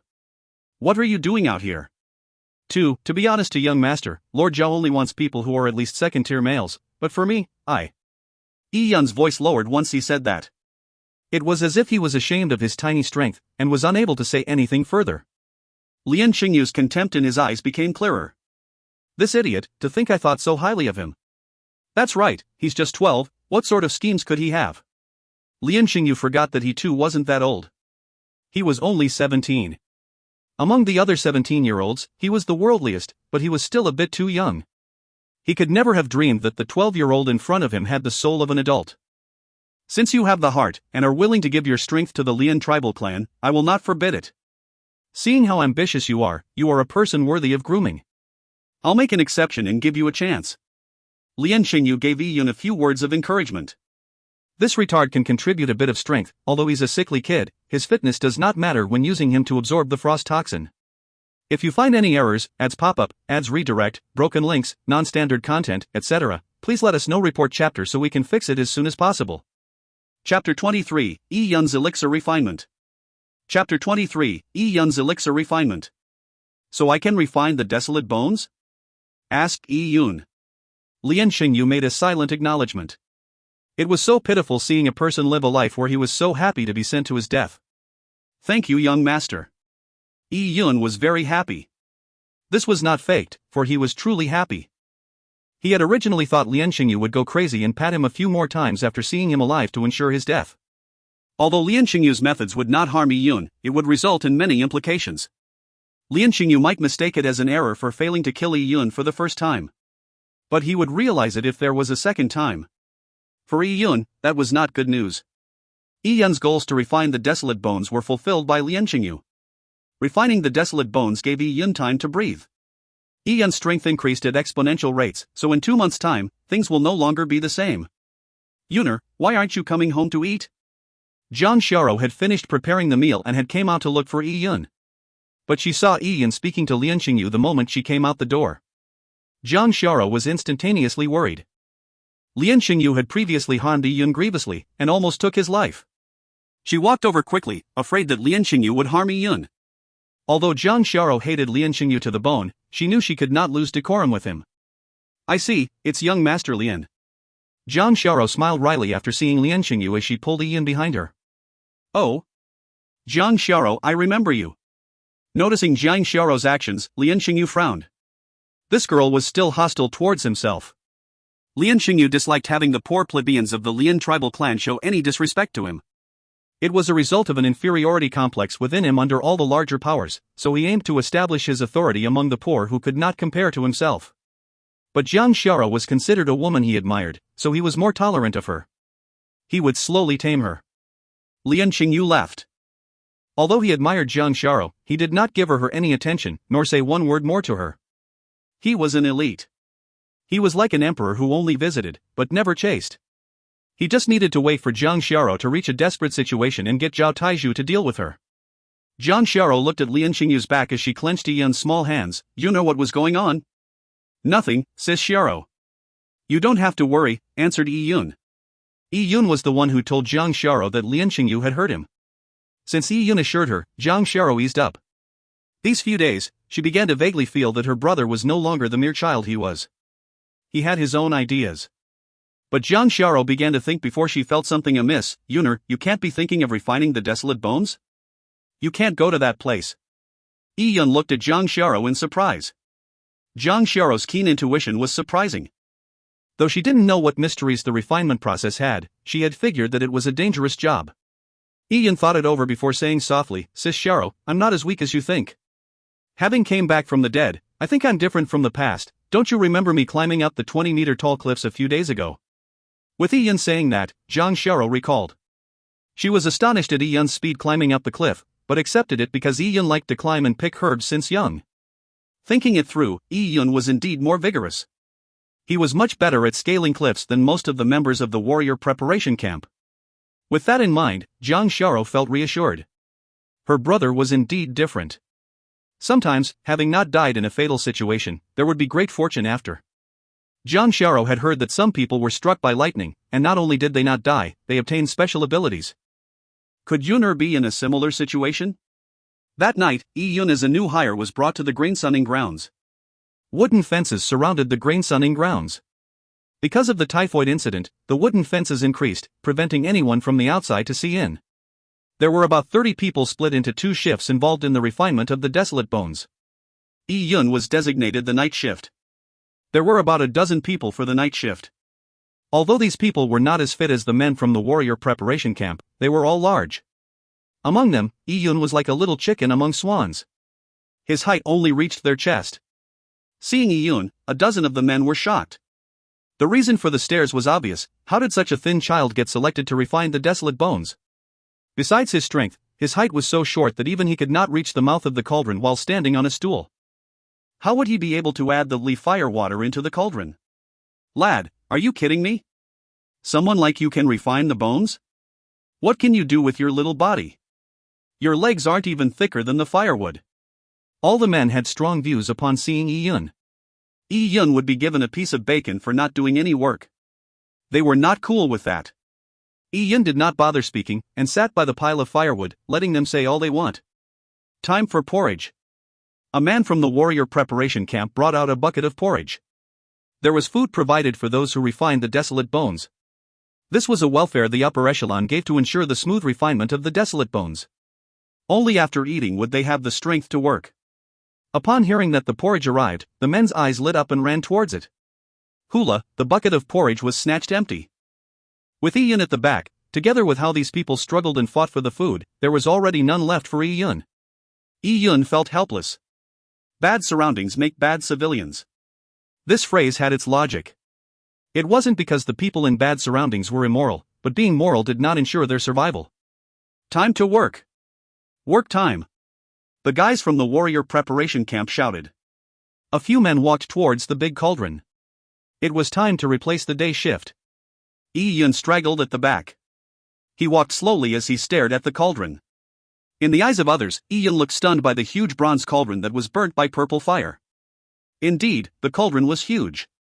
Yun's height did not even reach the second handle of the cauldron. In fact, Yun's sight was filled with faint points of light. It looked like flying fireflies dancing in the night. Such a mystical power. This was the energy of the desolate bones, and was the legendary power of desolates. This endless stream of light dots excited Yi Yun. Previously, the purple crystal had absorbed some of the desolate bones' energy, but he stood far away and could not absorb much. It was unlike today, where he was in close contact with the desolate bones. In comparison, the purple jade ginseng and the black fungus was incomparable to this. Like a person who was accustomed to eating plain food seeing a lavish meal, Yi Yun was extremely excited. This was like a thief entering an emperor's tomb, a weasel sneaking into a chicken coop. All the energy of the desolate bones belonged to him. "Kid, what are you idling for? Chop the firewood!" shouted a man before landing an axe in front of Yi Yun. Yi Yun was awake from his sluggish state, and happily proceeded to chopping wood. "This lad has a brain problem," swore the man. He also began busying himself. He and the others were in charge of chopping the firewood. The firewood was the key to the fire source. It was extremely strong and heavy. A few strong men had to work hard before they could cut up the purple firewood. These men worked hard, because if they did well, they could be promoted to foreman, getting more bacon and food. Yi Yun, though happy, did not get carried away. He knew the desolate bones' refinement had something to do with the typhoid breakout. He wanted to investigate thoroughly what was the cause of the typhoid breakout. If the purple crystal could not resolve it, then no matter how great the rewards, Yi Yun would only run. So as Yi Yun chopped the firewood without much purpose, he was carefully observing the red-hot bronze cauldron. Slowly, Yi Yun realized the problem. From the big cauldron flew out two differently colored light dots. The first was purple in color. It was part of the mainstream. It flew around aimlessly, and Yi Yun realized that if he focused, these light dots would fly towards him. With the purple crystal merged with Yi Yun's heart, Yi Yun felt that he could now control the amount the purple crystal absorbed ever since he broke through into the second level of mortal blood. He could choose if he wanted to absorb or not. The other light dot was another color, icy blue. If you find any errors, ads pop-up, ads redirect, broken links, non-standard content, etc., please let us know. Report chapter so we can fix it as soon as possible. Chapter 24, Frost Toxin. Chapter 24, Frost Toxin. These cold blue light dots accounted for a small proportion, but it made Yi Yun feel a mysterious bone-biting chill. Yi Yun was familiar with this chilling feeling. He had felt it when he passed by the refinement area while descending the mountain. He remembered it clearly because it was just after breaking through to the Vigor realm. The cold blue light dots floated in the sky like ghosts. Occasionally a light dot would leave the cauldron and dance in the air randomly before entering one of the men's bodies. Just like snowflakes falling into the water, these light dots would then disappear. Yi Yun could not detect the light dot after that. The light dot had been absorbed by one of the men's body. Yi Yun's heart skipped a beat. He vaguely understood that the cold blue light dots were the cause of the typhoid fever epidemic.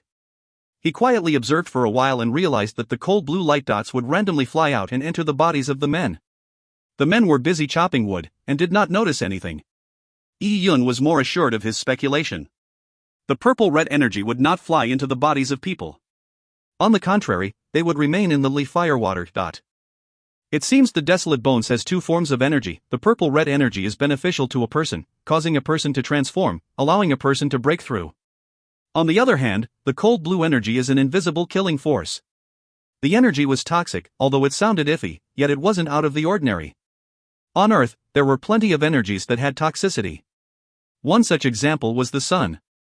It was only after being filtered through the ozone before its sunlight could give life to Earth. Humans would have died from the direct sunlight bearing down on them. On Earth, the most frightening elements had toxic energy, such as radioactive polonium. It killed Arafat, who used to appear often on the news.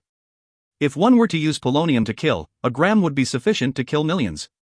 A few hundred grams was enough to kill all life on Earth, making it much stronger than the common poisonous items. In Yi Yun's opinion, the blue light dots were similar in nature to energy, and using toxic to describe it may be inaccurate. However, it was sufficient to understand them as having the capability to kill. Just like on Earth, being exposed to radiation will cause cancer, ulcers, and various illnesses. In the vast wilderness, absorbing the desolate bones chill toxin would cause typhoid, resulting in deaths. Then aren't I in danger being here? Thought Yi Yun. He wasn't guarding a cauldron, he was guarding a nuclear reactor. Thinking carefully, there were plenty of things that were totally different from Earth, but there were similarities. In terms of energy, the strongest energy on Earth could create atomic bombs or provide nuclear energy. But in this world, the strongest energy was used to create the strongest experts. These experts could topple the mountains and overturn the seas. A flip of hand would destroy a city. These two forms of energy could result in terrible destruction. If not used properly, it would be toxic to the common people. Thankfully, Yi-Yun controlled the treasure that could harness the energy in this world of purple crystal. But can the purple crystal deal with this energy? Yi-Yun tried using the purple crystal to absorb the blue light dots. Since he could see the blue light dots, he should be able to absorb them with the purple crystal. As Yi-Yun prepared to absorb the first blue light, Yi-Yun breathed in deeply and reached out his hand carefully. His heart raced, but he finally rationalized that even if the purple crystal could not absorb the form of energy, he wouldn't die immediately from one light dot. The blue light dot entered Yi-Yun's body. Yi-Yun felt it clearly. The light dot flew into his fingertips like an ice crystal, and then entered his bloodstream. It's so cold. This was Yi-Yun's first thought. It was like having a huge piece of ice stuffed down his collar during winter. It was weird that he felt it so profoundly, but the other men did not feel it at all. Their bodies were not as fit as him, so they shouldn't be able to resist the cold as much. It seems they have slow reactionary speeds, and are not able to feel the biting cold.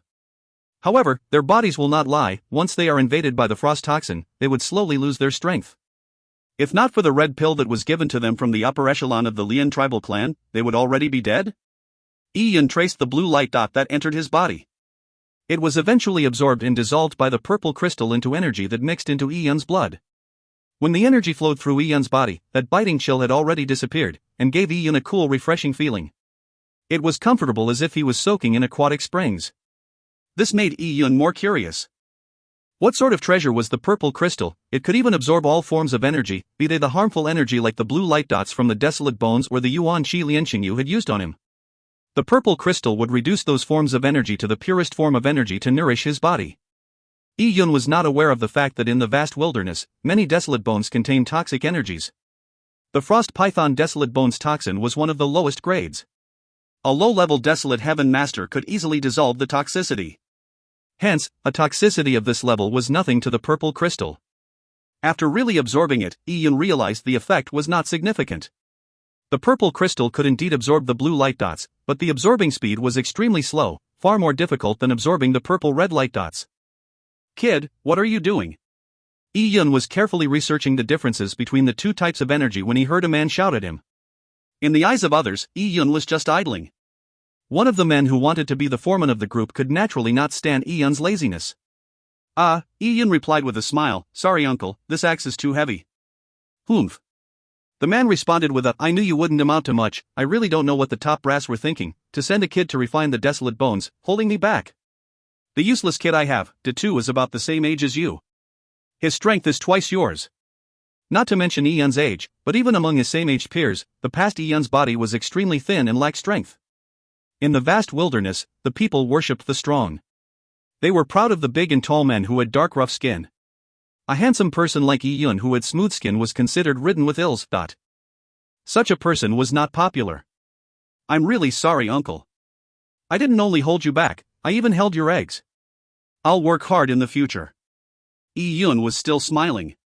The man was good at doing hard labor, but his reaction was slow. He had not realized what Yi-Yun had said. He only grunted before returning to work while swearing. Yi-Yun began to split the firewood at an adequate pace. To avoid trouble, he increased his speed by a tiny bit. It took him 5 minutes of hard work, amounting to 10 chops to split a piece of firewood. He had to stay in line with his status.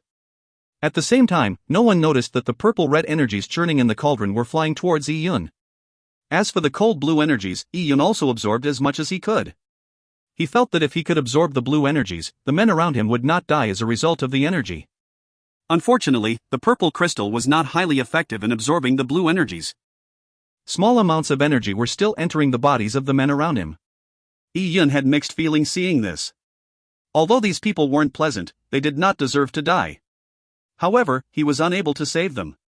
If he revealed the truth, the men would not only disbelieve him, and might even report him as rumor-mongering to Lianqingyu for a reward of bacon. These people were definitely capable of doing that.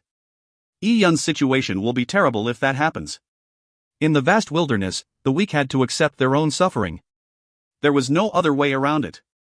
Just like pigs, cattle and sheep, they did nothing wrong, but were kept in captivity and slaughtered by humans.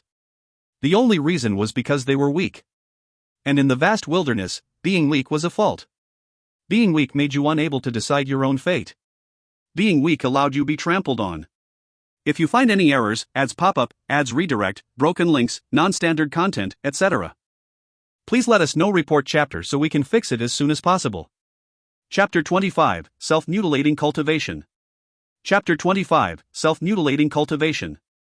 After a whole night of refining the desolate bones, Ian could not absorb the energy within the desolate bones without inhibitions. Ian realized that there was a limit to his absorption before he felt a feeling of fullness. Just like when eating a meal, there would be a point where one couldn't eat anymore. If he carried on absorbing the energy, he would feel a turbulent flow of energy within his body, making his body feel numb. At this point, Ian felt full of strength and needed to vent it. He couldn't wait to go up to the mountains to cultivate. After arduously waiting till dawn, the day shift came to swap out Ian. Ian raced to the back mountains. He had originally jogged at a slow speed to the mountain entrance, but when there was no one around, he began to run like the wind. He was like an agile antelope. A simple jump covered 5 to 6 meters. A 3-meter-high boulder was bypassed with a leap. A 5-meter tree was crossed through the middle. Ian was not running, but flying while sticking to the ground. The mountain terrain was complex, but under Ian's keen senses, no terrain was an obstacle for Ian. He ran to the top of the mountain and descended from the other side down a valley to reach the back of the mountain. During this period, Ian had not rested once. While traveling, he maintained a constant deep breathing pace. His heart was beating at a constant frequency, slow, but strong. After running for an hour, Ian finally stopped. Even after such a long run, neither his face was red, nor was his heart beating fast. Running was also a form of cultivation. After running the distance, Ian enjoyed the sweat on the run. This location was the furthest away from the village and was safe. Any further, he would go beyond the protection of the Wonderland, and could meet huge beasts and desolate beasts.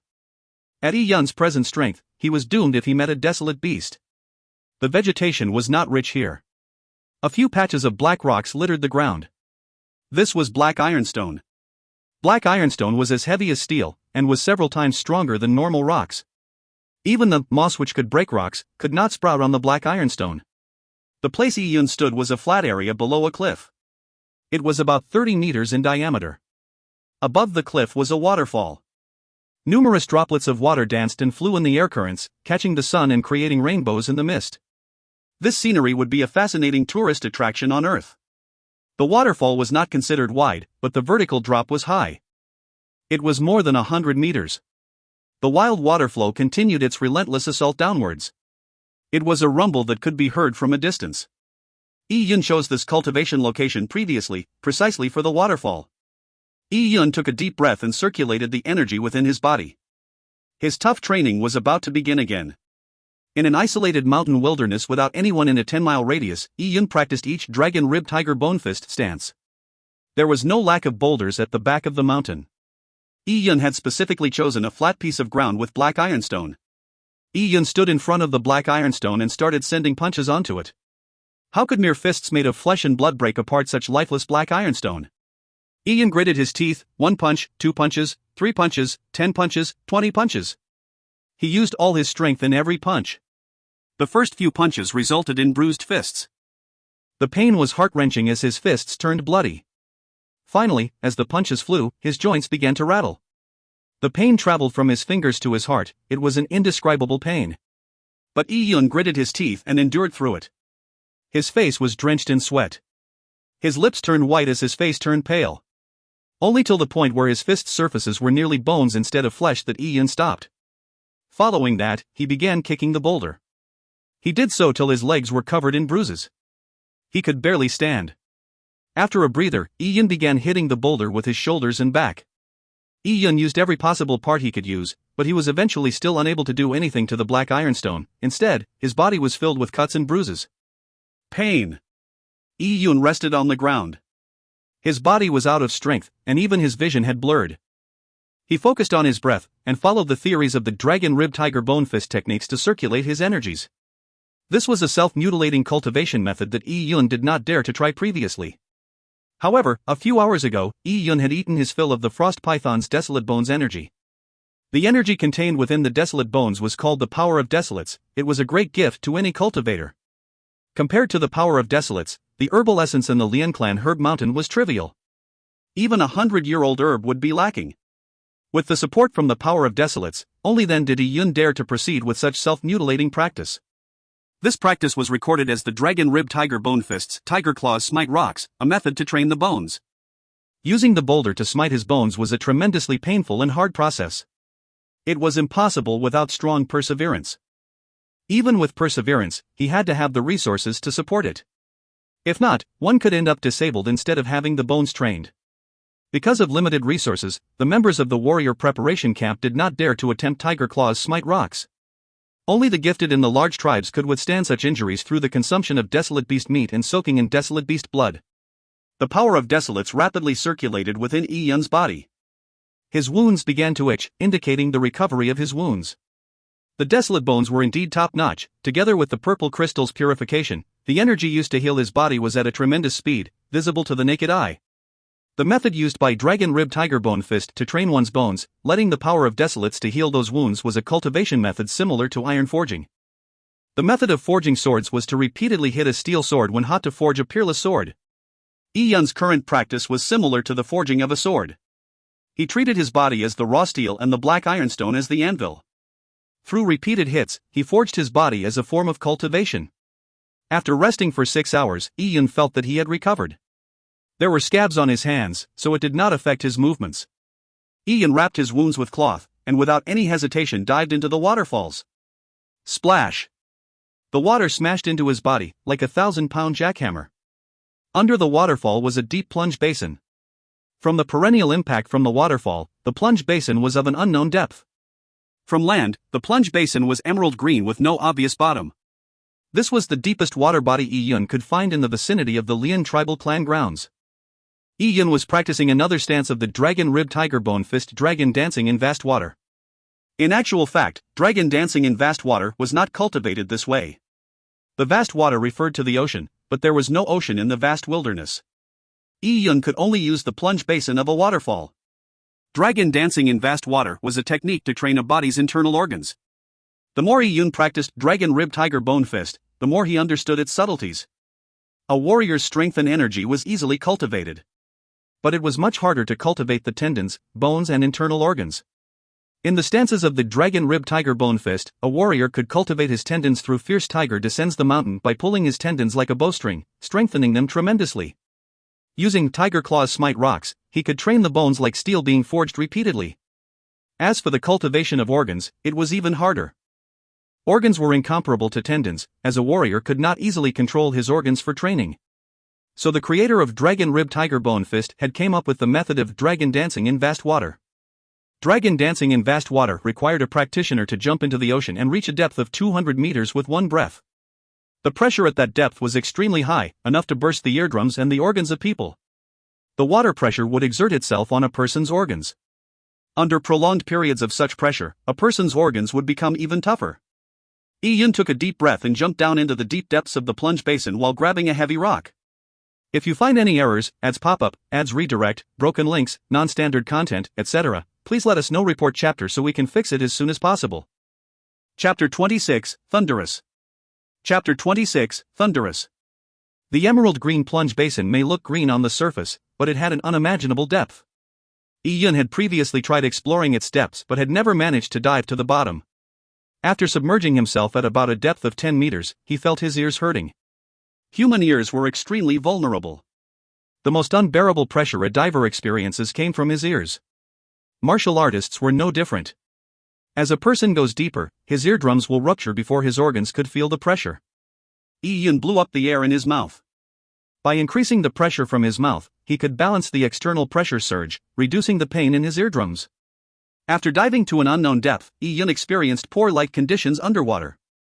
Only by looking towards the water surface would he see the beautiful sunshine being transmitted down. In order to have a means of escaping danger, Yun kept close to the cliff. Peppering the cliff were weird rocks. The rocks led downwards into a deeper depth that was complete darkness. It was a terrifying and bottomless darkness. Thankfully, Yun had reached the vigor realm. His breaths could last him a long while. With one breath, he was able to endure about 15 minutes. On Earth, the breath-holding record underwater was about 13 minutes. Of course, those people had undergone professional training, and if Yun trained himself more, his timing would be longer.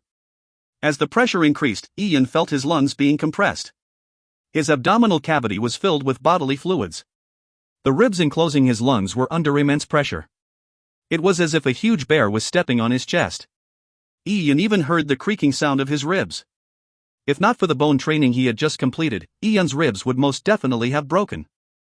With his abdominal cavity compressed, tremendous pressure was transferred to Ian's body, compressing his bodily fluids and organs. Slowly, Ian felt his limit approaching. Diving was a dangerous sport. The moment one lost consciousness due to the water pressure, one was undoubtedly doomed. The corpse would slowly fall to the bottom and get completely crushed. On Earth, deep diving enthusiasts had to make all sorts of preparations such as ropes, balloons, and other life-saving devices. As for Ian, he naturally had none of that. He had to rely on his own assessments. Splash! Splash! In the quiet depths underwater, Ian could hear his own heartbeat and even the sound of his blood flowing. The sunlight in the mountains was already dimmer, but at these deep depths, one could say that Ian was totally surrounded by darkness. Under a quiet, dark, and high-pressure environment, the only thing that Ian could clearly feel was the purple crystal origins in his chest. That cool feeling flowed through his bloodstream. This cool feeling was like the fountain of life in fairy tales. Although it was extremely weak, it could ensure Ian's survivability. It allowed Ian to stay conscious under such extreme conditions. This situation resembled the time he experienced the cave-in back on Earth. Trapped under the earth, the purple crystal had accompanied him in that quiet and dark environment. Ian also felt that the purple crystal was like his life's last refuge. When his organs were damaged under the immense water pressure, the purple crystal would silently repair his organs. It allowed him to not only experience the immense water pressure but also recover in the shortest time possible. Ian lost his sense of time underwater. He kept following the theories of Dragon Rib Tiger Bone Fist by circulating his energies. When he felt his breath was mostly used up, he began to swim upwards. Deep-sea divers would usually not have much energy or air.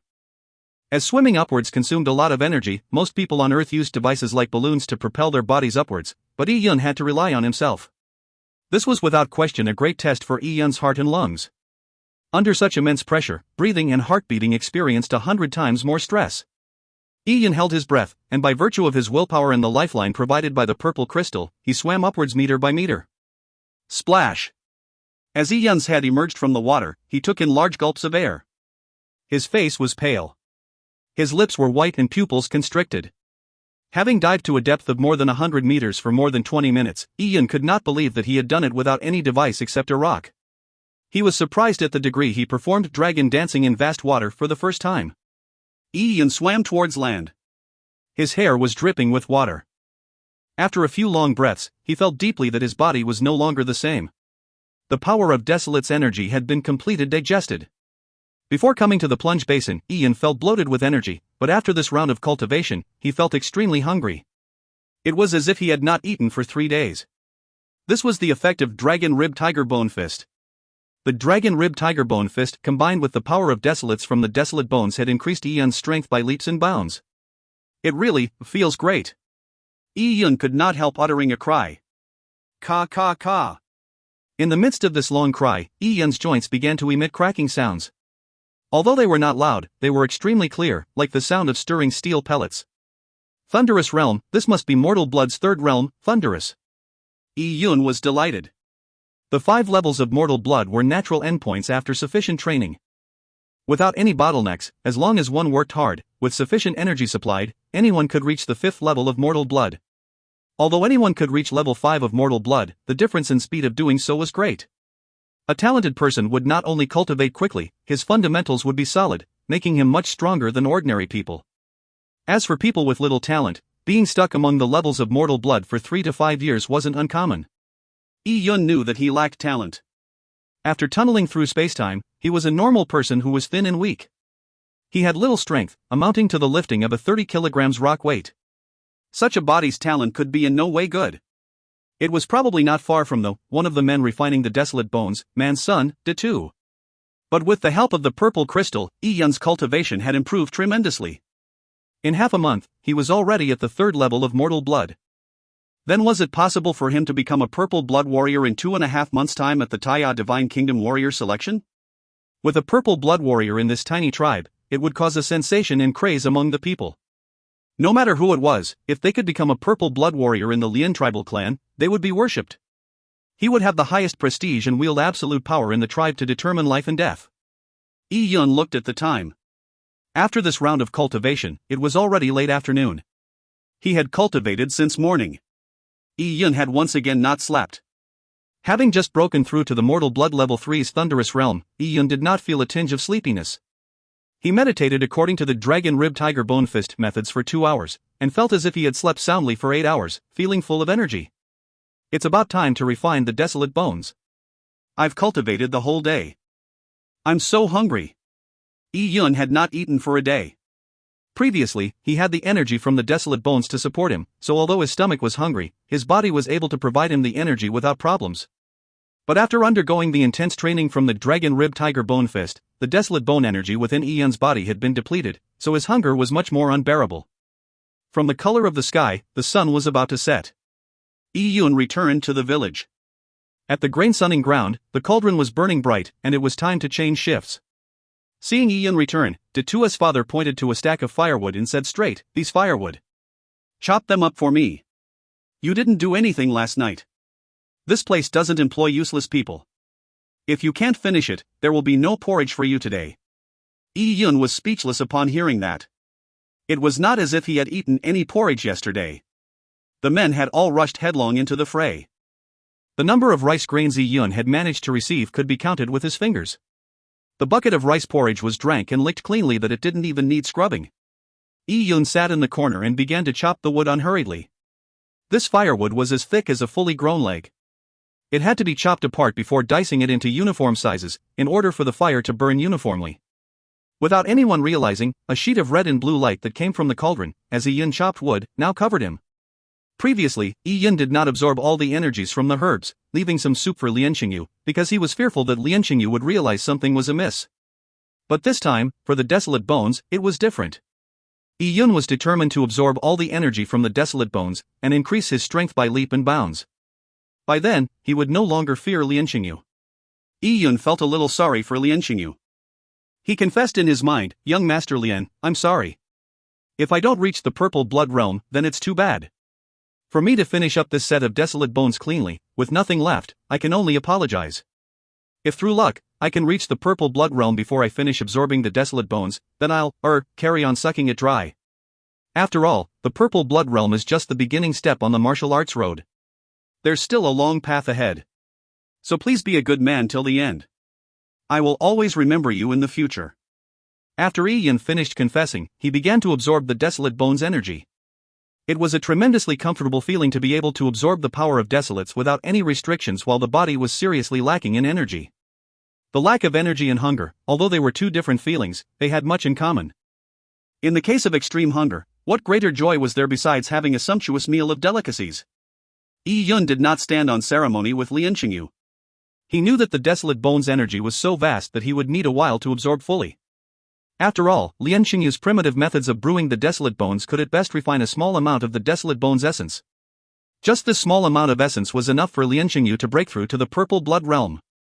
However, for Yi-Yun, using the purple crystal to absorb the desolate bones' energy, he could absorb it completely and with high efficiency.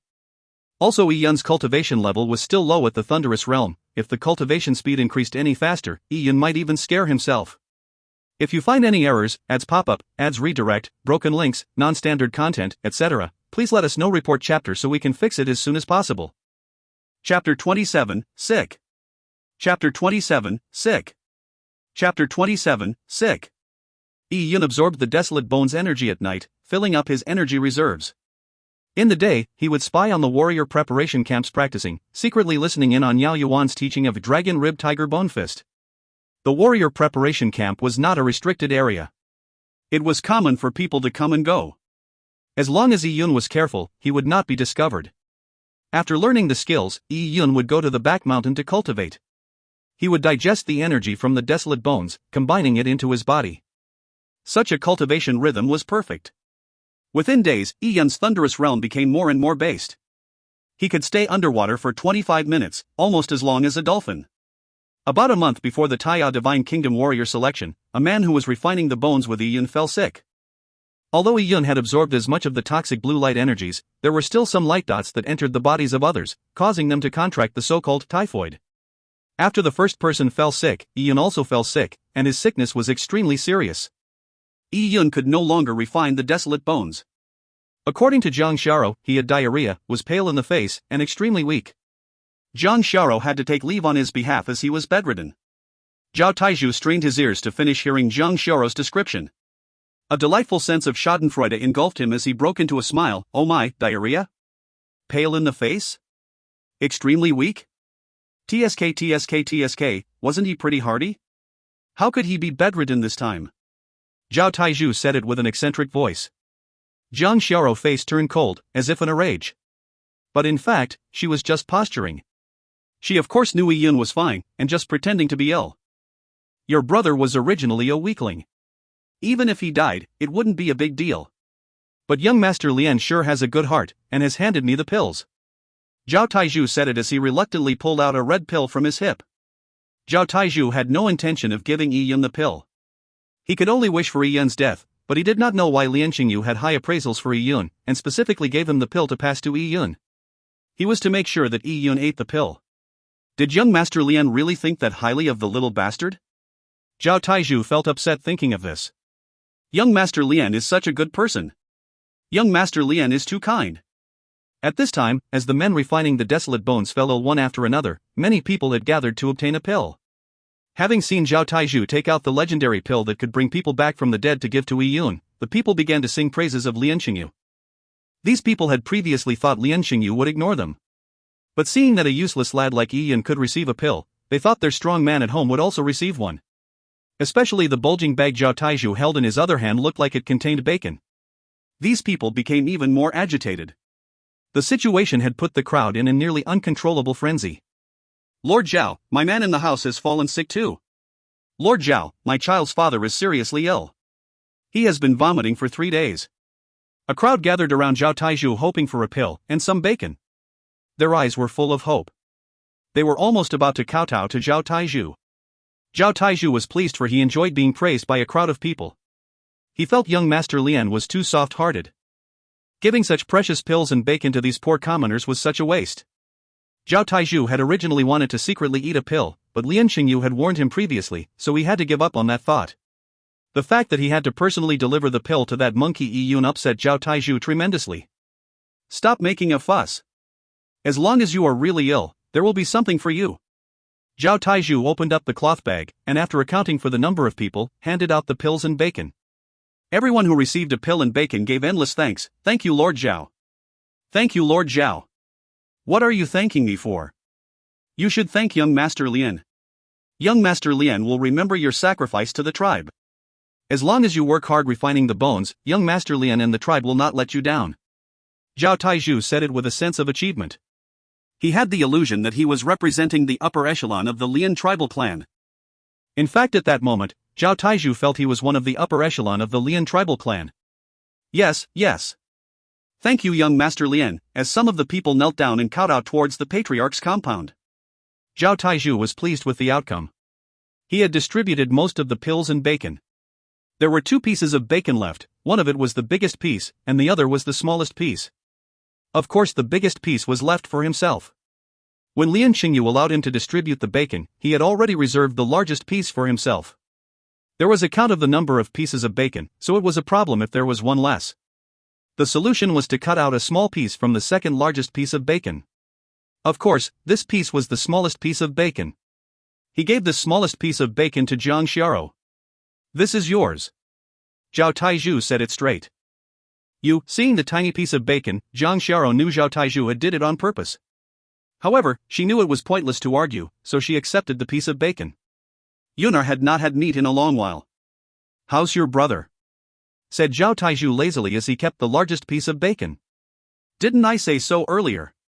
Replied Zhang Xiao sharply. Let me follow you back. What can I do? I have a good heart and I care for the citizens, said Zhao Taizhu as he made a division between himself and the commoners. The word citizens was extremely irksome to the ears. As for why he wanted to see Yun was partly due to Lian Xingyu's instructions, or he couldn't be bothered less. Zhao Taizhu did not understand why Lian Xingyu was taking such care for the little monkey. Actually, Lian Xingyu had only said it to Zhao Taizhu casually, and did not take it to heart. He had aspirations higher than the sky, to become one who lords above all, and enjoy endless riches. Why would he bother about some small character like Yi Yun? He was just curious why Yi Yun had not died all this while. He had fell off a cliff when picking herbs the first time. He was even able to dig himself out after being buried. The second time was when he had secretly transmitted a fatal Yuan Qi into Yi Yun's body, but Yi Yun still did not die. Lian Xingyu wanted to know that with the refining of the desolate bones frost poison together with the toxicity of the blood-thinning pills, could Yi Yun still survive it? To Lian Xingyu, Yi Yun was like a C**croach. Although a C**croach was small and weak, it had an extremely tenacious vitality. Even after being squashed with its organs burst and losing the capacity to move, a C**croach could still survive a day or two without food and water. Yi Yun was similar. Although he was so weak, he had survived numerous death experiences. Pang! The yard door was kicked open. Jiang Xiao asked with a crisp angry voice, "What are you doing?" "Ha, to see your brother." Zhao Taizhu strutted in and saw Yi Yun lying on the bed. Yi Yun's face was covered in sweat. His hair was wet and sticking to his forehead. There was a pot that seemed to contain vomit, emitting a foul stench. "Damn it, it's noxious." Zhao Taizhu pinched his nose and passed the blood-thinning pill to Yi Yun. "I don't really know what dog *T like you have, to be able to get special treatment from young Master Lian. You look worse than a beggar of beggars. Looking at you makes me feel sick. Quickly eat this pill." Yi Yun picked up the blood-thinning pill on his blanket with a deadpan expression. Jiang Xiao rushed forward with a bowl of water. When Yi Yun held the blood-thinning pill, he could feel the energetic properties of the pill. There were pathetic amounts of energy in it. It did not contain any valuable herbs, but contained a very poisonous substance. A good pill contained energy within it. The pill's medicinal essence would spread through the body when a person consumes it. It will then naturally heal injuries, giving the person a new lease of life. But a bad pill like the blood-thinning pill contained nearly no energy. It used the toxic substance to stimulate a person's potential, without any concern for the consequences. So although a person could recover quickly after eating this pill, it would greatly shorten the person's life. For a pill that did more harm than good, Yi Yun of course did not eat it. Although Zhao Taizhu was looking from the side, it wasn't hard for Yi Yun to deceive him. He ate the blood-thinning pill and drank a mouthful of water. It seemed like he drank a lot of water, but when the bowl was removed, Yi Yun had spit out all the water back into the bowl. Following that, Yi Yun looked as if it took a lot of work to swallow, but his mouth contained no water, so naturally nothing was actually swallowed. Immediately following that, Yi Yun would pretend that his body was weak to point that he had difficulties even in drinking water, and would cough violently. Jiang Xiao came forward with a cloth to wipe Yi Yun's mouth. In the process of wiping his mouth, Yi Yun spit out the blood-thinning pill without any trace, leaving the pill in the cloth. With the cloth scrunched up, nothing could be seen. Zhao Taizhu was full of disregard and impatience, so he did not see through Yi Yun's act. Even if it was Lian Xingyu who came, he would probably not have seen Yi Yun spit out the pill. After all, Yi Yun had the appearance of a 12-year-old. Who would think that he could be capable of such acts? Count your blessings. After eating this pill, it will not only save your life, but it will make you more energetic. It's better than looking like a ill-ridden weakling. Saying that, Zhao Taizhu walked off. After Zhao Taizhu left, Yi Yun scrutinized the blood-thinning pill in the cloth with a flash in his eyes. This Lian Xingyu is so cruel. To refine that set of desolate bones, he was prepared to kill numerous people. This strange world was unlike Earth. On Earth, there would be instances where a child brings a knife to school to stab another child to death after a quarrel between the two. These kind of situations were rare, and only seen on news networks like Tencent. But in this power-oriented strange world, such matters where someone could be killed over some words, could it still be labeled a matter? Because of the peaceful rule of law on Earth, murder was a huge deal, but over here, murder was as commonplace as slaughtering cattle. In fact, plenty of times, killing someone did not need a reason. Not looking right was sufficient reason. If you find any errors, ads pop up, ads redirect, broken links, non-standard content, etc., please let us know. Report chapter so we can fix it as soon as possible. Chapter 28, Faking. Chapter 28, Faking. With the blood-thinning pill handed out, all the men who had contracted typhoid recovered by the next day.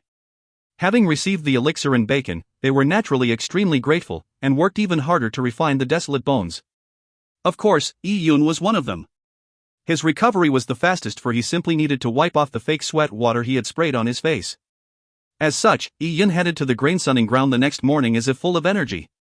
After this bout of illness, Yi Yun and the group changed from the night shift to the day shift. This suited Yi Yun's wishes since he could no longer learn much more from Yao Yuan's dragon-ribbed tiger bone fist. Yao Yuan was not planning to teach the remaining stances, but the first few stances was enough to occupy Yi Yun for a period of time. Refining the desolate bones in the day, and practicing in the back mountains at night made it more covert. "Kiddo Yun, is your body feeling better?" asked the auntie from next door. She had seen Yi Yun skipping down the road, as if he had excessive energy. "Auntie Wang, I'm totally fine. Thanks to young Master Lian's elixir. Young Master Lian is such a great person," smiled Yi Yun, with a look of gratitude. As he went down the road, he boasted to others about the effectiveness of the blood-thinning pill. That's great, that's great," Auntie Wang said as she saw Yi Yun's energy, knowing that he had fully recovered. For an adult like Yi Yun, it was pretty awkward for him to skip down the road, but he was after all a 12-year-old child in the eyes of others. The age of 12 was when kids were the most playful. Yi Yun was noticed by Lian Xingyu because Lian Xingyu had felt he was too mature, unlike a child. A 12-year-old had to behave like a 12-year-old. If he acted as one occasionally, it would reassure people that nothing was out of the norm. "My family's man wanted to brew that bone soup thingy, but too bad he was not able to." "Kiddo Yun, you sure are lucky," Auntie Wang said with envy. "Ha, Auntie Wang, there's still some bacon left from the one I received. I'll give you a piece tonight." Yi Yun said casually. He did not cherish this piece of bacon that were coveted by all these poor commoners.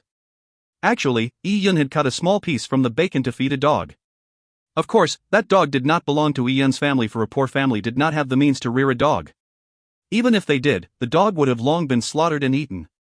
In the entire Lian tribal clan, only the warrior preparation camp reared a few dogs. All of these dogs were hunting dogs. As there were few wild beasts near the Wonderland, searching for rabbits without hunting dogs would be no different from searching for a needle in a haystack. Yi Yun had fed the meat to the dogs because he was worried that Lian Xingyu had poisoned the bacon. Although it was unlikely, Yi Yun had to be cautious. After seeing that the dog was alright, Yi Yun then allowed Jiang Xiao to use the meat for cooking. Yi Yun had not enjoyed the taste of meat for ages. However, the taste of the bacon wasn't great, as it had been cured far too long. The meat was hard and tasted like wood. It only tasted salty and lacked the fragrance of meat. But for such a piece of bacon, Jiang Xiao had insisted on leaving it for Yi Yun, and refused to eat it. Yi Yun took a lot of effort to convince Jiang Xiao to have a small bite. Yi Yun did not eat much himself. He even hung the remaining meat on the wall. Yi Yun had aimed for the Taiyao Divine Kingdom warrior selection in 2 months, hence he was not concerned about this tasteless piece of bacon. He had heard from Jiang Xiao that the Auntie Wang from next door had taken care of them in the past, especially in the years after Yi Yun's mother had passed away.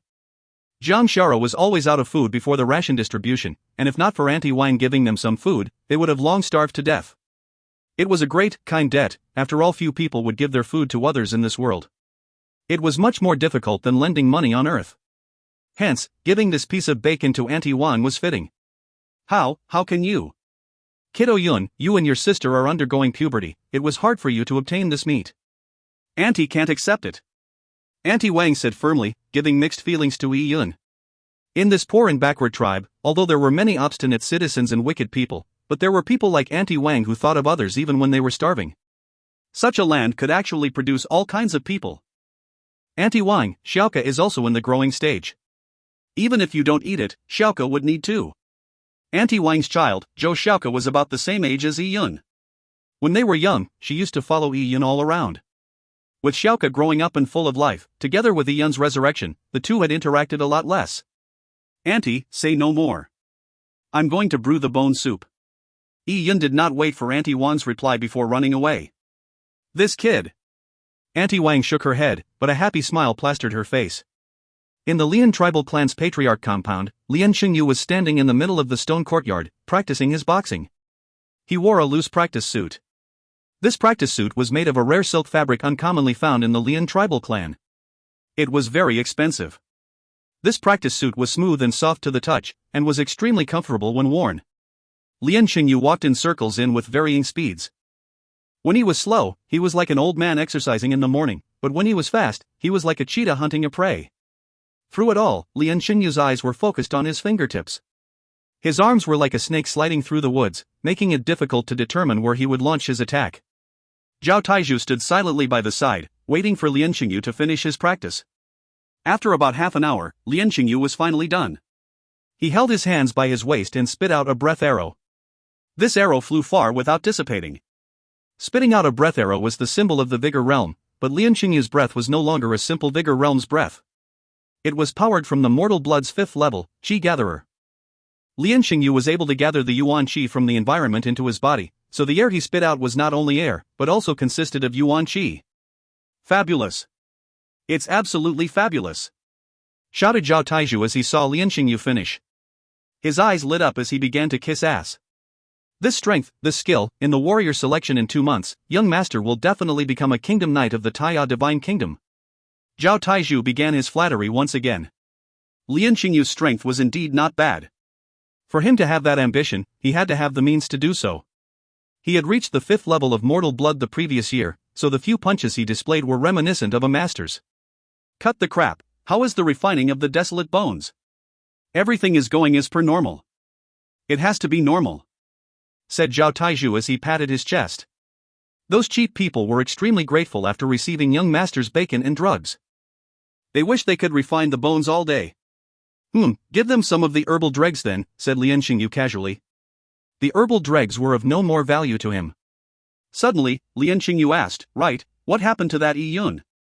Yun, Zhao Taizhu gave a look of disdain. That kid fell sick a few days ago and had diarrhea, and was covered with sweat. The entire house stank. He was no different from a beggar. If not for young master's mercy, he would have long died without the elixir. Lolimi followed young master's instructions and saw with my own eyes that the kid swallowed the pill. But thankfully, that kid still has some conscience. These few days he had been going around singing praises of young master, saying that he could recover all thanks to young master's medicine. This, Lian Xingyu's mouth formed into a gentle arc after listening to Zhao Tieju's narration. This tribe of cheap lives, each more foolish than the preceding one. He thought that there were a few clever ones in the tribe like Yun, but it seemed he had worried too much. It was good, them being dumb allowed him to cover up any incidents in the future. Make sure to keep watch. The nearer we are to the end, the more we need to ensure that nothing goes wrong with the refining of the desolate bones. If it's refined successfully, I'll reward you greatly. If anything wrong happens, you will pay me with your head. Lian Xingyu said the last word with great killing intent, scaring Zhao Taizhu into nodding incessantly. Young master, don't worry. This servant will keep watch day and night, I will ensure that nothing goes wrong. Zhao Taizhu hurried to the grain-sunning ground in a flurry. Yun was still chopping wood in his usual unhurried manner. Yun secretly smiled when he saw Zhao Taizhu, it was true an idiot could do no harm. What are you looking at, get to work. Are you looking to die? Zhao Taizhu roared and threw a big bag. When the bag was opened, out came a huge pile of herbal dregs. These were the remnants after Lian Xingyu finished soaking his body in. This herbal dregs are a reward for you. The necessary supplementary drugs are in there too. Take them back and boil it in water. Soak your body in it while it's still hot, and it will benefit you much. Damn it, you guys really have it good. Zhao Taizhu swore as he said those words. The men's eyes lit up after hearing it. They rushed to grab the herbal dregs. Of course, Yun did not get any. Even if it was given to Yun, he would not have wanted it. That was after all the bathwater of Lian Xingyu, would he want to soak in the leftover bathwater? It must be a joke. Yun still did the motions of lunging forward. When he did not get any, he just sighed. Seeing Yun having such a slow response, and being dim-witted, Zhao Taizhu could not help laughing. This idiot could not do anything even when in a hurry, what else could he do? He deserved starving to death. Zhao Taizhu left, as the men carried on refining the desolate bones. The refinement process was to brew the desolate bones essence in the leaf fire water, and then evaporate all the leaf fire water, allowing the dissolved essence to crystallize. The leaf fire water's boiling point was extremely high, so it was not easy to evaporate it away. Countless amounts of firewood had been burnt. The men in charge of the refinement had their skin grilled red. But Yun was an exception. His skin was still like a baby's bottom and his cheeks were rosy. This rosiness was not a result of the fire, but from the absorbing of the desolate bones essence. Because he was well nourished, his healthy body displayed a healthy pink. As Yun looked at Zhao Tieju's back, he glanced at the huge cauldron. Again he had satiated his appetite, and could not wait to go rampant on the back mountain. His body was full, but his fist could no longer wait. If you find any errors, ads pop-up, ads redirect, broken links, non-standard content, etc., please let us know. Report chapter so we can fix it as soon as possible. Chapter 29, Opening Up the Meridians. Chapter 29, Opening Up the Meridians. As the days went by, the Lian tribal clan's back mountain was dotted with Yun's footsteps.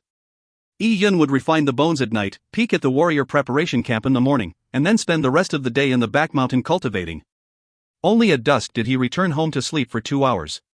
Yun's cultivation was extremely tough, but it also caused his strength to jump leaps and bounds. The back mountain was separated a distance from the herb mountain, and since his location was very far from the village, few people ever came here in the day. At night, there wasn't even a shadow, so Yun could train at ease. 15 days later. Ha! Yun roared, as his body shot up like an arrow into the sky. He had leaped past a 10-meter-high rock. With the air ringing in his ears, every joint in Yun's body cracked loudly like a dragon or tiger's roar. Fierce tiger descends the mountain. Yun kept his body taut with his feet pressed against his hip, before sending a punch flying out. Twang! Yun's body emitted a clear sound. It was the sound of a strong bow's twang. This was made by Yun's tendons. Compared to Yao Yuan, this sound was even more intense. Ka-cha! A huge rock crumbled in front of Yun as he smashed through it with a punch. Spider web-like cracks appeared throughout the rock. This was no ordinary rock, but one made of black ironstone. It was stronger than ordinary rocks, but today it had been smashed by Yun's punch. Chirp! Chirp! Chirp! In the forest, several birds flew away in fright. All the bugs and frogs quietened immediately due to the shock. At that moment, the entire mountain was silent.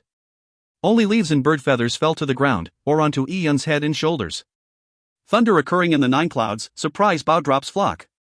My fists have reached such a state. Currently, when Yun exerted all his energies, his joints would crack loudly, with a thunderous sound. As for surprise bowdrops flock, it would only be possible for a lone injured goose. Because even a 9-sure strongbow would have trouble intimidating a flock to drop. A casual movement of Yun's body issued ka-ka-ka sounds. His bones were well forged like metal and his tendons were as strong as dragon ribs. My current level has been fully consolidated. It's time to attempt at opening my channels and enter the 4th realm of meridians. The human body had meridians, but ordinary people did not have their meridians opened, so they were unable to complete a circulation to accommodate the Yuan Qi from heaven and earth. When a warrior practiced the arts, he would attempt to clear his meridians after his body was completely trained. It was the first step on the path of martial arts. A human's channels consisted of 12 regular meridians and 8 special meridians. The 12 regular meridians spread throughout a person's limbs. They were the 3 armine meridians, lung, pericardium, heart, 3 arm yang meridians, large intestine, triple burner, small intestine, 3 leg yang meridians, stomach, gallbladder, bladder, and 3 leg yin meridians, spleen, liver, kidney. As for the 8 special meridians, they spread throughout the body. The most 2 important special meridians were the Ren Du Er Mai. The position of the Ren Du Er Mai is in the central axis line of a person, and will be seen as a straight line from the front. The Ren vein is located in the front, while the Du vein is in the back. The 2 lines circle into a bundle in a person's body, passing through the Dan Tian and Hui Yin. Like 2 ropes that passed through a person's crotch, they held up a person's body. There were broken channels between the Ren Du Er Mai. When the Ren Du Er Mai was opened up, the broken channels would heal up, forming a central expressway for a person's energy to fully circulate. So to be able to open up the Ren Du Er Mai was an important step to opening up the entire body's meridians. In the wuxia novels Yun had previously read, there were multiple ways to open the Ren Du Er Mai. For example, Zhang Wuji used the Heaven and Earth Great Shift to open up his meridians, while Xuzhu opened up his meridians by inheriting the powers of Li Qiushui and Tonglao. Including the ancient medical books, there were multiple records on how to open up the Ren Du Er Mai. The moment the Ren Du Er Mai was opened, a person would be rejuvenated and enjoy a boost in power. The perfect outcome of the meridians would pave the way for a higher realm of martial arts in the future. Yun crossed his legs and sat down. He began to accumulate his energies to open up his meridians. As long as he opened up his meridians, Yun's strength would be about the same level as a peerless expert from those wuxia novels. In ancient China, he would be able to walk up walls, settle any grievances, and behead the general of an entire enemy division. There were 2 ways to open up the Ren Du Er Mai. One was to rely on external help, while the other was to depend on himself. In the novels, there would be peerless experts helping the main character to open up the Ren Du Er Mai, causing the main character to increase in strength. This was also known as power transfer. It may be fast, but it was not the proper way. It was better to cultivate by himself. Of course, Yun chose the second method of opening up his meridians by himself. Written in the dragon rib tiger bone fist was a way to open up the meridians. By sitting cross-legged, every breath should be made as long as possible. Once a warrior reaches the third level of mortal blood, their breaths would mix with the energy accumulated in their body, causing a circulation that spread like fire. Yi-Yun consciously sent that energy to his dantian and compressed it. Again and again, Yi-Yun's body was filled with energy. His breaths increased in speed, but each breath was deeper than the last. Obtaining the essence of the sun and moon, and breathing in the heaven-earth yuan qi. If someone looked from a distance, they would see Yi-Yun's body engulfed in a thin layer of faint light. Especially Yi-Yun's chest. There was a purple light concentrated there which slowly spread throughout his body. This was the light the purple crystal origins emitted after absorbing the yuan qi from the surroundings. When Yi-Yun breathed out, the purple crystal in his heart would absorb the energies from the surroundings, helping Yi-Yun's last effort in trying to open up the meridians. Slowly, the purple light surrounding Yi-Yun grew denser. This purple light resembled the ancient Chinese legends of purple air comes from the east, a symbol of a saint. With the energy accumulated time and time again, Yi-Yun's body began to make sounds resembling the roars of dragons and tigers. His blood flow was like a mighty stream, flowing without restraint. With each breath, the air around Yi-Yun swirled rapidly. It was as astonishing as a whale sucking in water. Phew, phew, phew. Yi-Yun's breaths became more and more heavy. Every breath would muster up his body was like a boat being roughed up by the waves. As his body moved up and down, the energy in Yi-Yun's body began to condense. His tendons began to emit twang-like sounds, while his skin was like blown-up leather. His bones emitted popping sounds. When this accumulated to its extremes, Yi-Yun felt his body about to explode. He controlled his energy and sent the heat flow towards his dantian, wave after wave, as if they were crashing on the rocks. Yi-Yun slowly began to approach his limit. When the small vessels on the surface of his body was about to burst, he heard a boom. With Yi-Yun in the center, energy exploded out. The rock Yi-Yun was sitting on cracked, and the trees in a 5-meter radius broke. Yi-Yun felt his body go limp. His nostrils, ears were all bleeding. But this wasn't fresh blood but black blood. Including Yi-Yun's pores, a grayish sweat pulp oozed out. It's done. 4th level of mortal blood meridians. Yi-Yun knew that he had finally opened up his meridians, and had become equal to a hero from a wuxia novel. When Yi-Yun read novels in his youth, he had often dreamed of becoming a handsome gallant, walking up walls, upholding justice, and settling grievances. As for today, he had finally obtained that power. However, in this strange world, the energy was much richer than on Earth. Opening up the Ren Du Ermai on Earth would make one a peerless master, but that would be because Earth did not have the heaven-earth yuan qi. But in this world, not only was there heaven-earth yuan qi, there was also power of desolates, psychic powers and other mysterious energies Yi-Yun was still unable to understand. These energies were as powerful as the nuclear powers on Earth. These energies could be used by himself, so the 4th stage of mortal blood, meridians, was just infant steps on the path of martial arts. Yi-Yun leaped up from the ground. He could clearly see and feel his surroundings. He knew everything that occurred within a 10-foot radius, every rustle of the leaves and every squirm of a worm was heard loud and clear. He could count the number of leaves that had dropped in front of him with a glance. There were 32 leaves. With a clear awareness and a sharp mind, many martial artist experts had an eidetic memory. This was a result of their meridians opening up, resulting in an improvement of their brain's capabilities. After all, the Ren Du Ermai cycles through the brain. With the energy passing through the brain, it improves a person's memory and reactions. It feels awesome. So awesome. Having undergone a body transformation, Yi-Yun was extremely delighted. He had perfectly broken through into the 4th level of mortal blood's meridians. Not only that, he had experienced another round of marrow cleansing. Mortals eat all sorts of grains, causing their bodies to be filled with impurities. Before reaching the purple blood realm, it was a necessity to undergo a round of marrow cleansing. The more thorough a marrow cleansing was, the better it was. Yi-Yun, having gone through it twice, had less dirt than the previous time. Yi-Yun undressed himself and jumped into the plunge basin for a bath.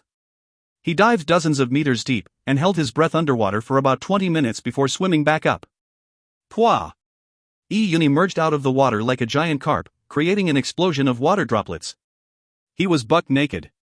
Without any change of clothes, Yi-Yun wore his old damp clothes. This set of clothes was soaked with water. It stuck to Yi-Yun's body, clearly outlining the firm curves of his body. After days of arduous practice, Yi-Yun's muscles had grown firmer, and his body shape was getting better by the day. He had also grown taller, becoming a handsome young lad. Yi-Yun gave off a brand new aura after breaking into the Meridian's realm. He stood on a large rock, with his body like a sheathed sword. He had an overpowering presence. Under the soft moonlight, it illuminated Yun's delicate skin, making it shimmer like mercury. Such a young lad no longer looked like a poor kid who had nothing to eat. Although he was like an uncarved sculpture, he was like a diamond in the rough. The clothes he wore could only be described as rags, but it could not conceal his shimmering aura. If you find any errors, ads pop up, ads redirect, broken links, non-standard content, etc., please let us know. Report chapter so we can fix it as soon as possible. Chapter 30, Gene Longway *. Chapter 30, Gene Longway *. Having broken into the Meridian realm, the world seemed different to Yun. He did not need to use the purple crystal origins to perceive the ubiquitous Yuan Qi in this world. This Yuan Qi was like the air, it would enter his body with each breath and be exhausted from his pores. This subtly changed Yun's physique. Heaven-Earth Yuan Qi had a higher grade of energy than food. Normal people ate grains, but a cultivator could use the Heaven-Earth Yuan Qi as their energy source. Upon reaching a certain level, they could avoid eating grains completely. In ancient China, Zhuangzi, a happy excursion, contained the records of doesn't eat the 5 grains, but sucks the wind and drinks the dew. It meant that a person could survive solely on the energies provided by the heaven and earth, losing the need to eat the 5 grains. Such a survival method allowed a person's body to be purer. With fewer impurities, they could also live longer. The ancients held this state in high esteem, so there were plenty of documentation in the ancient books. Of course, Yun was still far from the state of avoiding grains. Yun felt that even if he had reached the state where he could avoid grains, he felt that he would never succumb to that state. On Earth, Yun was a glutton, that lacks sophistication. It should be said that Yun was a food connoisseur, yes, a food connoisseur. The former was a symbol of laziness and gluttony, while the latter was for someone who could enjoy the beauties of life. Yun not only enjoyed eating, he was also a good cook. He had lived alone for a long time on Earth. Although his dishes were not comparable to a top chef, his home cooking was absolutely delicious. If Yun had worked hard to build a career after 2 years, with his looks and culinary skills, he would be an extremely eligible bachelor in the eyes of women. Unfortunately, with the tunneling through spacetime, he had to start from scratch. In the poor insufferable Lian tribal clan, Yun could not display his culinary skills. Yun could only hope that he would lead a good life in the future. He would set up a table of delicacies to reward himself. As for avoiding grain, sucking the wind, drinking the dew can all go to hell. Such a way of living was terrifying. If he could not satisfy his taste buds, wouldn't that be a great loss in the pleasures of life? Having arrived in this strange world for a month, the only meat Yun had seen was that piece of bacon. Although it tasted bad, it was still meat. With the bacon finished, there was only coarse grain porridge. Yun's taste buds were crying in dissatisfaction. Of course, under his conditions, Yun could only endure the gut-wrenching hunger, and replenish his energy using the Desolate Bones essence. Thankfully, the Desolate Bones essence tasted great. Since the Lian tribal clan has withheld the food, leaving no food for me, I'll eat their Desolate Bones essence. After all, he had already decided to absorb the Desolate Bones essence clean. Yun was not planning to stand on ceremony and decided to absorb as much essence as he wanted today with the aid of the purple crystal's capabilities. It was what Yun had always been doing, but there was a disruption in his plans today. At dawn, Yun realized that the tribe was extremely lively when he returned to the village. The young and old from the tribe had came out of their houses. They had gathered in the square in front of the patriarch's compound, causing the tiny square to be filled with people.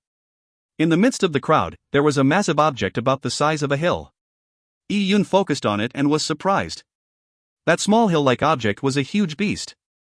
Yun was stunned. How could such a huge beast appear in the Lian tribal clan? Looking at the head of the beast, it was absolutely mighty. One such beast could easily level the entire Lian tribal clan. But with so many people crowding around it, the huge beast clearly was not on the offensive, cohabiting with the Lian tribe in that small space peacefully. Oh! Yun's mind suddenly flashed, this beast. He recalled to the day he had crossed into this world. He had seen a huge beast running in the wilderness while returning home with Jiang Xiao. That beast was about 10 meters long, with sharp fangs and muscular limbs that resembled metal pillars. Its running speed was extremely fast. And on the back of that monster was a man, who had a sword slung on his back. That man's aura was commanding and extremely terrifying. That scene had left a deep impression on Yun. After all, being an earthling, such a scene was extremely shocking. And now, this huge beast in the square looked identical to that beast running through the fields. It might even be the same beast. Yun suddenly understood that someone important had arrived in the Lian tribal clan. This huge beast was the VIP's mount. How could Yun miss such an important matter? He flew quickly towards the square. En route, Yi-Yun saw the villagers celebrating, as if it were the new year. Yi-Yun also listened in to the conversations. These conversations made Yi-Yun's heart race. The owner of the huge beast was a member of the Jin Longwei. The Jin Longwei was the elite military division of the Taiya Divine Kingdom. The levels of the leading members were above the Purple Blood realm. With the basic units comprised of Purple Blood warriors, the Jin Longwei's battle prowess was unbeatable. The person who founded the Jin Longwei was the founding emperor of the Taiya Divine Kingdom. Back then, the Taiya emperor led the Jin Longwei across the lands, laying the foundation of the Taiya Divine Kingdom. This devastating division, the Jin Longwei carried on its legacy till now, for an unknown number of generations. Chosen personnels at the Taiya Divine Kingdom warrior selection would enter the Jin Longwei reserves. They would first cultivate in the reserves, and after passing the evaluations, they could become an official member. But to pass the evaluations was extremely difficult. If they failed the final evaluation, they would be sent to the regular army. It will then end their journey towards being an elite member of the Jin Longwei. If he's a Jin Longwei member, then that is to say this person who came to our tribe must be at least a Purple Blood warrior. A Purple Blood warrior from the Jin Longwei was totally different in battle prowess from a Purple Blood warrior born from the Cloud Wilderness. In actual fact, the Jin Longwei member who came to the Lian tribal clan was an expert at the peak of the Purple Blood realm. Having reached such a level, and having been well honed in the Jin Longwei, his battle prowess was unmatchable. He was an elite warrior of the Jin Longwei. For such a person who came to the vast wilderness, even the patriarch of 100,000 large tribe would have to bow respectfully. To the Lian tribal clan, such a status was terrifying. As such, the upper echelon of the Lian Qingyu went all out. Lian Qingyu and the patriarch put on their biggest smiles while leading the welcoming party. Yi-Yun had also seen it clearly. The man was the same man he had seen when he first arrived into this strange world.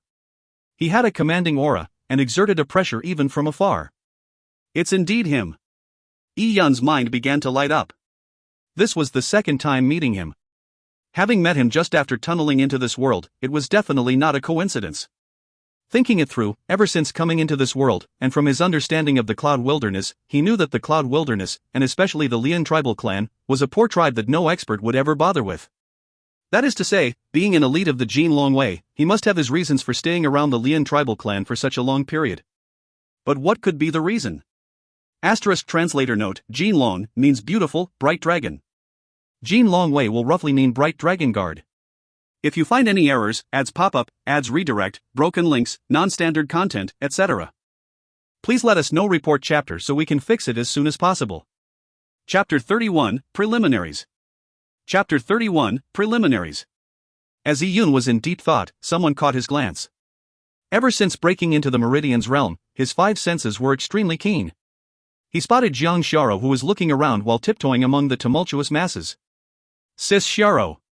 Yi-Yun let out a cry. Yunar. Having seen Yi-Yun, Jiang Xiaro was pleased. Oh, Yunar you. She felt that a difference in Yi-Yun today, but she could not put her thumb on it. If one were to describe the Yi-Yun of the past, it would be a submissive, harmless child. The present Yi-Yun was that of a smart-looking, handsome young lad. Even his rag-like clothes could not suppress Yi-Yun's aura of elegance. A diamond in the rough. Jiang Xiaro suddenly recalled this phrase.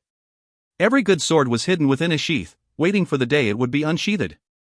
The present Yi-Yun gave Jiang Xiaro such a feeling. However, only Jiang Xiaro could feel the difference because she was extremely familiar with Yi-Yun from their constant interaction. For people not familiar with Yi-Yun, they would only find something different and brush it off. After all, Yi-Yun was a ill kid who was good for nothing. Sis Xiaro, I'm fine, Yi-Yun laughed. He knew that his aura had changed after breaking through into the Meridian's realm. Let's see what's going on. He grabbed Jiang Xiao's hand naturally and pushed through the crowd. Having reached the Meridian's realm, an invisible force would push the people apart with a stretch of his hand, allowing him easy passage. People who came round to figuring out what happened would only see a kid passing through. By the time they had a response, they would think that Yi-Yun's body was small, allowing him to squeeze through the masses. At the center of the square, the Lian tribal clan upper echelon were still carefully giving the sword-bearer a proper reception. Qingyu, give the order. Kill the cows and set up a feast. The patriarch waved his hand, although his heart ached. The tribe reared a few cattle. It was the entire fortune of the Lian tribal clan. Although the cattle looked similar to the cattle on Earth, their strength was much greater. In the wilderness, rocks littered the ground. Some of the rocks were black ironstone. Opening up a piece of land for agriculture was extremely difficult. Without the cattle, the Lian tribal clan would not be able to produce any food. And when that happens, the Lian tribal clan would totally rely on the Tao tribal clan for food. Hence, in the Lian tribal clan, each cow's value was worth more than 10 lives. It sounded pathetic, but that was reality. With the Jin Longwei arriving in the Lian tribal clan, the tribe had to entertain the guests. However, the tribe had been tightening the belt for the refinement of the desolate bones, so there was no food left. They could only resort to killing the cattle. The sword-bearer naturally knew that the small tribes in the wilderness led tough lives. He said coolly, "You don't have to kill the cattle. I met several fierce beasts, who attacked me on the way here. I killed them and stored the meat on the near-horn beast as rations. You just need to get people to take it down and cook it." The man may have said it without any flair, but the people of the Lian tribal clan were shocked. In the cloud wilderness, there were 3 types of beasts that would attack humans. They were the wild beasts, fierce beasts, and the desolate beasts. Wild beasts were the most common kind of beasts. They were similar to tigers and leopards on Earth. An experienced hunter, even if they lacked martial arts, would be able to capture one using traps. As for fierce beasts, they were a power unto itself. They were comparable in strength to a purple blood warrior. There were extremely many fierce beasts in the cloud wilderness. In fact, the greatest threat hunters of the tribe who went out to hunt were these fierce beasts. Although desolate beasts were strong, but they would lay dormant in areas known as desolate lands that had dense amounts of power of desolates. As long as one avoided the desolate lands, they would be safe. However, the spread of fierce beasts was too wide, it was unavoidable. A purple blood realm warrior had the ability to hunt, not only because they had the ability to kill many fierce beasts, but because if they couldn't defeat one, they had no trouble escaping. This sword-bearer had crossed the wilderness and easily killed numerous fierce beasts. Such strength was very enviable. Lian Xingyu took a deep breath and clenched his fists. The large bulging bag on the near-horn beast was clearly the meat hunted from the fierce beasts. One day, I would eventually have that strength, and would even far exceed that. Lian Xingyu decided. Hearing that they did not need to kill the cattle, the patriarch was delighted. Still, he politely said, "How can that do? We can't let a guest prepare the food. Our Lian tribal clan may be poor, but..." "Enough, you don't have to carry on. My trip here is on official business," said the sword-bearer with an authoritative voice. He was not interested in the fake niceties the Lian tribal clan displayed. "High Ambassador, please speak. Although my Lian tribal clan is nothing, but it has thousands of people. If the High Ambassador has any requests that would need us, please speak your mind." The patriarch spoke humbly without any vexation from having his words cut off. He knew that a member of the Jin Longwei would not come to such a worthless place like the Lian tribal clan. The man said, "Recently, the Cloud Wilderness had a huge event. And the location of the Lian tribal clan happens to be within the area of the event. The Jin Longwei is here for that reason." As the man's voice tapered off, the patriarch's expression changed. Something happened in the Cloud Wilderness? Furthermore, from the tone of his words, he was just one of the many Jin Longwei members who came. An event that could be considered great by the Jin Longwei was something the Lian tribal clan could not even fathom. He did not know if it was a blessing or curse for the Lian tribal clan to be within the event's area of influence. If they got engulfed by such a big matter, the ant-like existence of the Lian tribal clan would be extinguished without a sound. Seeing the patriarch's expression, the man said coolly, "This matter shouldn't involve you. However, there will be plenty of people passing the vicinities of your tribe. There may be many big shots among them. It's best not to offend them." "Yes, old me will bear what High Ambassador says in mind," nodded the patriarch. The man carried on, "My visit to the Lian tribal clan was a matter of convenience. My superiors have ordered me to give you some pointers in preparation for the soon-to-be kingdom's selection." Having said that, the man turned towards the tribe. His voice was loud and clear even 10 miles away. Momentarily, the rambunctious crowd was silenced. "My name is Zhang Yuxian. Remember well. My visit here to the Lian tribal clan is to choose 30 youngsters below the age of 28 as my temporary disciples. I will give pointers on your stances and techniques. I will only be here for about 3 to 5 days. You will need to work hard. If you understand the content I teach, you will definitely pass the kingdom's selection." The Lian tribal clan held their breath the moment Zhang Yuxian said those words. The kingdom's selection. It was tied to their future. The entire tribe had burnt their bridges to ensure that Lian Xingyu passed the warrior selection. The members of the warrior preparation camp were especially excited. They were so excited that they had trouble breathing. An expert from the Jin Long Wei actually came to their Lian tribal clan to give them pointers on their skills and techniques. This was such a good thing. They did not harbor any hope at passing the kingdom's selection, but if they received Zhang Yuxian's pointers and learned an advanced skill from the Jin Long Wei, it would aid them in their future growth. When Lian Qingyu eventually passed the kingdom's selection and entered the city, those who were stronger could win themselves riches. The 30 people will be chosen by me. The participants of the kingdom's selection will also be chosen from those 30. In other words, those not chosen by me will not be qualified to participate in the kingdom's selection. After hearing Zhang Yuxian's words, Yi Yun suddenly understood. This Zhang Yuxian was the kingdom's selection's first examiner. The kingdom's selection was rarely held in the Cloud Wilderness. There was a lack of resources in the Cloud Wilderness, so the warrior's average strength was low. Since the distribution was wide, it was hard to hold an examination. To ensure that all the tribes could participate in an examination would involve large amounts of manpower and resources. So having an experienced elite Jin Long Wei like Zhang Yuxian do a preliminary selection would save a lot of time. Now, all those who wish to become a temporary disciple of mine by participating in a 3-day training period, and wish to participate in the kingdom's selection, step forward. I will choose 30. A commotion arose the moment Zhang Yuxian finished his sentence. The members of the warrior preparation camp were the first to lunge forward with all their might. Those who knew how to read the attitudes like Zhao Taizhu first looked at Lian Qingyu for approval before they squeezed forward to be before Zhang Yuxian. In a short moment, the entire warrior preparation camp's members had stood forward. There were about 60 people in the warrior preparation camp, and those who matched the age requirement numbered about 40. Zhang Yuxian was only going to choose 30, which meant there would be about a dozen people who would be eliminated. The weaker members of the warrior preparation camp became nervous, afraid they would be brushed off by Zhang Yuxian. If you find any errors, ads pop up, ads redirect, broken links, non-standard content, etc., please let us know. Report chapter so we can fix it as soon as possible. Chapter 32, The Weak are enslaved as slaves. Chapter 32, The Weak are enslaved as slaves. Everyone is here, Lord Zhang.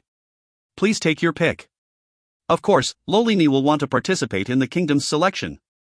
If possible, I wish to be a subordinate of the Lord, receiving the Lord's teachings, said Lian Qingyu respectfully. Zhang Yuxian took a glance at Lian Qingyu and measured him up. Oh?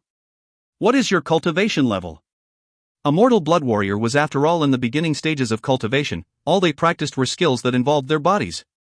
The 5 levels in mortal blood were classified by a person's physical phenomena. Hence, it was hard to tell with a look that a person had opened up their meridians, or if their bones and tendons could make sounds. Only a person who had reached a cultivation level at the spiritual level could sense a person's level of accomplishment. This was called opening heaven's eyes. Only then could they judge a mortal blood warrior's cultivation level. Evidently, Zhang Yuxian had not reached such a level. Answering the Lord, Lolini has reached the peak of mortal blood level 5, Chi Gatherer. I'm one step short of the purple blood realm. Oh? Zhang Yuxian furrowed his brows. To be able to reach such a level while growing up in a small tribe that lacks resources. You must either have exceptional talent or have had an opportunist event. Either way, it's all very good. Zhang Yuxian nodded, saying, Stay behind then. Thank you for the Lord's appraisal. Lian Qingyu said respectfully. He was not overjoyed because he had taken for granted that he would pass Zhang Yuxian's assessment. His goal was the kingdom's selection.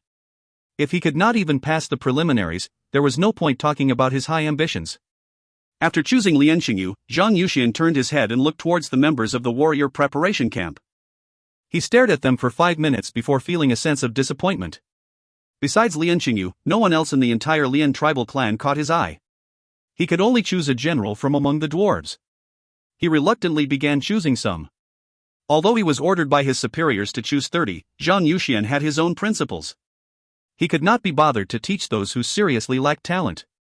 Is there no one else in the Lian tribal clan who want to participate in the kingdom's selection? Zhang Yuxian's eyes swept through the commoners of the Lian tribal clan. Coming into contact with Zhang Yuxian's glance, the people were a prudent lot. They too wanted to be given pointers from a legendary person like Zhang Yuxian. But they could not even make ends meet, so they knew no martial arts. Even if they stood forward, they would be brushed off by Zhang Yuxian. It would only be humiliating to step forward, the entire tribe will mock his feeble attempts. The commoner's reaction was within Lian Qingyu's expectations. He laughed, saying, Sorry for the joke displayed before the Lord, the ones who practice martial arts in the tribe are all here. As for the rest, they are commoners who are good for nothings. They are only good for agriculture and picking herbs. They are not suited for martial arts, so may the Lord not pay attention to these people, may the Lord please.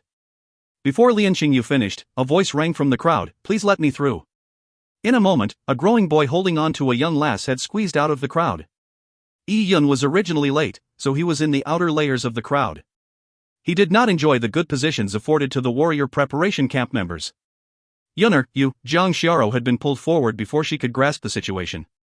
Only when she went through the last layer of the crowd did she realize where she and Yi Yun were. Jiang Xiao was dazed. This was the center of the square.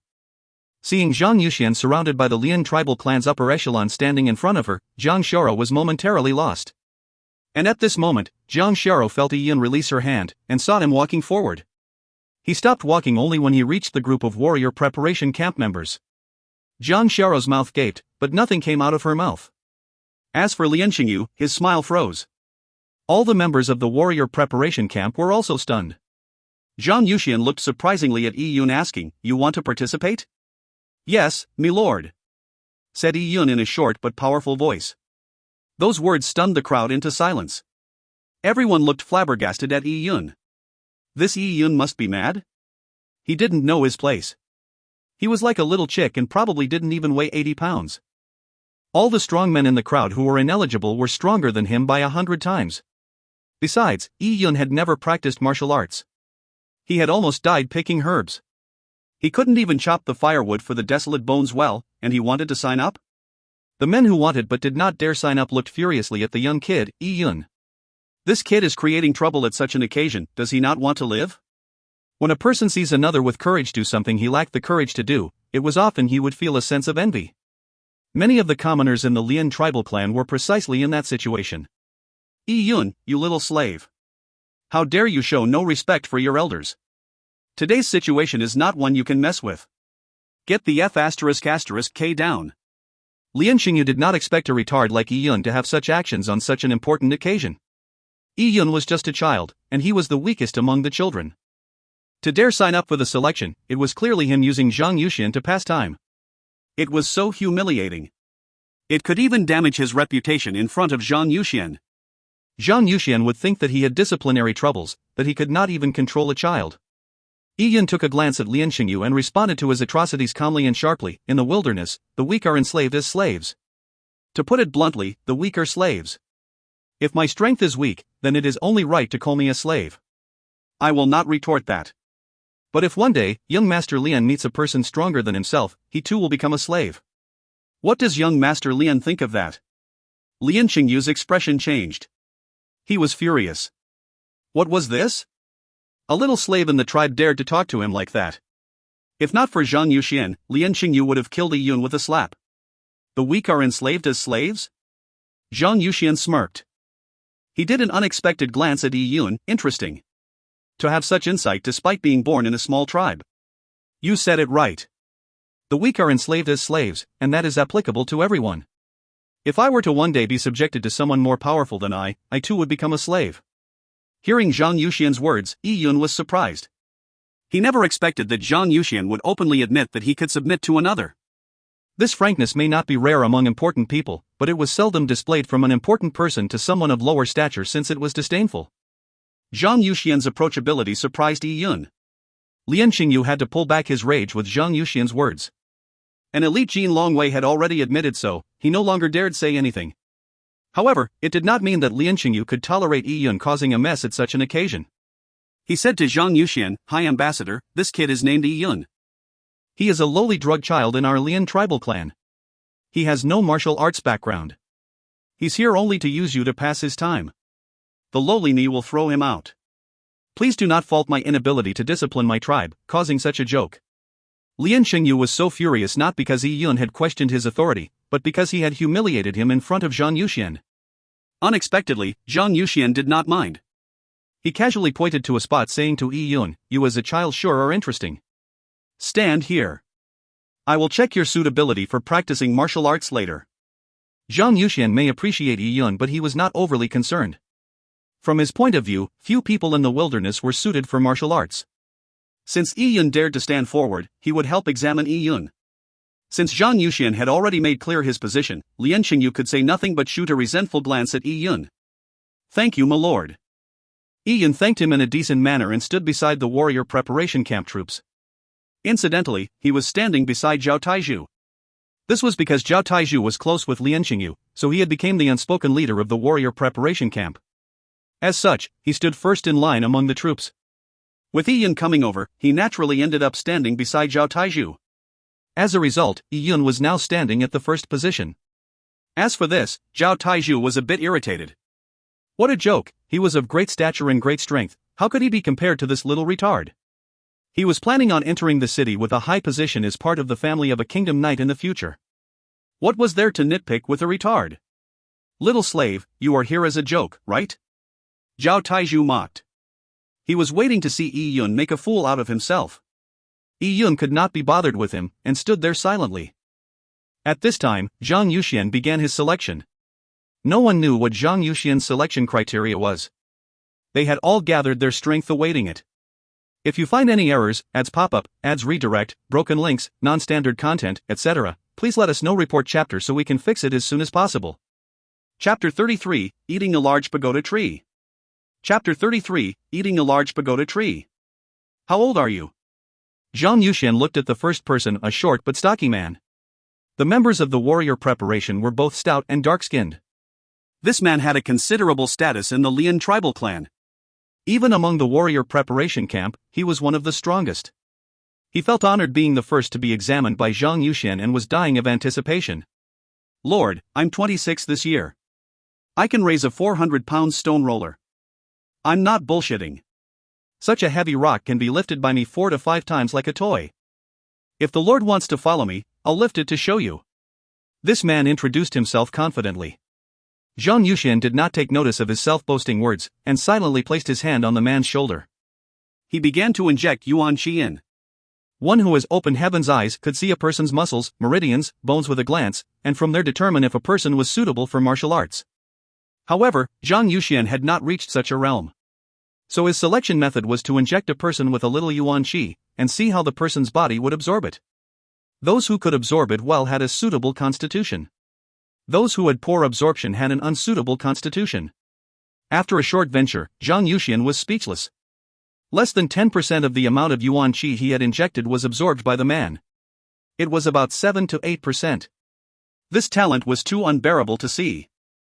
Do you think you can defeat your enemies just because you can lift rocks? Zhang Yuxian stared into the man's eyes saying, your constitution is extremely common, it's not suitable for martial arts. Zhang Yuxian's words were like a bucket of cold water splashed on the man's face. The self-boasting man was confused. Not suitable for martial arts? How could I not be suitable for martial arts? That man felt extremely disgruntled, but coming into contact with Zhang Yuxian's cold stare, he faded backwards like a defeated C** fighter. I was always stronger than my peers since young. I could lift a 400-pound stone roller when I grew up. If I wasn't suited for martial arts, would I be able to lift the heavy stone roller? These thoughts swirled in the man's mind. He had been practicing martial arts for years, and to be told by Zhang Yuxian that he was unsuitable for martial arts, negated all his previous efforts. Of course, he only kept that in his mind, for he did not have the courage to contradict Zhang Yuxian. Stay here for now. Zhang Yuxian did not plan on sending him packing immediately, but kept him there. It was because Zhang Yuxian knew that he had to be mentally prepared when making a selection in the wilderness. It was hard for these people to become an expert under such poor environments. A tribe without any experts would continue on from one generation to the next, and it was very unlikely a prodigy could transpire out of that. But very quickly, Zhang Yuxian realized that he had underestimated the extent of the poor quality of men in the vast wilderness. He began to understand that there was no such thing as worst, only worse. As he went down the line, the self-boasting man from before was actually considered not bad. As he reached the end, most of them could only absorb 6 to 7%, there were even some who could only absorb 4 to 5%. It was a terrible sight. Zhang Yuxian could only lower his standards. He finally decided that all those who could absorb more than 6% could stay behind. I guess you barely qualify. Zhang Yuxian looked helplessly at a stout man, and could only describe it with the word barely. As he probed down the line, his elimination rate was at about 50%. With about 40 warrior preparation camp members, there were only about 20 who qualified under such standards, clearly missing the 30 people target. Lord Zhang sure is strict. Those soldiers from the warrior preparation camp are so strong, but half of them were eliminated. Thankfully we didn't go up, or it will be so humiliating. A few men who had previously wanted to make an attempt after seeing Yi Yun signing up felt lucky. Under such elimination practices, only a very gifted person could be selected. And they could tell that Zhang Yuxian was not really satisfied by the people who had passed. It was only because there was no one else to choose that he had to pick a general among the dwarves. Upon understanding this, the crowd began to admire Lian Qingyu even more. Only Lian Qingyu won the praise of extremely not bad. Yun'er clasped Zhang Xiao's tiny hands. She looked at Yi Yun worriedly. She knew that Yi Yun had been secretly practicing martial arts the past few days, but she did not think that his ability would rise above the members of the warrior preparation camp. If Zhang Yuxian would not even pick those men from the warrior preparation camp, how would he choose Yi Yun? Zhang Xiao was still standing in the middle of the square. Her position was extremely awkward. The crowd's eyes were on her. Her brother was among the preliminary candidates. Zhang Xiao could neither retreat, nor could she stand there. Yi Yun noticed Zhang Xiao's worried eyes and moved his mouth slightly. Sis Xiao, don't worry. I'll be fine. Zhao Taizhu burst out into laughter after hearing Yi Yun's words. UF *** king bullshitter, I can pick any stray dog, and it would be stronger than you. Lord Zhang would rather choose a dog as a disciple rather than you. Facing the cynical mockery, Yi Yun could only stare coldly into Zhao Taizhu's eyes saying, you should just care for yourself, as for myself, you don't need to worry. Yeah hey. This kid sure got C***CKY, to think he used those words against me. If you were to be chosen today, I will uproot that large pagoda tree by the village entrance and eat it, leaves and roots all. Zhao Taizhu burst into laughter as he said that. At the same time, another man standing beside Zhao Taizhu, another warrior preparation camp member echoed mockingly, then I'll eat that big stone roller by the village entrance. Ha, you guys sure are humorous. I'll join you guys by drinking all the water in the East River. The men from the warrior preparation camp began to turn rowdy. Yi Yun looked helplessly at these men and shrugged, whatever. At this time, Zhang Yuxian had already reached Zhao Taizhu. Zhao Taizhu wiped off his smile and stood up straight. Zhang Yuxian pressed on Zhao Taizhu's body and said 28? Zhao Taizhu replied hastily, the Lord sure has great eyes, little me is indeed 28. Zhang Yuxian frowned for Zhao Taizhu was also not satisfactory to him. But considering that the numbers were too few, he reluctantly said, I guess you meet the minimum requirements. I will keep you to make up the numbers. Zhang Yuxian began to reach the conclusion that having a kingdom selection in the cloud wilderness was a pointless endeavor. Zhao Taizhu heaved a sigh of relief and shook his fists. That's great. I passed. He was very excited and began demonstrating in front of Yi Yun. Although he had barely met the minimum standard, he had still passed. He was about to practice martial arts with the High Ambassador. When he had a meteoric rise, he could marry multiple wives and walk towards the peak of humanity, not something a weakling like Yi Yun could compare with. At this time, Zhang Yuxian was in front of Yi Yun. Everyone's eyes were concentrated on Yi Yun's body. Lian Qingyu sneered, I want to see how you are going to get out of this. That thought had bubbled into his mind, but he pricked it immediately. Yi Yun was a mentally handicapped kid, so Yi Yun would be oblivious even if he was humiliated. A mentally handicapped kid did not need to wrap things up. Causing an uproar was common. He might even mistake the jeers as compliments. Lian Qingyu was speechless when his train of thought reached this conclusion. It was akin to the quote that one should never argue with an idiot, they will only bring you down to their level and beat you with experience. Yi Yun, right? As Zhang Yuxian stood before Yi Yun. Yes, me lord. Have you never really practiced martial arts? Zhang Yuxian gave a wistful glance at Yi Yun. He was only at the purple blood realm, and could not tell Yi Yun's level, but he had felt that Yi Yun's body was hiding a power. To be talented yet self-effacing. I've trained a bit, Yi Yun chose his words wisely. Training by stealing lessons was also considered training. Lord, this kid is lying. Zhao Taizhu began to snitch, I can attest to the fact that this kid has never practiced martial arts. Yi Yun looked at Zhao Taizhu as if he was a retard, how would you know if I practiced martial arts? I've passed the tribal grounds multiple times. I've also practiced some of what instructor Yao had taught. Yi Yun openly admitted that he had practiced martial arts. This was to prepare for the day when he had to reveal his real strength. It would make people think he was a prodigy, lowering the risk of the discovery of the purple crystal. If not, he would be unable to explain where he got all his skills from. You secretly learned martial arts? Hearing Yi Yun's words, not only did Zhao Taizhu laugh, even the other members of the warrior preparation camp were trying hard to hold it in. They did not dare be audacious in front of Zhang Yuxian. At this point, no one pursued his crime of secretly learning martial arts by stealing lessons. A member of the warrior preparation camp said, Instructor Yao's dragon rib tiger bone fist is so profound. We couldn't even grasp it by following his every move. You dull kid without any strength learned it secretly? What could you have learned? Yi Yun could not be bothered to retort. He just wanted to leave the impression that he had practiced martial arts. It could be used to cushion the blow when he revealed his real strength. Zhang Yuxian pondered as he placed his hand on Yi Yun's shoulder, slowly injecting his yuan qi. Zhang Yuxian had not expected much. He had appreciated Yi Yun for his bravery, for it was rare for a kid to step forward under such circumstances. Of course, appreciation was one thing, but the practice of martial arts was not only about bravery. The yuan qi Zhang Yuxian released into Yi Yun's body completed a circulation, and as he waited expectantly in receiving the yuan qi back to see how much was absorbed, he realized that the yuan qi he injected had disappeared without a trace. Zhang Yuxian stared, how could this be? His brows began to jump as he refused to believe the situation he was in. He injected another surge of yuan qi into Yi Yun's body. This burst of yuan qi entered Yi Yun's meridians as if they had entered a black hole. The moment it passed Yi Yun's heart, it was absorbed by the purple crystal, with not a drop left. Zhang Yuxian was shocked. The yuan qi he had injected in Yi Yun had been absorbed totally. Seeing Zhang Yuxian's eyebrows jumping, Lian Chengyu did not know if Zhang Yuxian had been angered. He walked to Zhang Yuxian's side with a sullen expression. Lian Xingyu's thoughts revolved around the examination of the Lian tribal clan Zhang Yuxian was conducting, but alas, an eccentric flower like Yi Yun had messed it up. Although he treated the lives of the Lian tribal clan as dirt, he did not want the Lian tribal clan shamed in front of outsiders. It would result in others thinking lowly of him. Lian Xingyu reluctantly smiled, Lord High Ambassador, the banquet has been prepared. Shall we eat first? Lian Xingyu had wanted to divert Zhang Yuxian's attention, wishing he could cover up the incident with Yi Yun. But suddenly, Zhang Yuxian grasped Yi Yun's shoulders with both hands. He measured up Yi Yun carefully. A poor tribe in the vast wilderness could produce such a talent? Besides, this youth in front of him had the courage and commitment towards martial arts. He had proven himself by standing up in public.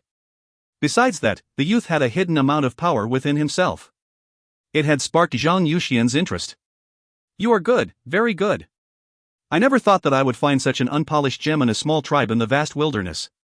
Zhang Yuxian was not stingy with his compliments. His voice projected far and loud.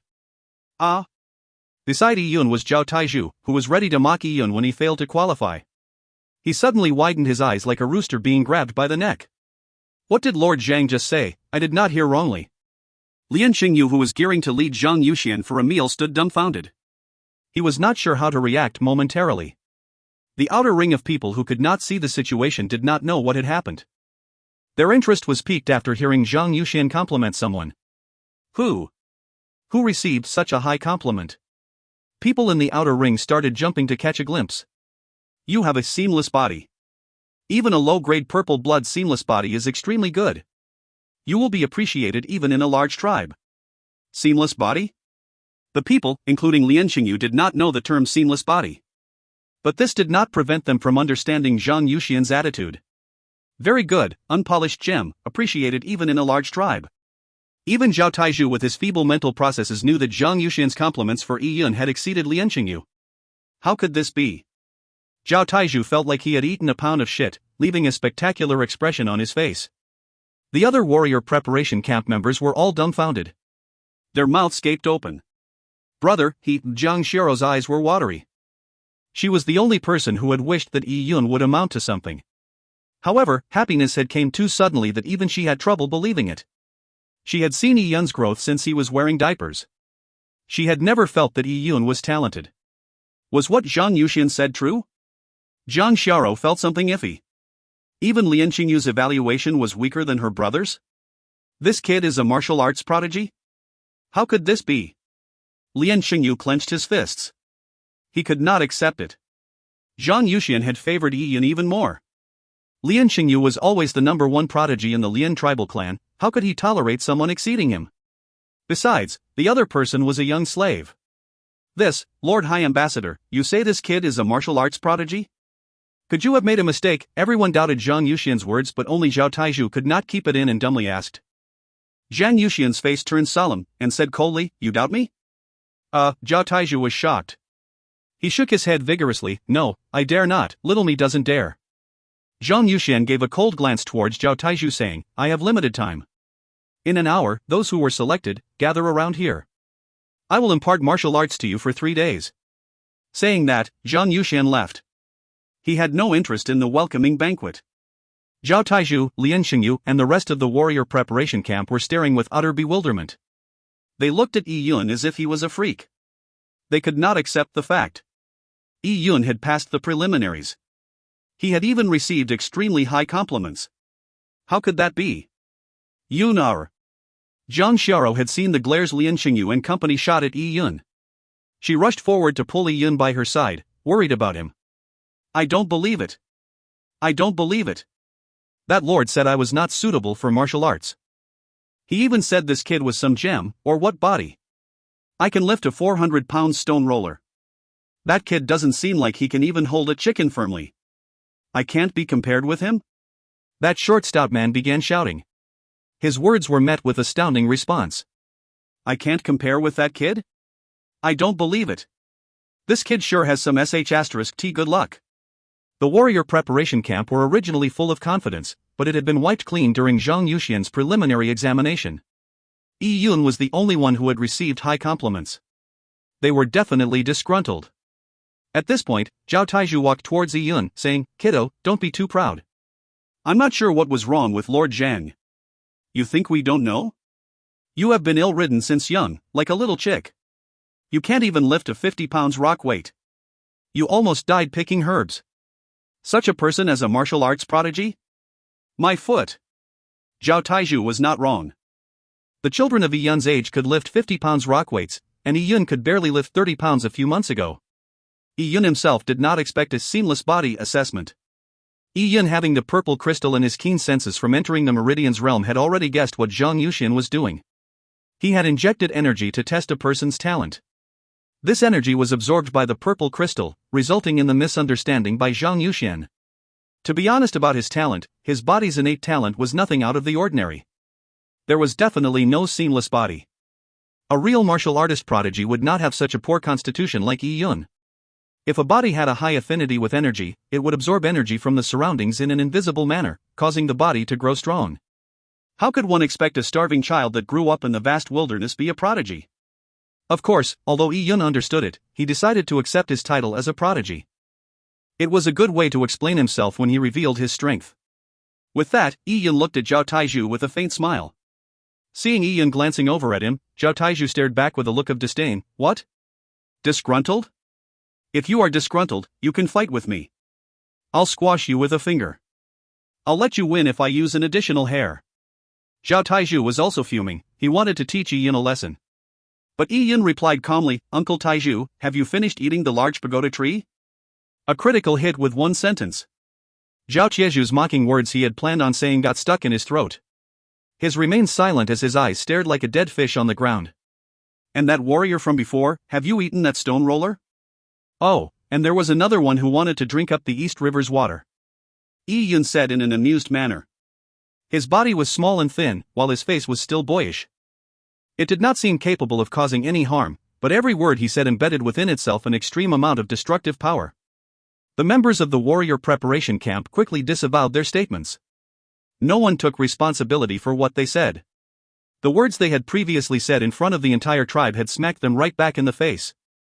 My fellow warriors, little me shall head back to take a rest. I need to make preparations for practicing martial arts with Lord Zhang. Also, young Master Lian, since little me needs to practice martial arts, can I take leave on the refining of the desolate bones? Yi Yun asked earnestly. Lian Xingyu's face was utterly black. How could he dare not to? Of course. Practicing martial arts is more important. Saying this, Lian Xingyu felt his intestines twist. If you find any errors, ads pop up, ads redirect, broken links, non-standard content, etc., please let us know. Report chapter so we can fix it as soon as possible. Chapter 34, Zhang Xiaoro's Warning. Chapter 34, Zhang Xiaoro's Warning. Yi Yun and Zhang Xiaoro returned home almost under the escort of all the villagers. To the Lian tribal clan, it was big news that Yi Yun had passed the examination. A poor kid had been chosen by a high ambassador and would be given martial art pointers. He could even participate in the kingdom selection in the future. This could not be described by any auspicious omen. You say, I watched this young kiddo grow up. I never felt anything special about him. He's really a martial arts prodigy? And to contest in the kingdom selection. Is that true? Since it was said by the High Ambassador himself, there has to be some truth in it. But I doubt he would have enough time to prepare for the kingdom's selection. Even if Iyun was a prodigy, he would have absolutely no hope. To the villagers of the Lian tribal clan, they knew that martial arts wasn't something that could be accomplished overnight. The kingdom's selection was an elite selection process. To catch Zhang Yuxian's fancy was already some *T good luck. It would be akin to daydreaming for him to pass the kingdom's selection. No matter how clever a child was, giving a child who had never read before a scholarly collection was pointless. It would never allow him to pass the exam to become a scholar in 2 months. It was the same logic with participating in the kingdom selection. The Lian tribal clan had came to a consensus, which no one doubted. With a lot of effort, Jiang Xiao finally brought Iyun home. Despite Jiang Xiao closing the courtyard's door, many people had climbed up the walls to look into Jiang Xiao's house. As the mud walls in the villagers were short, a kid could easily climb up the walls. As a result, a row of people were slumped over Jiang Xiao's house walls. The mud walls began to sink, as if they were about to collapse. Jiang Xiao did not bother about that. She had mixed thoughts. She was proud of her brother, but it was also mixed with the fear and confusion of the unknown future. Jiang Xiao knew that Iyun only had talent, but lacked strength. The villagers might have mixed it up, thinking that Iyun had undergone a life-changing event. Jiang Xiao knew that in the vast wilderness, strength was of utmost importance. A person with talent had to let the strength grow to be of use, or it would be useless. Yuner, Lord Zhang said you had a seamless body. Do you know what a seamless body is? Jiang Xiao held onto Iyun's hands as she sat by the bedside. Iyun shook his head. Sis Xiao, could it be that you know what it is? Yes, I've heard a bit about this. A seamless body means that a body does not have any energy leaks. Such a constitution is extremely suitable for practicing martial arts. Seamless body also has levels. The lowest level is mortal blood seamless body. One can be without leaks while in the mortal blood realm, but will not be able to do so upon reaching purple blood. A purple blood seamless body would not have any leaks in both the mortal blood and purple blood realm. But at higher levels, they will not be able to do so. I don't know what you are at the moment. Iyun was surprised at Jiang Xiao's words. Sis Xiao, how do you know so much? Jiang Xiao touched Iyun's head saying, when I was young, I had my talent tested by my family, so I had learned something from there. The steps to testing a seamless body were extremely troublesome. That Lord Zhang did not have any array set up, and his cultivation was limited, so he can only test you crudely. A person with seamless body is highly appreciated in a clan. But if you were only a mortal blood seamless body, then the appreciation will be limited. However, the higher levels of seamless body are extremely rare. I remember on the day of the test, a cousin of mine named Zhang Mingzhi was a sage-level seamless body. The entire family was overjoyed, and they celebrated for days. There were many VIPs who came during those days. As for the details, I don't really remember anymore. Iyun was stunned after hearing Jiang Xiao's words. Sage-level seamless body? Although he didn't know what level that was, it sounded really powerful. And, to be able to produce such a constitution in the family, what sort of clan did Jiang Xiao belong to? Iyun knew that Jiang Xiao came from a rich background. She was taught how to write from young. She had read widely, so she knew about cultivation. It was not possible children from small families could do. Having been born in such a clan, how did she inexplicably find herself seeking refuge in the vast wilderness, to be eventually adopted by his own family? Iyun could not help but ask, Sis Xiao, what sort of family clan was yours? Jiang Xiao wrinkled her little brow as she thought for a while before shaking her head saying, I don't remember anymore.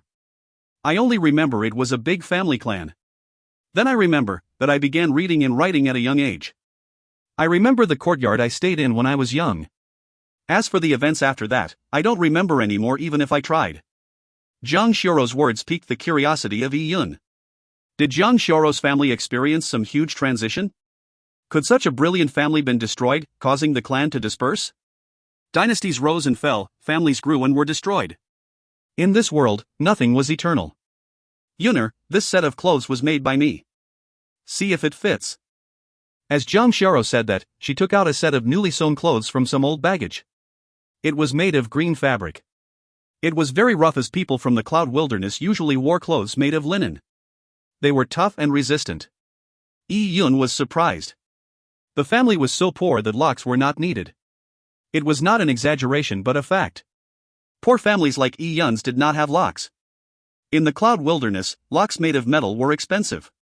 A poor family's entire fortune was not worth more than the price of a lock. In such a situation, Zhang Xiao was able to obtain a piece of cloth to make him new clothes.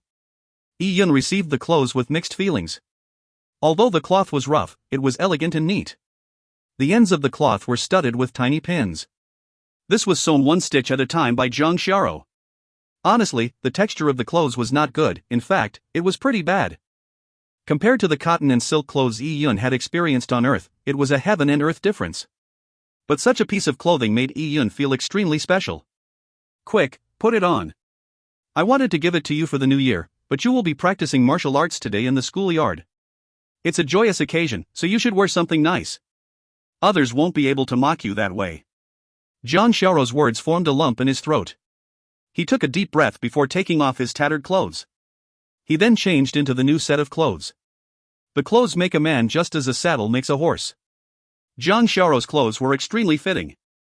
Although it was made of linen, it matched well with Yi Yun's growing body and the aura he obtained after breaking through into the Meridian realm. It was eye-catching.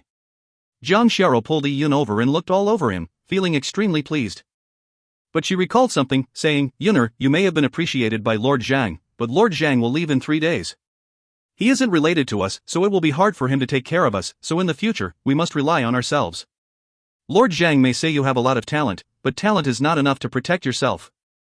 You might face a disaster before you mature. It's because an elephant has tusks, while a rhinoceros has a horn that they are hunted. When you are practicing under Lord Zhang, don't be too excessive. Keeping things low-key and staying cautious is the right way to go. Especially people like Lian Xingyu who are extremely narrow-minded. He will not spare you if you steal his limelight. When Lord Zhang is here, Lian Xingyu would not dare try anything, but what would happen after Lord Zhang leaves? Lord Zhang wouldn't know what sort of person Lian Xingyu is, nor would he know the ongoings in the Lian tribal clan and Lian Xingyu's hostility towards you. Lord Zhang likely has his hands tied with some matters, and he came here out of convenience for the kingdom's selection preliminaries. He will likely not put too much thought into it, and wouldn't meddle with the internal affairs of the Lian tribal clan. Hoping for him to protect you will be extremely hard. Do you understand? Zhang Xiao said a lot in one breath, astonishing Yi Yun. Zhang Xiao's thoughts were prudent. Her understanding of people and the world exceeded girls of her age. A normal girl would have fainted upon hearing her brother had been appreciated by a high ambassador. She wouldn't stay at home to give him advice, but run off to the neighbors to brag about her capable brother. Sis Xiao, I understand everything you said. Yi Yun held on to Zhang Xiao's hand. Don't worry, if I wasn't confident in dealing with Lian Xingyu, I would never have stepped forward today. Yi Yun had carefully weighed his choices before registering. Without question, Yi Yun had to pass the preliminaries hosted by Zhang Yuxian. Not only was it a required ticket for entry to the kingdom's selection, but to be able to be imparted skills from Zhang Yuxian made Yi Yun extremely interested. Previously, Yi Yun had stolen lessons from Yao Yuan, so the effectiveness was largely reduced. Yi Yun had to step forward when Zhang Yuxian was making his selection. However, Yi Yun could only reveal his talent, but not reveal his actual training in front of Zhang Yuxian. Zhang Yuxian did not know Yi Yun's trump card. Even Lian Xingyu did not know. Yi Yun was a weak kid a few days before, without herbs or people imparting skills to him. It was preposterous that he reached the Meridian realm out of nowhere. If Lian Xingyu informed Zhang Yuxian of this, Zhang Yuxian would feel suspicious. A proud person like him could not even have such a fast cultivation speed even if he ate all sorts of precious herbs daily. At that time, Zhang Yuxian might even suspect that he had a secret. Although Zhang Yuxian seemed like an upright person, but it was best to err on the side of caution. An upright person could be tempted by the huge treasure in front of him to do horrible acts. Yi Yun definitely could not expose the purple crystal. If you find any errors, ads pop-up, ads redirect, broken links, non-standard content, etc., please let us know. Report chapter so we can fix it as soon as possible. Chapter 35, Cornerstone Skill of the Army. Chapter 35, Cornerstone Skill of the Army. Late in the morning, Yi Yun came to the school ground. Zhao Taizhu and the bunch of warrior preparation camp members had arrived early with eagerness. They had moved big stone rollers and millstones over. These boars relied on these items to train their strength. It was what they were best at, and something they were extremely proud of. So although Zhang Yuxian had not arrived, these men from the warrior preparation camp had begun lifting the stone rollers. There were many villagers in the vicinity. They could not stop themselves from watching such a lively scene. Oh, isn't this our martial arts whiz? How about it, have a go at it? Zhao Taizhu demonstrated as he saw Yi Yun squeeze out from the crowds. Pang! With a thud, Zhao Taizhu had thrown a 500-pound stone roller in front of Yi Yun. Do you dare to have a go at it? Said Zhao Taizhu with a contemptuous look at Yi Yun.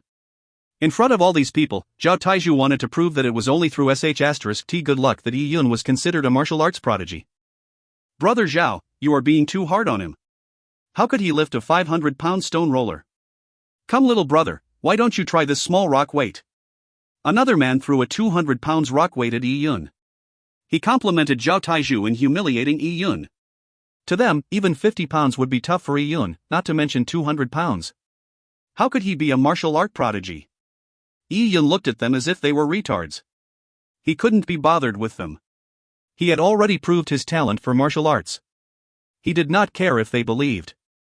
He had achieved his goal of planting the seed in their minds.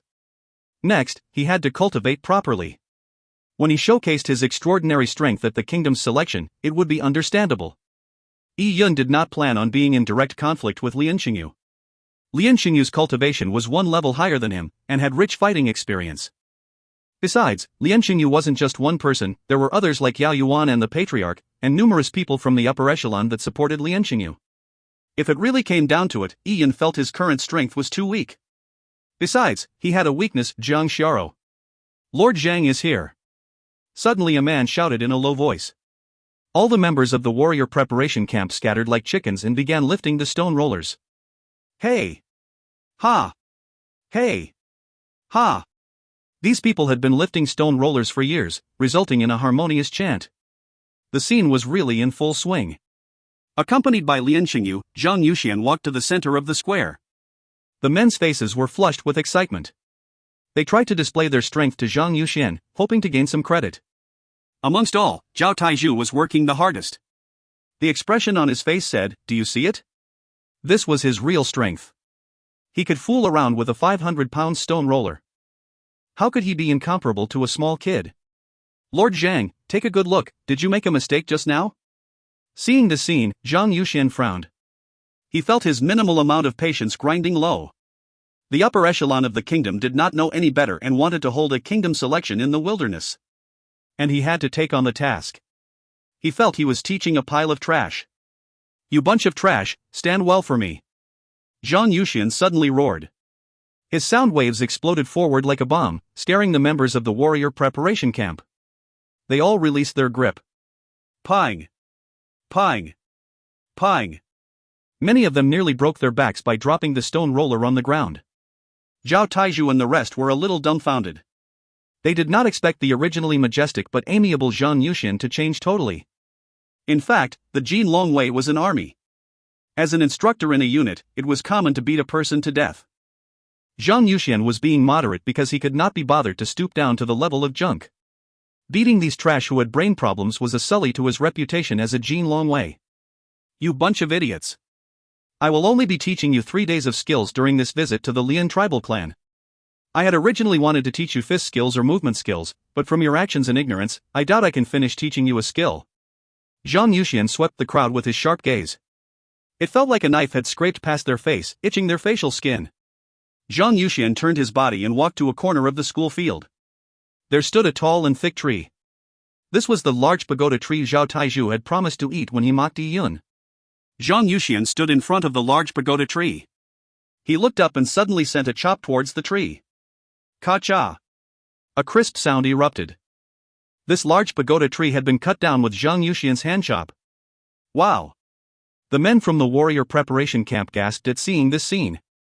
The surrounding villagers were shocked and couldn't stop grinning. They had never seen such a terrific display of skills. Lian Xingyu's eyebrows jumped. If it was a kick, he would have been able to do the same. But a casual hand chop to bring down a large pagoda tree as if he was cutting grass was a shocking display of power. Zhang Yuxian dragged the large pagoda tree that weighed thousands of pounds as if it was a wooden stick. He threw the big tree before the members of the warrior preparation camp. As the people looked at the tree, they recalled Zhang Yuxian's words. Zhang Yuxian had said that he will teach them one skill. Was it this hand chop? Thinking of this, many of them couldn't help anticipating it. This move was too cool. Even if they couldn't match Zhang Yuxian, just a tenth of the power would be extremely cool. Today the skill I'm teaching you is neither a technique nor a combat skill. It's a mystic technique. It's a cornerstone skill of the Jin Long Wei, priceless. If you can learn it well, the road of martial arts will be smoother, and it will greatly increase your body's strength. It will also increase your survivability.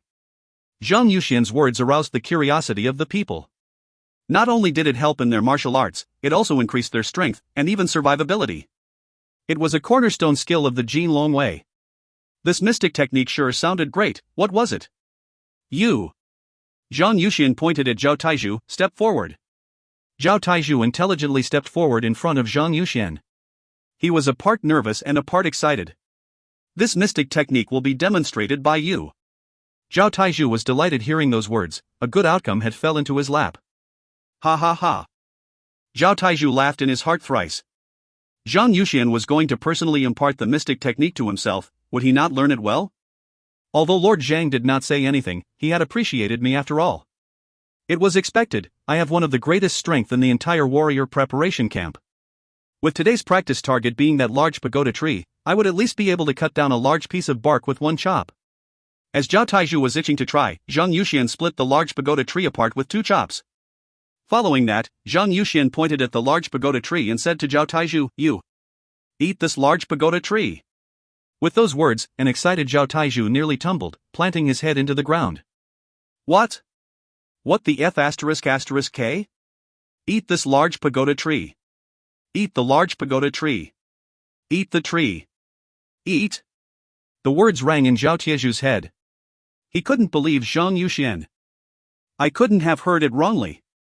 If you find any errors, ads pop-up, ads redirect, broken links, non-standard content, etc., please let us know. Report chapter so we can fix it as soon as possible. Chapter 36, Really Have to Eat the Tree? Chapter 36, Really Have to Eat the Tree? Oh? Do you not understand? Seeing Zhao Taizhu hesitate, Zhang Yuxian's expression turned cold. Zhao Taizhu was speechless. He felt that Zhang Yuxian was teasing him. Did Lord Zhang hear his lampooning of Yi Yun and was purposely teasing him? But no matter how discontent he was, he did not dare to retort Zhang Yuxian. At this time, the members of the warrior preparation camp looked at Zhao Taizhu with pity. They knew what words Zhao Taizhu had previously said to Yi Yun. They did not expect retribution to come so fast. Seeing Zhao Taizhu's misfortune, the 2 men who had pitched in about eating a large stone roller and drinking the East River's water began to twitch. They wished they could slap their own mouths. Why did they join Zhao Taizhu's craziness? It was possible they would receive their just deserves in a while. It was possible to take a bite or two from the large pagoda tree, but how could one eat the stone roller? Zhao Taizhu, what are you idling for? You were ordered to eat the tree, did you not hear? Lian Xingyu saw Zhao Taizhu's reluctance and reprimanded him. Lian Xingyu did not care what the reason was. He decided that since it was commanded by Zhang Yuxian, any order from the High Ambassador had to be complied. After all, it wasn't just because of his rotten luck.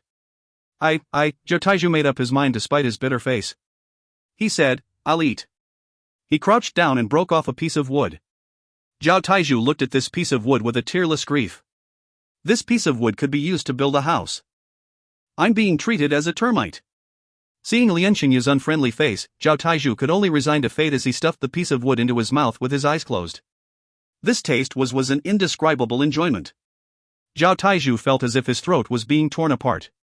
He had managed to swallow a piece with extreme difficulty. He looked at Zhang Yuxian helplessly. It read, is that enough? But Zhang Yuxian simply said, carry on. Zhao Taizhu almost fainted. He was great at lifting stone rollers, chopping trees and piling, but eating wood was a torture. Lord Zhang, I don't understand this mystic technique. Lian Xingyu had originally thought that Zhang Yuxian was teasing Zhao Taizhu, letting him understand the importance of following orders. But now it didn't look right. It seemed making Zhao Taizhu eat the tree was part of the mystic technique. If so, then even he had to eat the wood in a while. So he asked to be sure. Towards Lian Xingyu, Zhang Yuxian's attitude was better. He said, this mystic technique is known as the elephant swallowing technique. It's a technique used to train your stomach and digestive abilities. A person who accomplishes much in the elephant swallowing technique can eat as much as they want every meal. It is rumored some can even eat an entire elephant, hence its name. The members of the warrior preparation camp had an expression on their faces. Simply stated, this elephant swallowing technique was just a technique for eating. Isn't this a gluttony skill? Can this be considered a mystic technique? Seeing the expression on the members of the warrior preparation camp, Zhang Yuxian knew what they were thinking. He said disdainfully, "You people have the exposure similar to an ant. How dare you evaluate the cornerstone skill of the Jin Longwei? Simply ridiculous. Training a warrior's stomach is very important. With good heart and lungs, you can endure longer and fight harder. But being good at fighting can't be better than cultivation. With your stomach strong, it will be a benefit to cultivation. For mortal blood warriors, you may be moving stone rollers, fighting, climbing up trees and houses. Where does all this energy come from? It's from your meals. Some warriors with a well-trained stomach have astonishing appetite. They can finish a cow in 3 days. The amount of nutrition they absorb will naturally be more. Their muscles will grow stronger, and their strength increases naturally." Zhang Yuxian's voice was loud. Yi Yun was moved by his speech. Indeed, a warrior's energy output was terrific. This energy had to come from somewhere. And that energy source for mortal blood warriors had to come from their meals. Meals were energy. If one could eat more, there would be natural benefits. Consider the children of average talent that came from noble families. Most of the time, they would not be distributed desolate bones essence for their cultivation. The only method to increase their strength was by eating desolate beast meat. Most people would be full from about 4 kilograms of desolate beast meat. With such an appetite, it was pointless for them. They might as well take care of the family business. There were others who could eat 100 kilograms of desolate beast meat and still have room for more. All the desolate beast meat could be digested, obtaining the essence within. By working hard to cultivate, they would be able to reach a higher level. Hence, having a good stomach allowed one an advantage. Zhang Yuxian's foundation mystic technique was the elephant swallowing technique. It was a fundamental technique for practicing the arts. Zhang Yuxian carried on. The warriors from the large tribes practiced the elephant swallowing technique with desolate beast meat. As you lack the materials in the cloud wilderness, you can't even fill your stomachs. However, practicing the elephant swallowing technique is still useful. Having a strong stomach allows you to absorb the nutrients of anything you eat. Commoners will waste a lot of the essence when they digest the 5 grains they eat. Most of it is excreted as feces. Human waste is even eaten by dogs. Maggots thrive in the feces and the dung beetle rolls the dung into balls as their brooding chambers.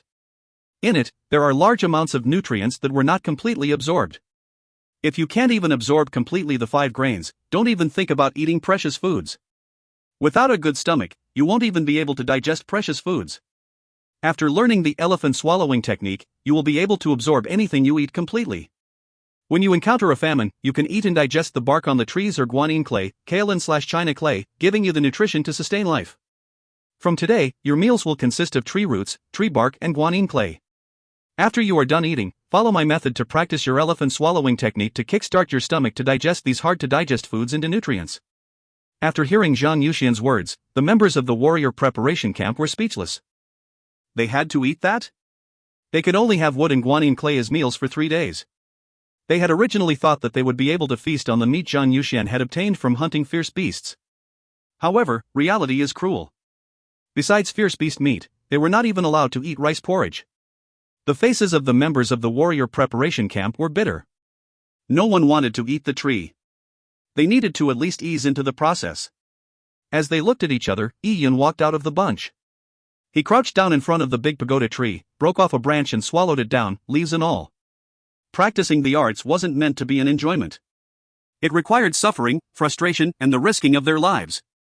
Not only martial arts. Yi Yun knew that on Earth, children who practiced acrobatics, dance or judo underwent tough training. For example, a teacher would kneel on a child's back to exert pressure. That kind of pain wasn't something an adult could endure. In this strange world, behind the scenes of a peerless expert was indescribable effort. Eating some wood or guanine clay was nothing. If you find any errors, ads pop up, ads redirect, broken links, non-standard content, etc., please let us know. Report chapter so we can fix it as soon as possible. Chapter 37, 12 Moves. Chapter 37, 12 Moves. Seeing that Yi Yun was the first to follow his instructions, Zhang Yuxian nodded with satisfaction. The others did not think likewise. Zhao Taizhu looked at Yi Yun eating the tree and sneered, "It isn't so simple eating wood. You may be trying to be a hero, but I'll see how you burst to your death later." When the people faced famine, people ate grass roots and tree bark. But no one tried eating wood, especially uncooked hardwood. Besides termites or borers, few animals in the world ate wood. The wood fibers in the wood was not something the stomach could digest. Go! Dig up some guanine clay. Zhang Yuxian ordered. Guanine clay was actually magnesium silicate. No one knew why it was called guanine clay.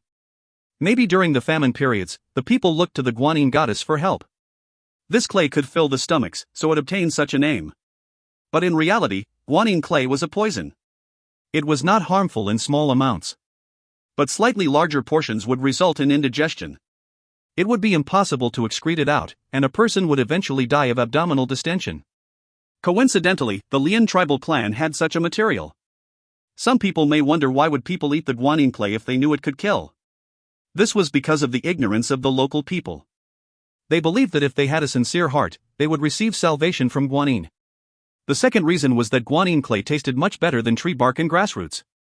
Its appearance and taste resembled flour. Some people who could not resist the temptation under extreme hunger would die from eating too much. The guanine clay was dug up and piled into a bunch. This guanine clay was moved here by the citizens. The citizens of the Lian tribal clan had become onlookers. Seeing the people from the warrior preparation camp about to eat the guanine clay, the onlookers were worried. It was okay eating some guanine clay, but the results would be devastating if they finished that large amount. Begin. Zhang Yuxian said lightly. Yi Yun did not hesitate and began eating the guanine clay in large amounts. It did not have any special taste but a bit creamy. The guanine clay was much easier to swallow than the wood.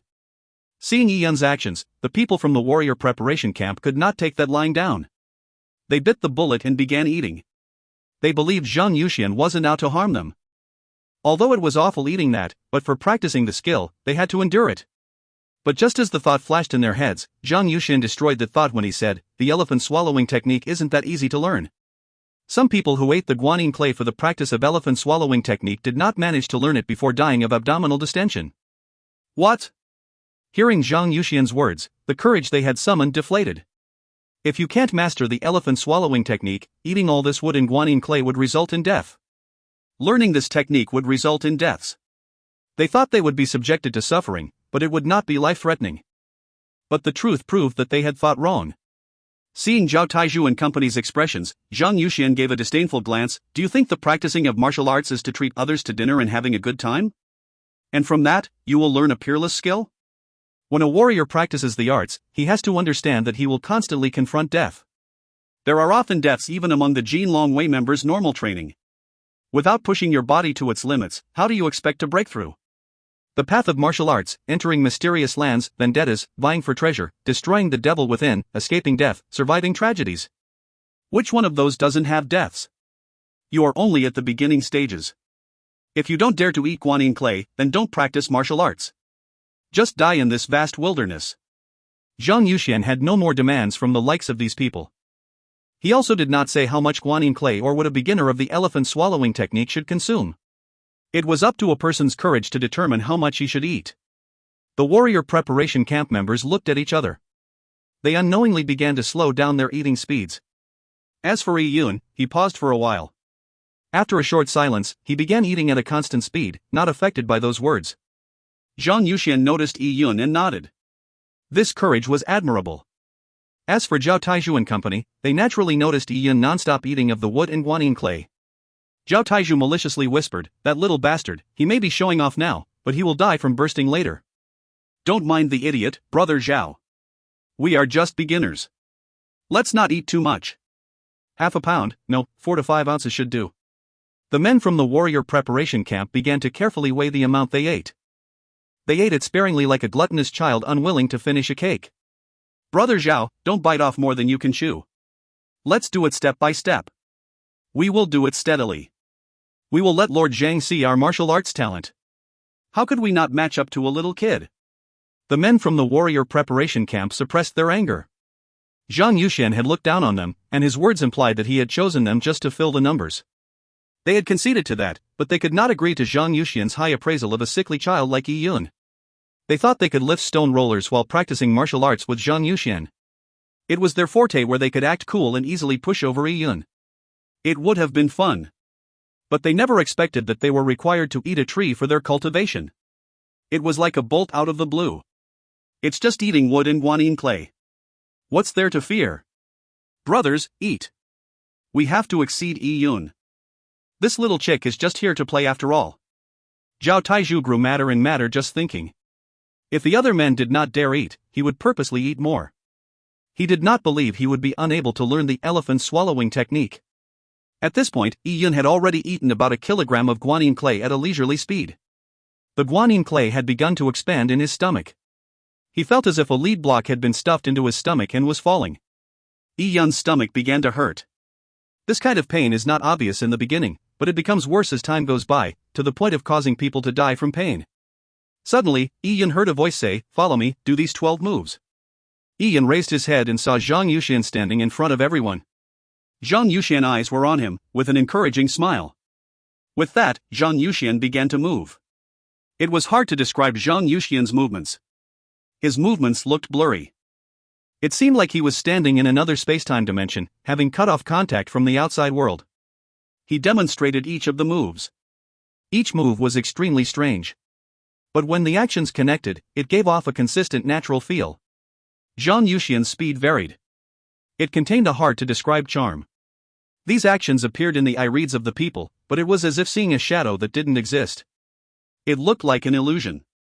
Dreamy. Yi Yun suddenly thought of something. He felt like it was a dream seeing Zhang Yuxian's movements. In a dream, the things seen, the words said were all very real and clear. It was possible to have utmost creativity in the dreams, creating beautiful poems. One could feel that his literary talent was excellent in the dream, but no matter what, he would never be able to remember what was written or said. Upon waking up, everything would be forgotten.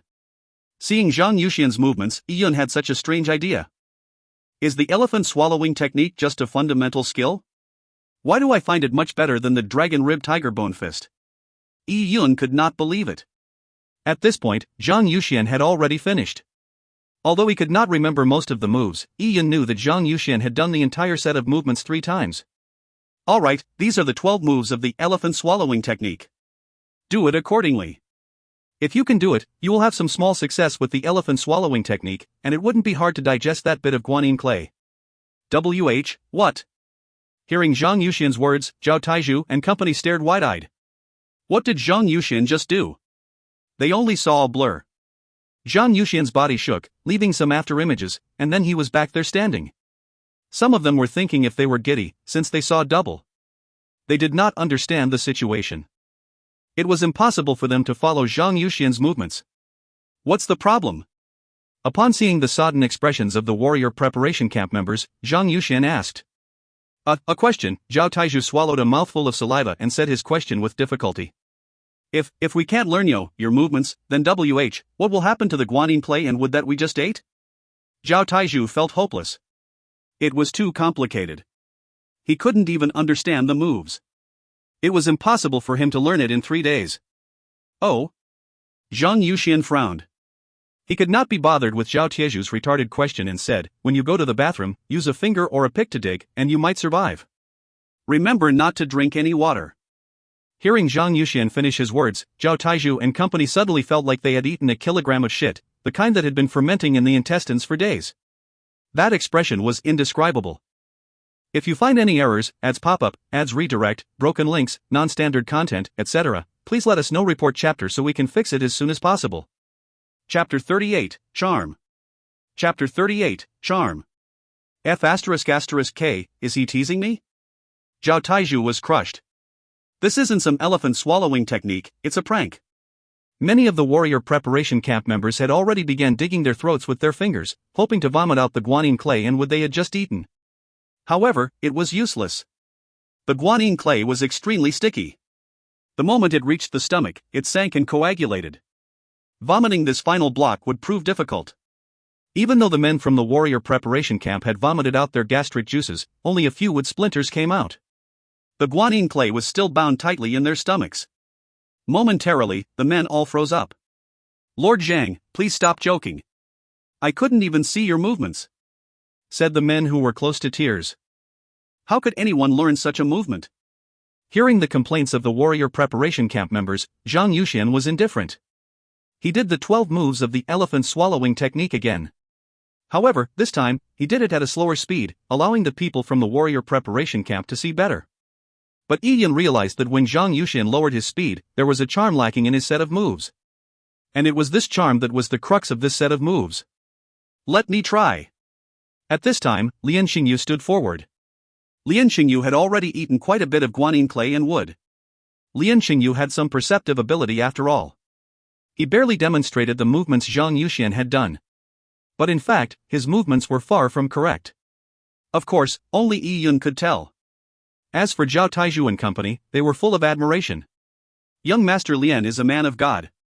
Wow, how could you do those moves? Zhao Taizhu and company began to suck up. They were truly full of admiration for Lian Xingyu. It was so astounding of Lian Xingyu. But Zhang Yuxian looked at Lian Xingyu and said lightly, that barely counts. Given this evaluation made Lian Xingyu feel a sense of defeat.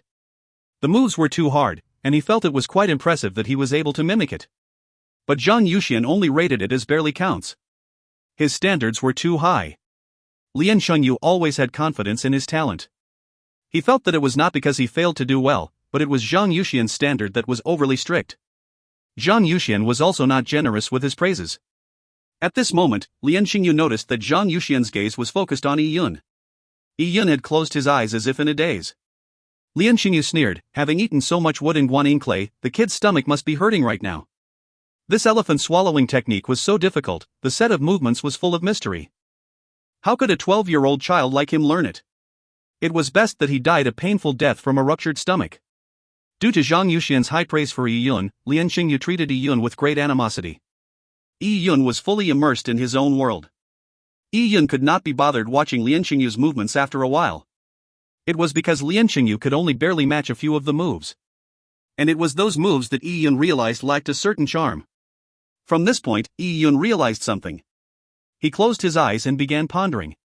In Yi Yun's mind, Zhang Yuxian's movements were repeated again and again like a movie. After breaking through to the Meridian realm, Yi Yun's five senses were extremely keen. Although Zhang Yuxian's movements were quick, Yi Yun still managed to gain some insight. Also, having lived 2 lives, he had very high perceptivity. His eyes had been nourished by both the purple crystal and his meridians, making his mind's movements of Zhang Yuxian even clearer. The outer form first came together, and slowly each move began to emit that charm. Yi Yun realized that the elephant swallowing technique was extremely mysterious. First, one had to eat hard to digest and impossible to excrete food. Next, they had to use this set of mysterious moves to train their stomach and intestines. These moves, if one paid attention to the poses, would have their charm reduced. If one wanted to reflect the charm, then the poses would no longer be accurate. It was a mysterious set of mystic techniques. Yi Yun began to have such a thought. He felt that the elephant swallowing technique was more mystical than the dragon rib tiger bone fist. But why would a cornerstone skill of the Jin Long Wei be widely spread among the grassroots? It wasn't time to think about this. Yi Yun began to reach out his hands according to his memories. Suddenly, Yi Yun began to move. With his eyes slightly closed, and without any sense of direction, he began to demonstrate the movements of Zhang Yuxian using the mysterious feelings in his memories. One by one, Yi Yun's train of thought became clearer, and his speed increased. People who were looking at Yi Yun only saw a blur shadow of Yi Yun. Zhang Yuxian's eyes suddenly lit up. Yi Yun managed to simulate a trace of the charm of the elephant swallowing technique in his first practice. This had nothing to do with one's practice or physique. Only a person's perceptivity mattered. The difficulty of the elephant swallowing technique was its comprehension. It took Zhang Yuxian a long while to understand the charms behind the elephant swallowing technique. He too had suffered eating the guanyin clay during that period. This kid, Yi Yun, had an exceptionally perceptive mind. As for the men from the warrior preparation camp, they were all shocked at Yi Yun's movements. They did not understand the mystery behind the elephant swallowing technique, but no matter how dumb they were, they knew that Yi Yun wasn't doing it haphazardly. Because they too perceived an incomprehensible illusion from Yi Yun's movements. This kid, the men were stunned. They did not need to judge if Yi Yun's moves were accurate. From Zhang Yuxian's eyes, they knew they had to accept a more frustrating reality. Yi Yun could perform the elephant swallowing technique. How could this be? This little slave born from a low caste managed to learn Lord Zhang's movements after he demonstrated twice? Zhao Taizhu and company did not know how many times Zhang Yuxian had demonstrated the moves. They only saw his movements blur twice, hence they had concluded he had done it twice. He actually learned such a difficult move? The members of the warrior preparation camp could not accept it. They had always been condescending, and deep down, they felt they were the ruling class of the Lian tribal clan. But today, an inferior plebeian had climbed over their heads, suppressing them greatly. The lifting of stone rollers, which they were proud of, was worthless in the eyes of Zhang Yuxian, but they could not learn a thing Zhang Yuxian taught them. Even the bright star of the clan, Lian Xingyu, was suppressed by Yi Yun. Lian Xingyu clenched his fists. A deep sense of anger and frustration burned in his eyes. This sense of frustration slowly turned into cold killing intent. If you find any errors, ads pop up, ads redirect, broken links, non-standard content, etc., please let us know. Report chapter so we can fix it as soon as possible. Chapter 39, A Person's Most Painful Experience in Life. Chapter 39, A Person's Most Painful Experience in Life. Yi Yun repeatedly performed the 12 movements of the elephant swallowing technique. For an unknown reason, it was extremely energy depleting. In Yi Yun's semi-conscious state, he repeated the moves 5 times before he felt exhausted. Yi Yun opened his eyes and felt his abdomen burning. It was as if a fire had lit up. His body's energy surged to his stomach. Large amounts of blood and energy was being supplied. A normal person would have their blood flow to their stomachs after a meal. This was to aid the digestive process. Yi Yun was in a similar situation, just magnified 100 times. Yi Yun felt that if he wished, his entire body's blood could be condensed within his stomach. Even metal nails and glass could be digested. The bloated feeling from eating the guanine clay had totally disappeared. Under the strong peristalsis within his stomach, the coagulated guanine clay had already been separated. Yi Yun lifted his head to realize that everyone was looking at him. Zhang Yuxian had a smile on his face. As for the people from the warrior preparation camp, they could only be described as astonished, jealous and hostile. At this time, Lian Xingyu walked over to Yi Yun with a smile. Yi Yun, I must give in. Yi Yun looked surprised as Lian Xingyu said that. Lian Xingyu also patted Yi Yun's shoulder, saying nicely, Yi Yun, to be honest, I was suspecting if you had passed the preliminaries due to luck. But you have just proven yourself. I apologize to you. I can't believe that you have such great talent. Lian Xingyu was not stingy with his praise. In the past, using you to pick herbs was a waste of talent. From now on, you can enter the warrior preparation camp. The Lian tribal clan will focus on grooming you. It's too bad that the kingdom's selection is in a few dozen days. You have to blame me for not noticing your talent, wasting your time. With only this amount of time left to practice martial arts, it's unlikely you can pass the kingdom's selection. But it's alright. If this stupid brother of yours becomes a kingdom warrior, I will definitely help you. I will ensure that you will be able to walk out of this vast wilderness. At that time, you will be able to support our Lian tribal clan and be glorious. We can even mass migrate into the cities. Lian Xingyu said it earnestly. His eyes did not exhibit the slightest amount of deceit. If Yi Yun did not know Lian Xingyu well, he would have been fooled. It is impossible to judge a man's heart from his face. If a person good at hiding his true intentions wanted, it was impossible to tell from his facial expression what he was truly thinking. Lian Xingyu was exactly doing so. Yi Yun understood that he was doing it as an act in front of Zhang Yuxian. The moment Zhang Yuxian left, Lian Xingyu would reveal his true self. How could Lian Xingyu tolerate his growth? Yi Yun sillily smiled, saying to Lian Xingyu, "Thank you, young master Lian, I will not disappoint the young master." Seeing Yi Yun fooled, Lian Xingyu broke into a smile. He did not expect that under the skin of this 12-year-old child was an adult with richer experience than Lian Xingyu. Lian Xingyu carried on with some words of encouragement before turning towards Zhang Yuxian, saying, "Lord Zhang, I'm a dumb student. My perceptivity is not as good as little brother Yi Yun. I still haven't mastered the elephant swallowing technique. Could Lord Zhang please demonstrate it again for us students?" Since he had decided to settle scores later, Lian Xingyu showed humility on the surface. But for Zhao Taizhu and company, having heard those words, they began choking. Young Master Lian. Zhao Taizhu was worried. How could Lian Xingyu think so highly of Yi Yun? How could he say those words? Shut up. All of you are good for nothings. All the tribe's rations and meat were provided to you, but you can't even learn this elephant swallowing technique today. It's so humiliating. If you don't practice it well, do you really want to burst dying from eating guanine clay? The moment Lian Xingyu said burst dying, Zhao Taizhu and company suddenly changed their expressions. Right, this isn't a joke. If they don't learn it well, they would have to pay the consequences. Seeing Lian Xingyu appropriate handling of matters, and his good choice of words, Zhang Yuxian nodded. Lian Xingyu had both talent and good leadership potential. He was a talented individual. Zhang Yuxian said, "For this elephant swallowing technique, eating wood and guanine clay is just the beginning stage. If you meet the criteria, you can even try eating materials with devastating energies. Extremely valuable food will make your practice even better." These words were only for Lian Xingyu and Yi Yun. From Zhang Yuxian's point of view, only Lian Xingyu and Yi Yun had the ability to leave the vast wilderness and become a true warrior. He turned towards Zhao Taizhu and company, saying, "As for you, although you won't have the opportunity to eat all those valuable foods, but if you were to master the elephant swallowing technique, you will be able to eat grassroots and tree bark safely during a famine. It will be a great boon to your survival. Even learning a tiny bit will be extremely valuable for you. I will do it again. The speed will be much slower. Look carefully. To be able to identify the charm of the elephant swallowing technique will all depend on yourself." With that, Zhang Yuxian began moving again. He really slowed down, but he was still unable to get through to Zhao Taizhu and company. The result for that night was wailings from the toilets of the Lian tribal clan. Some people say that the most painful thing in life is the failure to find a bathroom when experiencing diarrhea. They would eventually have to sh*t in their pants. But for Zhao Taizhu and company, what would this be called? Only those who experienced what Zhao Taizhu was feeling will know that even shitting in their pants was extreme bliss. That night, the only doctor in the Lian tribal clan boiled a huge pot of laxatives. Every member of the warrior preparation camp drank it, but they still could not succeed in excreting it out. As a last resort, they had to follow Zhang Yuxian's words. They used their fingers to dig. When they realized their fingers were not long enough, they used bamboo sticks. As for bamboo sticks being inserted into their rectum, that feeling was heavenly. In fact, using a bamboo stick to dig was not easy. It was an extremely difficult task for an individual, because they could not see. As a last resort, they had to help one another. They had to reveal their ass, letting a brother help. That scene was too perfect that Yi Yun didn't want to think about it. To be able to bust ass for a comrade was nothing.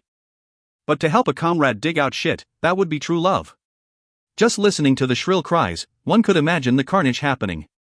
The bamboo sticks might have dug through something. On the second day, Zhao Taizhu and company's faces walked soft-footedly with an ashen expression. They had not been able to sleep the whole night for they were constantly running to the toilet. Even after they drank the laxative, all that came out was yellow liquid. As for the bamboo sticks, even known tortures were nothing in comparison. However, thankfully they did not eat too much guanine clay. As a result of the laxatives and the digging, no one died.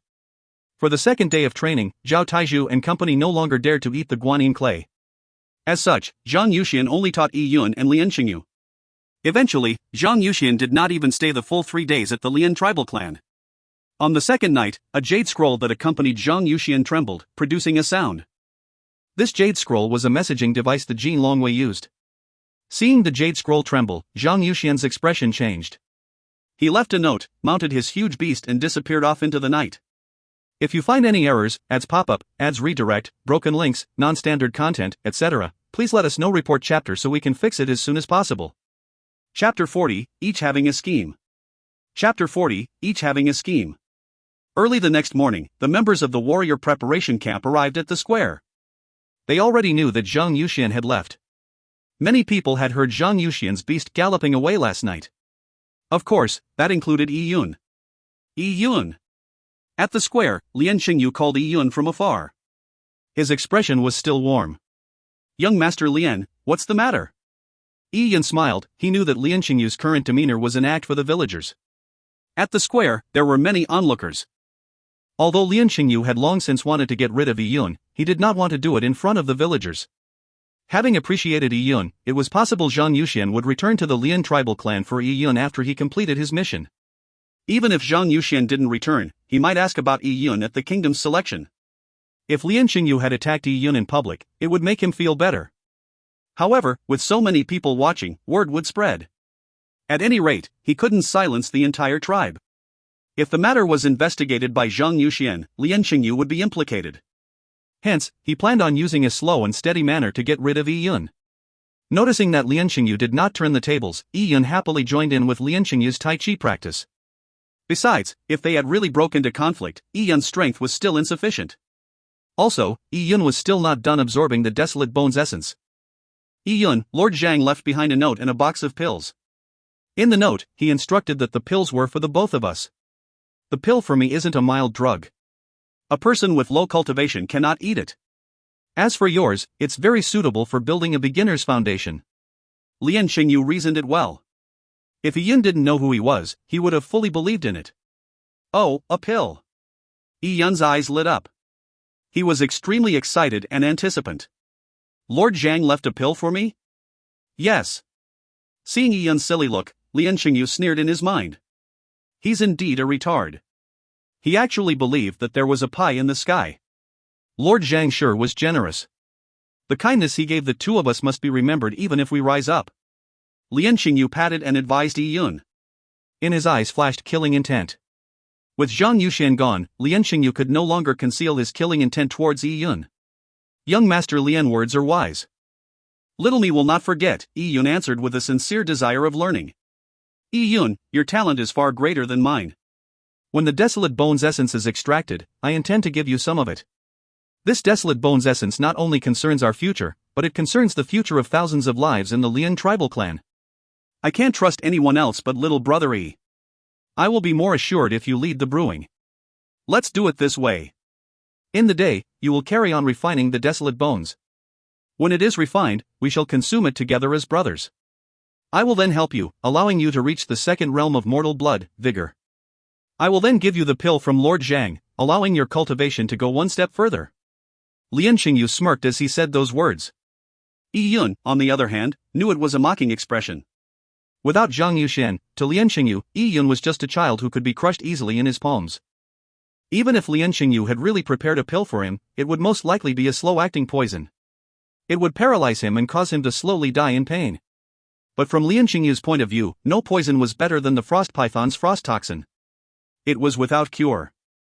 Using the frost python's frost toxin to kill Yi Yun was most fitting. I will complete whatever matter young Master Lian assigns me. Yi Yun patted his chest with a guarantee. He pledged like a hot-blooded youth. When Zhang Yushan arrived in the Lian tribal clan, the refining of the Desolate Bones was not halted. Its location was just moved to the Lian clan Herb Mountain. After all, having a huge cauldron burning day and night when Zhang Yushan entered the Lian tribal clan was not appropriate. Lian Xingyu wanted to use the frost toxin to continue harming Yi Yun. It would slowly cause him to die a miserable death. It would also allay suspicions away from him since dead men tell no tales. As for Yi Yun, he planned to absorb all the energy of the Desolate Bones before he fell out with Lian Xingyu. He wanted to break through to the Qi Gatherer realm, increasing the cards in his hand. As such, both of them connected well as they each had their own schemes. With that, Yi Yun happily went to refine the Desolate Bones. Of course, to Lian Xingyu, Yi Yun's elated behavior resembled an immature kid. This retard. I'm sending him to his death and he's so happy. How could my talent lose to this retard? It's so humiliating. Lian Xingyu sneered. He balled his fist so tightly that his knuckles emitted soft explosive sounds. Yi Yun was pining after the Desolate Bones, as he had not absorbed its energy for 3 days.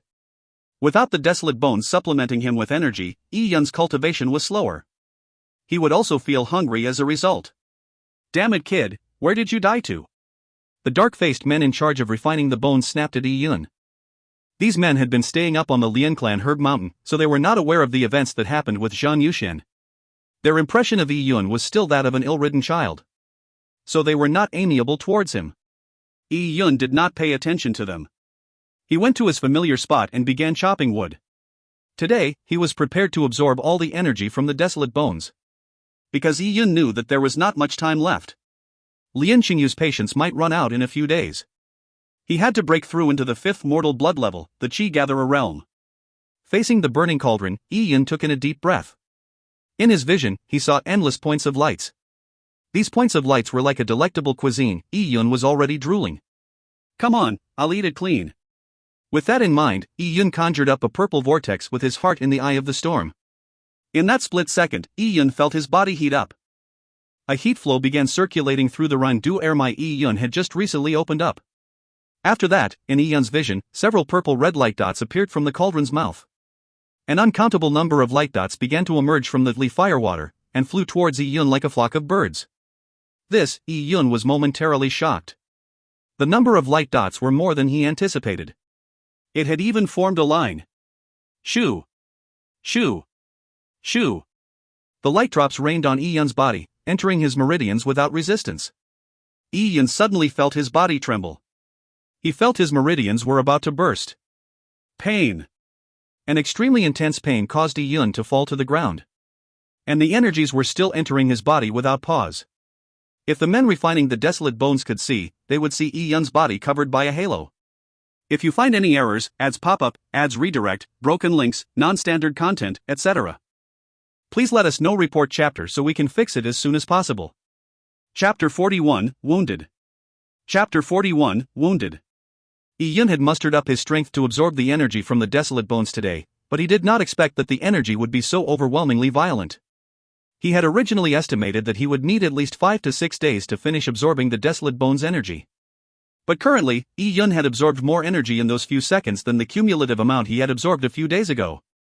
Could this be a result from opening up the meridians? Yun felt the warmth within his body's meridians. He suddenly came to an understanding. This was the first time he was absorbing the desolate bones after breaking through into the 4th level of mortal blood, the meridians realm.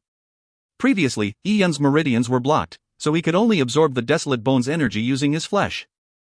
As there was a limit to his flesh's capacity, Yun would normally be satiated quickly. But with his meridians opened up, it was different. The meridians are the body's channels to transfer yuan qi, so their capacity were much higher than flesh. Meridians were like an energy highway. Yun having reached the meridians realm was equivalent to having opened up an energy highway within his body. Originally, the desolate bones' energy would seep into Yun's body, but now, the energy would enter his body directly using the meridian highway. It was completely incomparable. Yun had no formal education with regards to martial arts, so he did not know the difference. Due to this, he had hurt himself, and the injury was quite serious. Yun had only opened up his meridians a few days ago, so he was not able to withstand the energy surge. He had basically absorbed all the desolate bones' essence from the frost python in an instance. There's such a thing, absorbing too much energy will result in this. That's some bad luck. Yun felt extremely unlucky. He felt his meridians all around his body about to break. It was as if he needed hospitalization from indigestion after eating at an all-you-can-eat seafood buffet. In fact, if the energy was beyond a certain amount, it could break a person's meridians. It was not something new in the martial arts world. Commoners could die from being unable to digest aged herbs. Some warriors explode to their deaths when they aren't able to digest the desolate bones relic they consumed. This way of dying was really pathetic. Yun felt it was the same as dying from overeating. Yun felt his body burn up. He felt something in his throat before a mouthful of blood surged upwards. "Hey, little monkey, why are you lying on the ground? Are you playing dead so you don't have to work?" A black-faced man grumpily scolded. This man had a son, Detu. He had even used Detu against Yun a few days ago. "Damn it, did you hear me?" Detu's father flared up seeing Yun still lying on the ground. He threw down his axe, ready to kick Yun a few times. But he noticed Yun's face pale, and his body was trembling. His nostrils and ears were bleeding fresh blood. Seeing that, Detu's father was dumbfounded. Something happened. Although Detu's father wasn't a good man, he had a sharp tongue and loved to hoard the belongings of others. However, he would fluster when encountering a dying person. "Hurry, report to the superiors. Tell them someone is dying," Detu's father told his companions. This wasn't Detu's father cursing Yun, but having seen Yun bleeding from 7 orifices, how could he not die? In the Lian tribal clan, there was practically no medical procedures. Due to the lack of resources, the tribe had weak immunities, so even a common cold would cause death, what more bleeding from the 7 orifices. To Detu's father, Yun was sure to die. "I say, little monkey, please don't die here. If you want to die, please go somewhere else." Detu's father was about to grab Yun, but when he touched Yun's hand, he felt a burning sensation. Detu's dad cried in pain. He fell over, and crashed into a pile of firewood. He had almost hit his head on the red-hot cauldron. If he did, his life would be practically over. Even so, Detu's father burned a handful of his hair. It scared him ashen. It was as if something had entered his body when he touched Yun. "What the?" Detu's father was shocked. This matter was too strange. It was as if he had been bitten by a snake. The hand used to touch Yun was still shaking. "What's wrong? What's wrong?" Many men rushed over. Detu's father had hardly recovered from his shock, but said, "I'm not sure if this kid is possessed." "Quick! Inform young Master Lian." A man rushed to report after Detu's father finished his sentence. Detu's father began thinking, and said to Yun in fear, "I say, little monkey." "Ah no, I say, little brother. What's wrong with you? You must hang on. I've already called people over. The tribe's doctor will be here soon." Detu's father may say so, but he knew that the only doctor in the tribe would hardly come forward to save Yun. That doctor was exclusive to the upper echelon of the tribe.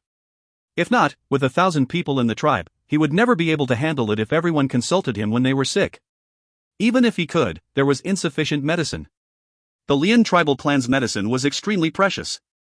So when a poor person fell sick, they had to rely on themselves. If they couldn't hang on, then they would just die. After all, life was cheap. I say, little brother, I was greedy before. I stole your porridge. Please don't blame me. Datu's father did not know that Yi Yun had been appreciated by Zhang Yuxian, but seeing Yi Yun on his deathbed, he decided to reconcile with Yi Yun before his death. He was worried Yi Yun would turn into a ghost and haunt him for revenge. The people in the vast wilderness were superstitious. It was probably because they needed a crutch in life since life was tough. They believed the evil would go to hell, and the good would go to heaven. The poor had the opportunity to reincarnate to a good family. Yi Yun heard all of this and was at a loss whether to cry or to laugh. I'm not dead yet, and I'm already being cursed. However, this was a painful lesson. If he absorbed too much Desolate Bone's essence, he could really die. To be in this state today was some ill luck. The phrase too great a pleasure will bring about sadness was the exact way to describe his current state. As Yi Yun was suffering from his damaged meridians and bleeding from his 7 orifices, Lian Xingyu had already received the news from Zhao Taizhu. Young Master Lian, he. That Yi Yun is not going to make it. I heard he was possessed. His nostrils and mouth are pouring blood. Zhao Taizhu was very happy hearing Yi Yun in trouble. This kid who got appreciated by Lord Lian is doomed for sure. Oh. Lian Xingyu was originally training, but after hearing Zhao Taizhu's words, his movements slowed down, but an elated look flashed in his eyes. What possession?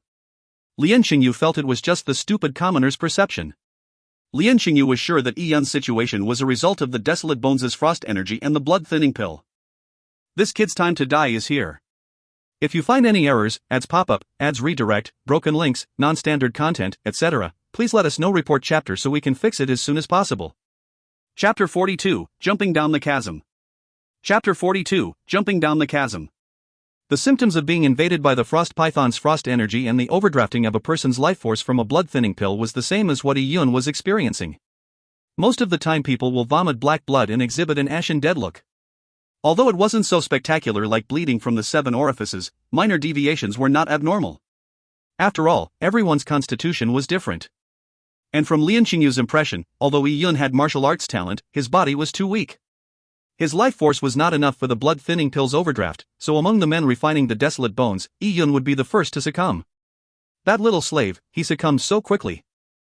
I was planning on playing with him for another 2 days. Too bad, he couldn't live up to it. Lian Xingyu did not believe Yi Yun would have any possibility of escaping his fate. The frost python's frost energy was without cure. For a commoner, it was fatal. Not even Yi Yun, even Lian Xingyu would not be able to withstand the frost python's frost energy, or he would not have needed to sacrifice so many people from the tribe to absorb the frost toxic.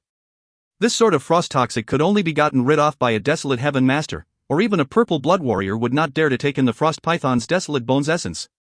Lian Xingyu was actually worried about Yi Yun's impending death.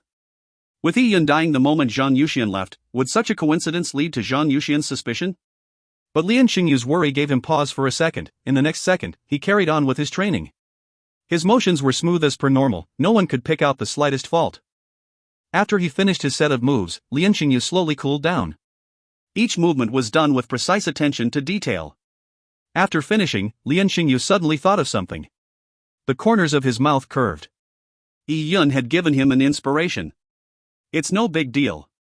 So what if he dies? Don't let it affect the refinement of the Desolate Bones, Lian Xingyu said coldly.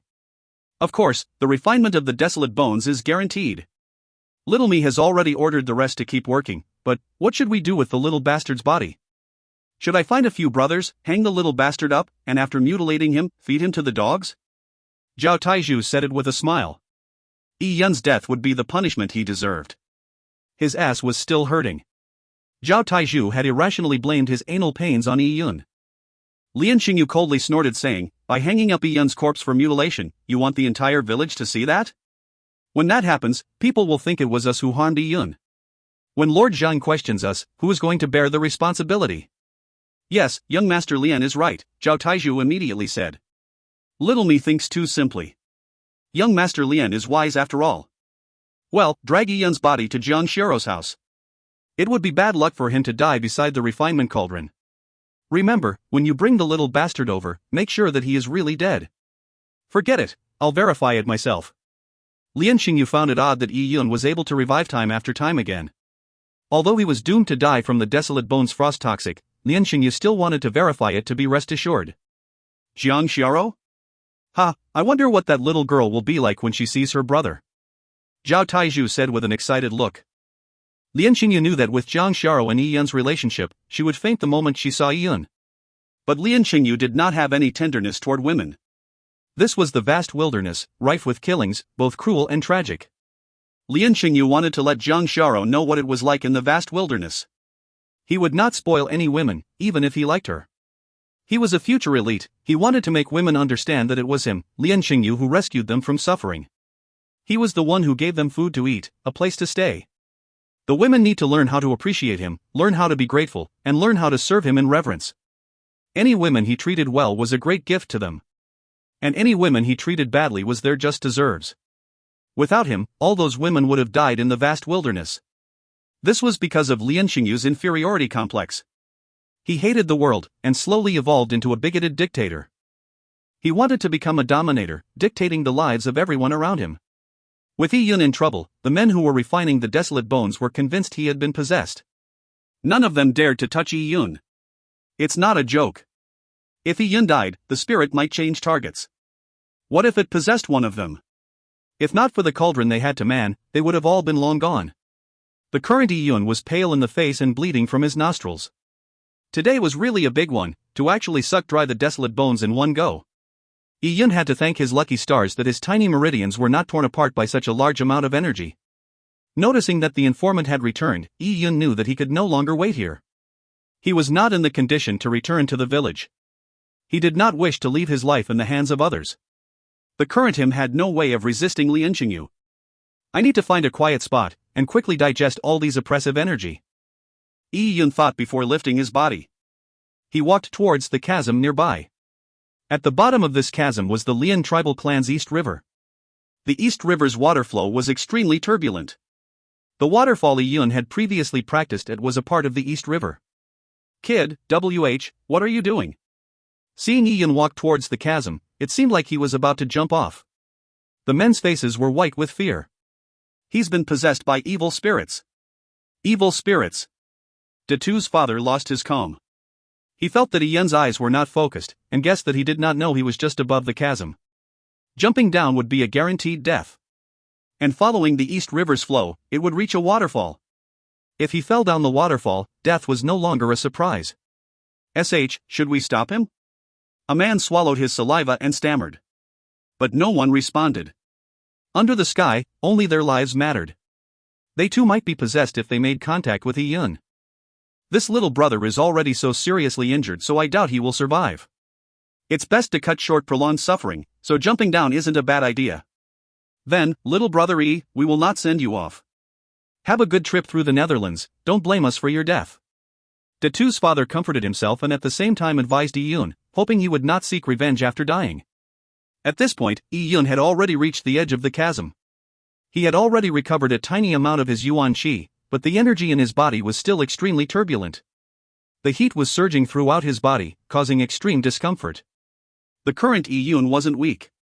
On the contrary, he had an inexhaustible supply of energy. Jumping down the chasm into the waves would actually allow him to use up the energy.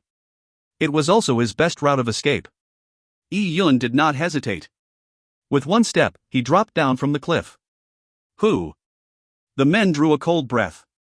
Even someone with 9 lives would not survive the drop with their 7 orifices bleeding. Splash! Yi Yun fell into the river. The chasm was about 50 meters high. Even as a mortal blood level 4, Yi Yun felt the pain from the fall. After all, he was not in the best of conditions. It was already deep in winter, so the river water was icy cold. It was only because of the fast-flowing water that prevented the water from freezing. Yi Yun followed the drift. He felt the raging energies in his meridians flare up in his entire body. Yi Yun held his breath and swam against the water flow. Yi Yun knew that he was in such a state because he had overabsorbed the energy. The energy within him needed to be consumed, or his meridians would tear from the energy surge. Swimming was a good way to consume the energy. He had to endure despite the pain. If he could bring the amount of energy down to within the limits of his body, he would be able to recover slowly. Yi-Yun calculated that in about an hour, he would be brought to the waterfall he had previously trained at. If you find any errors, ads pop up, ads redirect, broken links, non-standard content, etc., please let us know. Report chapter so we can fix it as soon as possible.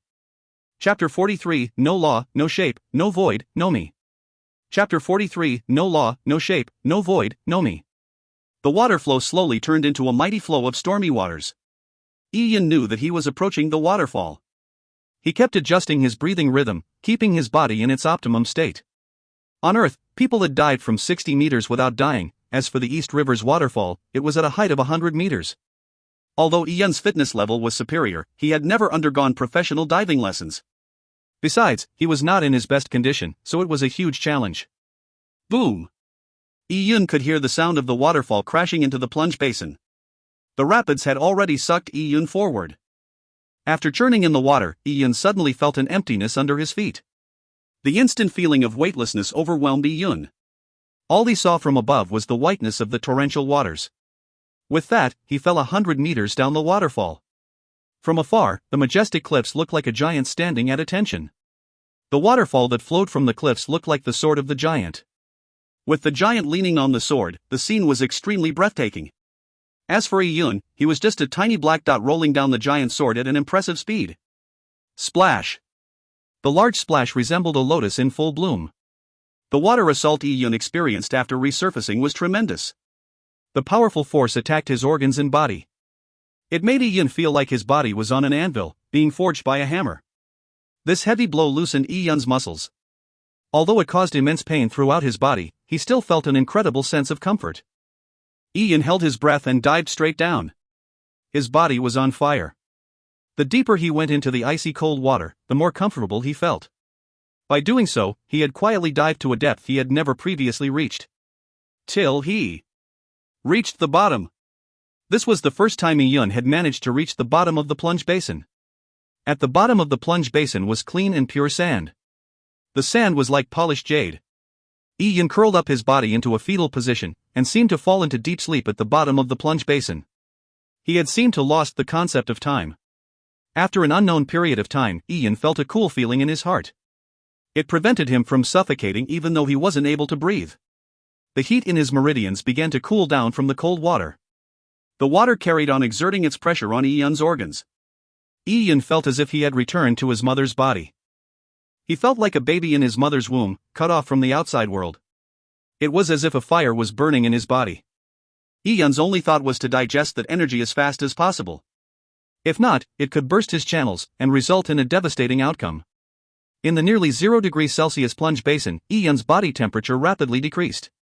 A person in 0 degrees air would not die as long as they stayed awake. But when surrounded by 0 degrees water, it would not take 10 minutes for the person to be frozen completely. The low temperature, high pressure, and lack of oxygen was a harsh environment. It allowed Yi-Yun to quickly consume the desolate bones' energy within his body. As his body consumed the energy, his body's constitution was improved, and went through a marrow cleansing. As the passage of time flowed, it was silent underwater. There was not the slightest movement in the plunge basin. It was as if Yi-Yun had entered a completely independent spacetime dimension. In this dimension, he could hear his slow but lingering heartbeat. Dum. Dum. Dum. Again and again, the rhythm spaced out in intervals like a pendulum. Slowly, it seemed like Yi-Yun's soul had left his body. His last thought in his mind had disappeared. Yi-Yun seemed to have frozen up. A person who loses his consciousness during a deep dive was doomed to die. Although Yi-Yun had lost consciousness, the purple crystal in his chest was slowly pulsating, sending energy to every part of Yi-Yun's body. Yi-Yun had entered an ethereal state.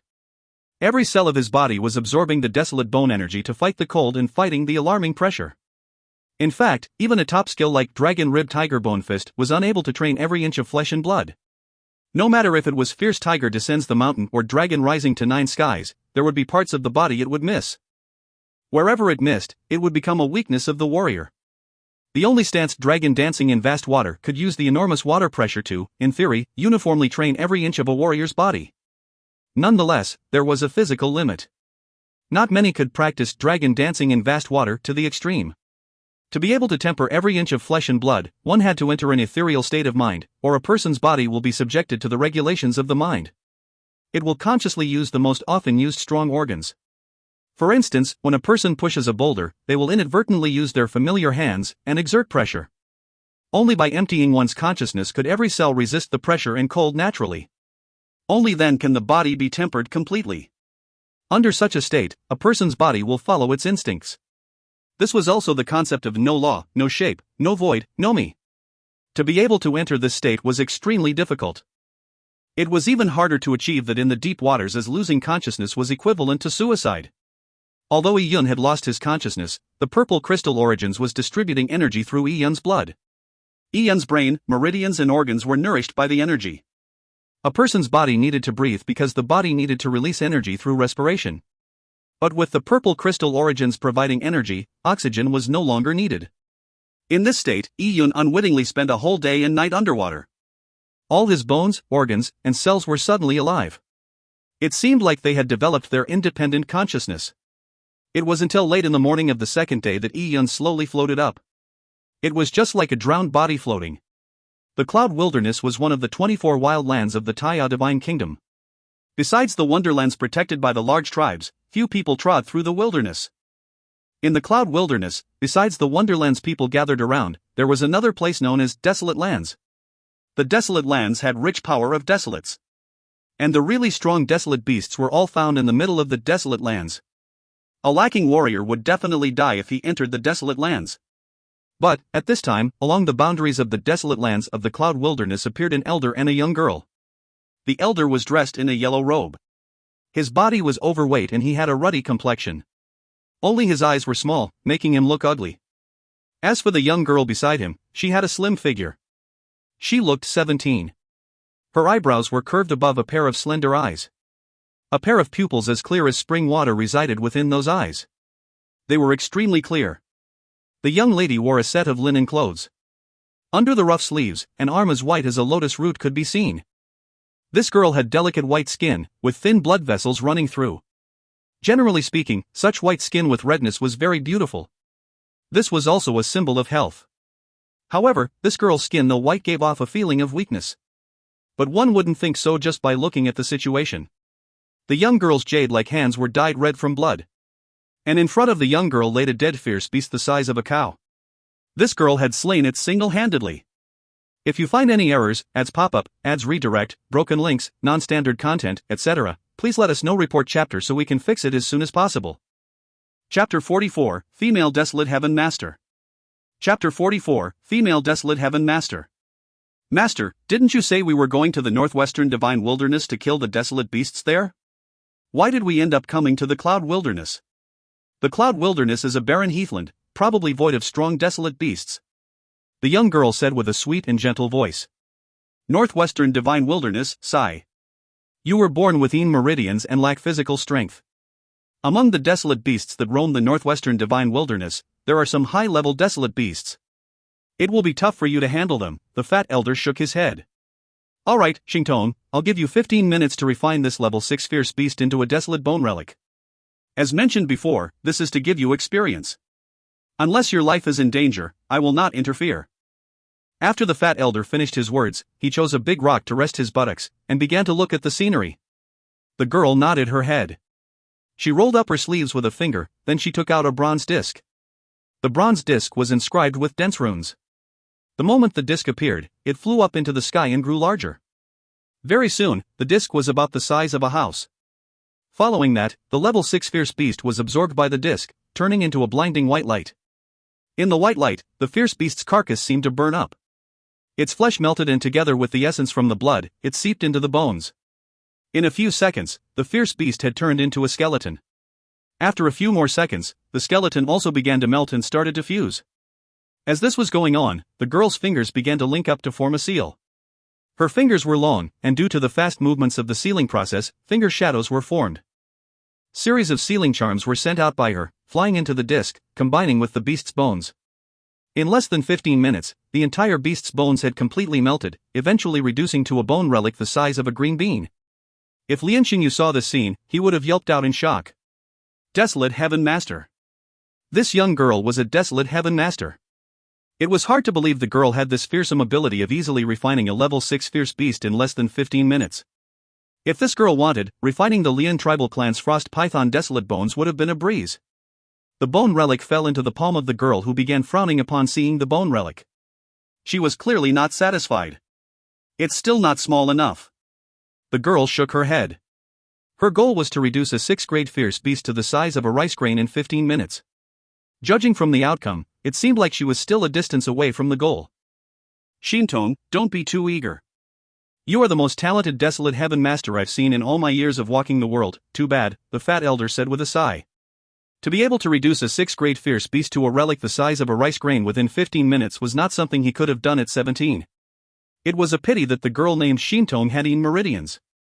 Her skin was so pale because of the Yin meridians. Having Yin meridians was an extremely rare condition. It was a terminal illness that would only appear in females. A girl with Yin meridians was weak to the cold. Even during the summer, she would have to wear a coat. A normal person with Yin meridians would at most live to 18 before falling into a slumber for 2 to 3 days. As time went on, she would sleep longer and more frequently, to the point of each slumber lasting nearly a year. Over time, her body's vitality would slowly wilt away, eventually leading to death. But Shintong was born in the ancient Lin family clan, which had an old heritage. With the support of the Lin family, she could consume fire elemental desolate beast relics. With the fire elemental relic's pure yang, she was able to combat the chilling cold within her body. Although living a long life wasn't a problem, for cultivation it was a different story. A person born with Yin meridians could never completely open up her meridians during the meridian realm. A latent danger would result from this realm. It would also be harder to cultivate to a higher realm, and the higher it was, the more difficult it was. Eventually, a bottleneck was reached. Although having Yin meridians was a curse, there were always exceptions. Legends told of a human great empress who had Yin meridians during ancient times. She had used her own strength to connect her meridians. When the Yin meridians were connected again, an unknown transformation would happen. However, this was poorly documented in the history books. Lin Shintong's master was this fat elder.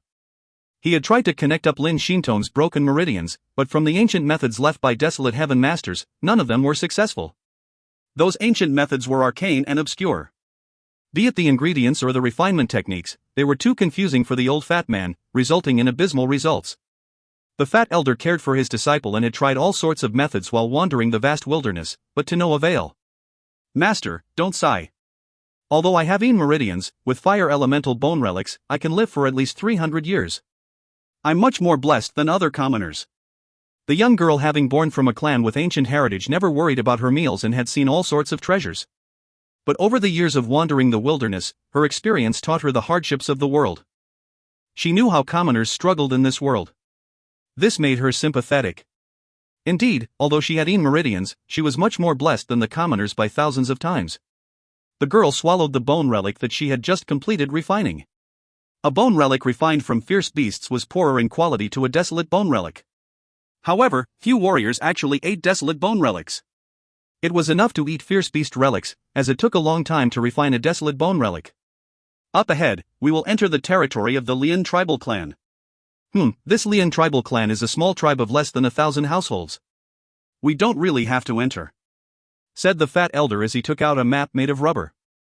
He unfurled it and while looking at it said happily, "This map is all thanks to the Taiya Divine Kingdom's Jin Longwei. They created a new map. Originally the map of the Cloud Wilderness had not been updated in 800 years. Many small tribes had changed positions. An old map would not have all this indications."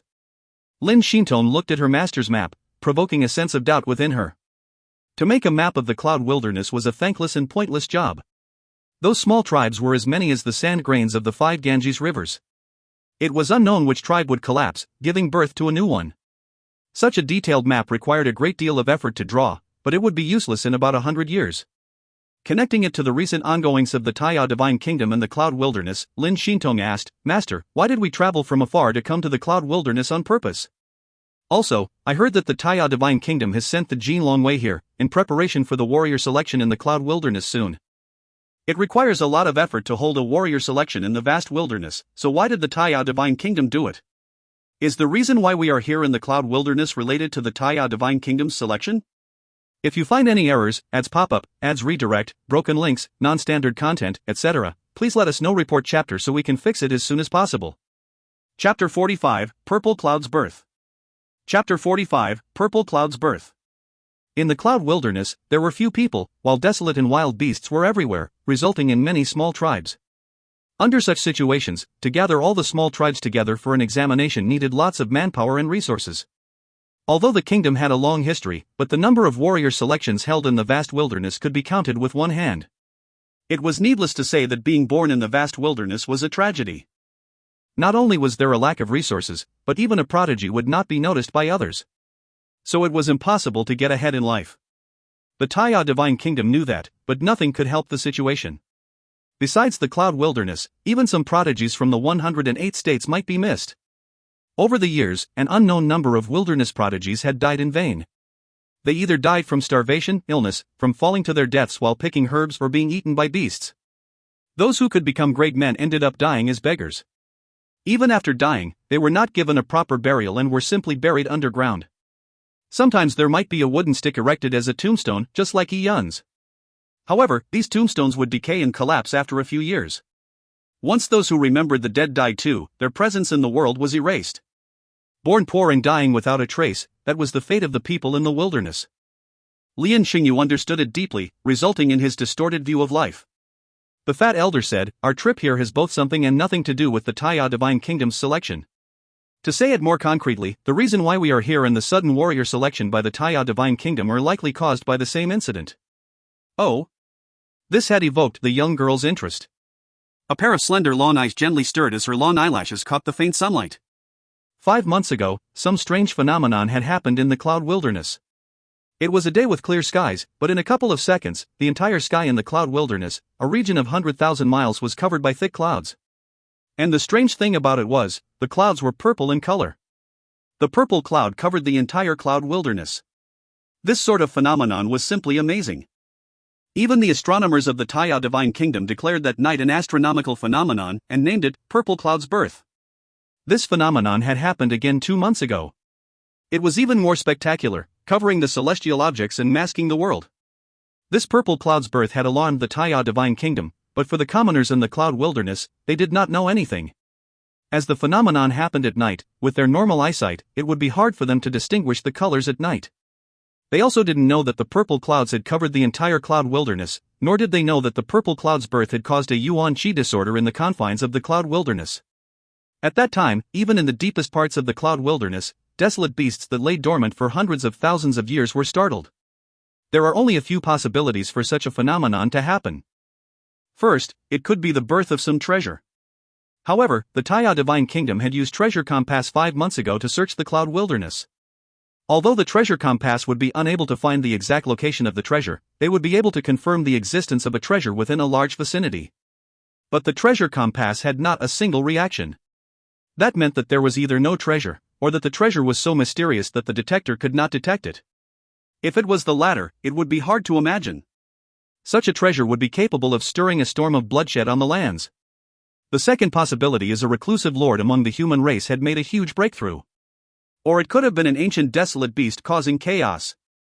However, such a possibility is extremely unlikely. Although the cloud wilderness is extensive, it would be a speck when considered under the backdrop of the entire world. There's nothing special about it, so a reclusive lord or an ancient desolate beast would not likely choose this place. As for the third possibility, the odds are slimmer. They are legends purely from hearsay, it's pointless speaking of those. I've brought you here to the cloud wilderness, one was for that phenomenon, for who knows if there will be any treasure that will join up your meridians. Master, the girl faintly sighed. Although she was touched, she could not bear seeing this fat elder rushing everywhere over even the tiniest possibility of curing her of her terminal illness. But she knew that her terminal illness was a curse. Although rumors mention of an ancient empress had managed to join up her meridians through her own powers, it was after all a rumor.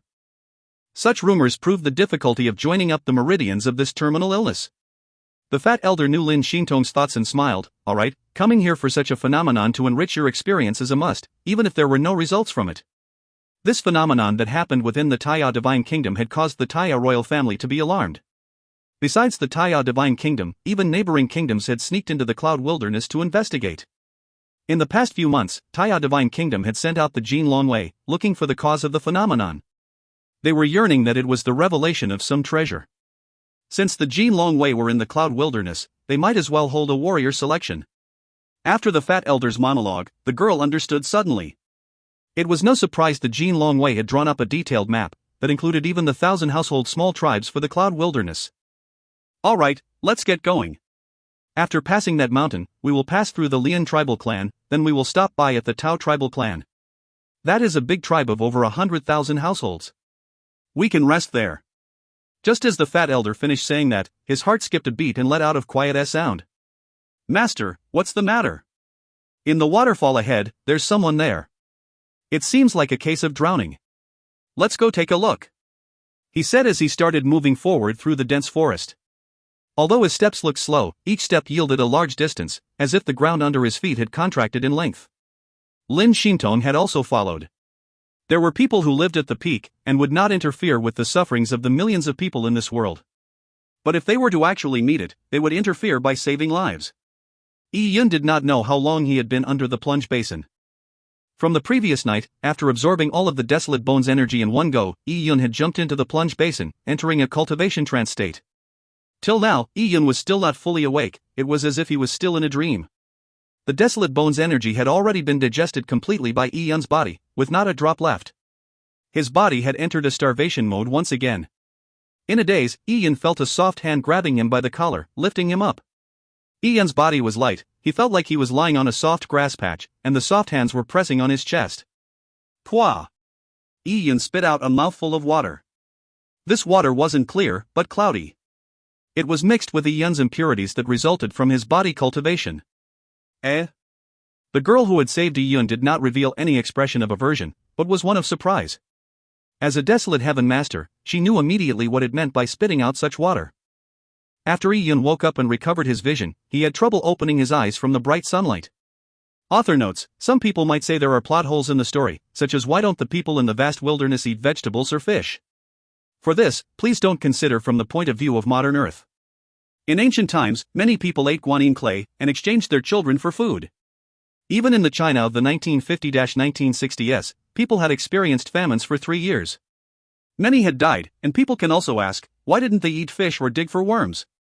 Why didn't people eat the locusts when there's a locust plague? Were people from ancient times silly and didn't know how to eat those? People from ancient times weren't silly. If they were willing to exchange their children for food, what else could they not eat? Cocoon's family was located near the seas and mountains. The fish in the seas were much more than in the lakes. There were even mushrooms and rabbits, but yet we still starved. Cocoon's mother had experienced the famine. According to her, during the starvation period, there wasn't even grass growing on the mountains. Why? First, it was dry, and secondly, all the grass roots were uprooted and eaten. It was extremely hard to hunt for rabbits. As for fish, going to the ocean to fish needed a boat and nets. Commoners did not have that, and even in the shallow seas or lakes, if you did not rear the fish specially, there would be few fish.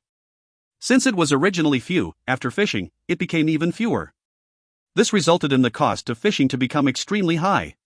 So for a person like Cocoon, if I were to fish, the small fish I capture might be less than the energy I expended. Not to mention catching insects, as it expended energy faster, and was equivalent to suicide.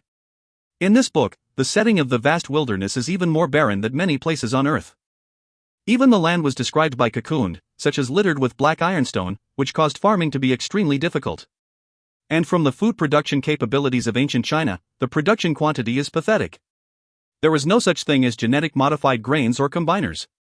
As for other details, Cocoon feels that explaining it one by one will make it seem rife with nitty-gritty details. A small lake with such low number of fishes that it will lose you more energy to catch it than not doing anything. Frogs without poison would have been eaten clean early on. When people become hungry, nothing really matters, be it insects or worms.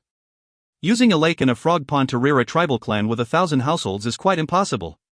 Cocoon tried to cut down on those details, but has resulted in controversy. So I decided to explain it in one detailed paragraph. Also, some people asked why didn't Yi Yun hunt? The book has explained, only in the purple blood realm could a person have the ability to hunt fierce beasts. Some may ask, what do fierce beasts eat?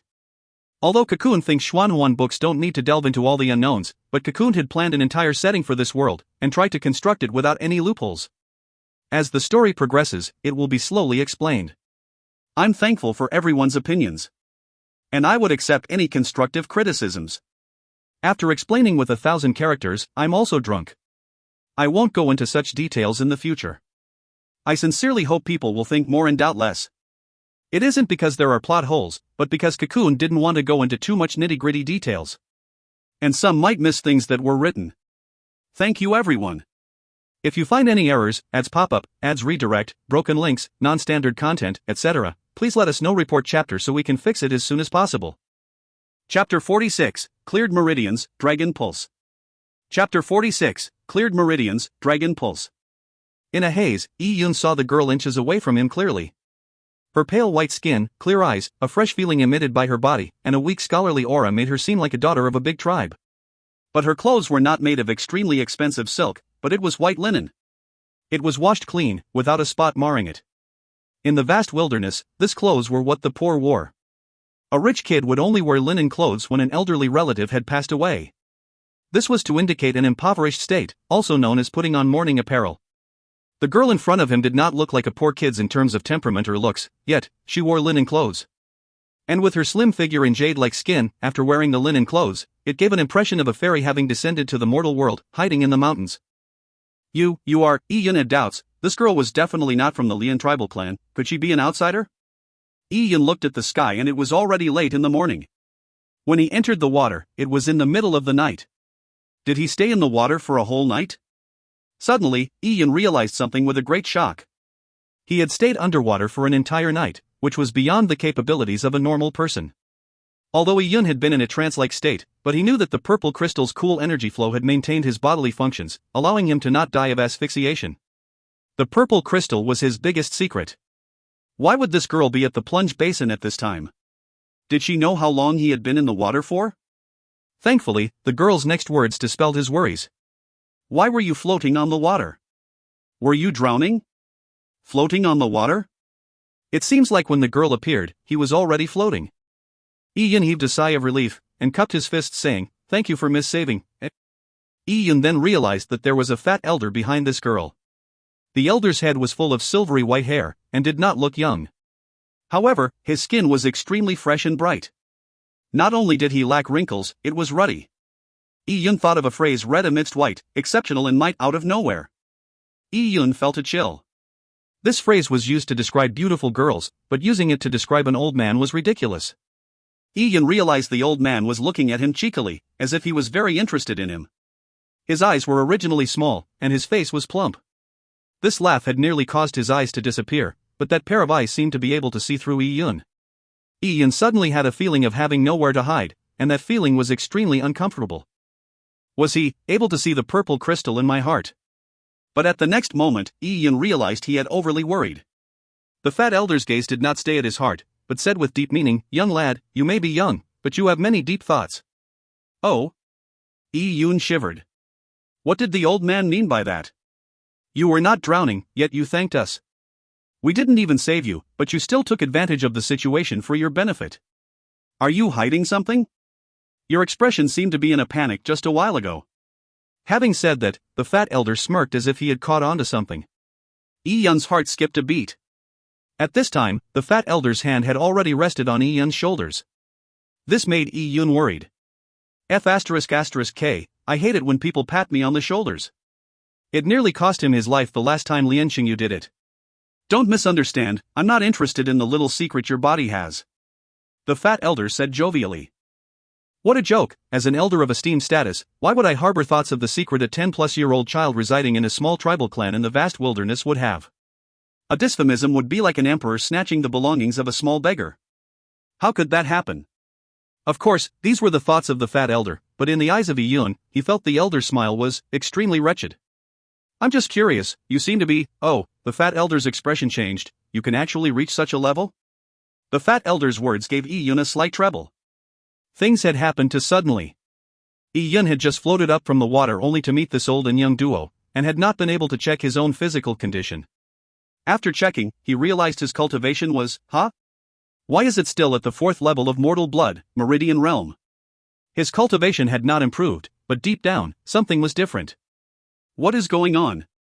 Previously I had absorbed herbal essence from a huge pile of herbs, and with a tiny amount of desolate bones energy, I could go from a weakling to the realm of opening up my Rendu Air Mai. Last night I had sucked dry all the desolate bones essence, and succeeded in completely digesting it. I thought I would be able to surge into the legendary purple blood realm, but even if I did not reach it, I should be at the peak of Chi Gatherer, but why am I stuck at the Meridian's realm? Having finished an entire piece of desolate bone, it's too disappointing to be still at the 4th level of mortal blood. This was the energy Lian Xingyu needed to break through into the purple blood realm. Could my natural talent be that bad? But, what did the Fat Elder's words mean, saying actually reach such a level? Was breaking through to the Meridian's realm an unbelievable feat for a warrior from a small tribe? The Fat Elder looked with uncertainty at Yi Yun, mumbling, cleared meridians, dragon pulse, tempered body, bone blood as one. It can't be. This kid is born from the Cloud Wilderness, and should be from the Lian tribal clan. It would be impossible to have a tempered body, dragon pulse? The Fat Elder looked at the dull clothes and torn old shoes Yi Yun wore, and guessed his background. Even if a disciple of a big tribe had came to the Cloud Wilderness for training, they would wear linen clothes, but it would be new, it would be different from Yi Yun, who had clearly worn those for years. Cleared meridians, dragon pulse, tempered body, bone blood as one? Yi Yun did not know the meaning to the Fat Elder's words, but he could tell it was something good. It seemed he had unknowingly obtained a great benefit. Master, you say this lad has a tempered body? Said the surprised young girl upon hearing the Fat Elder's words. It seemed like this assessment was something out of the ordinary. Yeah, if it was an elite from a family with long heritage, it is of no surprise accomplishing it. But for a young poor child in the vast wilderness to accomplish a tempered body is very rare. The Fat Elder could tell that Yi Yun did not know the meaning of such a state, and explained to him, although there are 5 levels to mortal blood, only the first 4 levels have anything to do with training the body. The 5th level, Chi Gatherer, is an intermediary stage between mortal blood and purple blood. Reaching the 4th level isn't hard, but to train to the extreme, such that every inch of body reaches the state of tempered body, is not easy. Such a person not only has cleared all his meridians, their meridians are also stronger than a normal warrior's. They would have a strong life force, as if there was a dragon dancing within his body. And when the tempering of the body is complete, the bones, flesh and blood are perfectly one. A strike would cause the bones and blood to shout out as one. The Fat Elder's explanation enlightened Yi Yun. No wonder even after finishing more than half the desolate bone's energy, he had still no improvement. All the energy was used to reach this tempered body state. His improvements in his training had been fast, and Yi Yun knew the principle of haste makes waste, so having risen through the levels at those speeds might not have been a good thing. But having accidentally gone into deep sleep underwater, he had removed any latent problems. "AI, your constitution is extremely normal," said the old man as he squinted his eyes.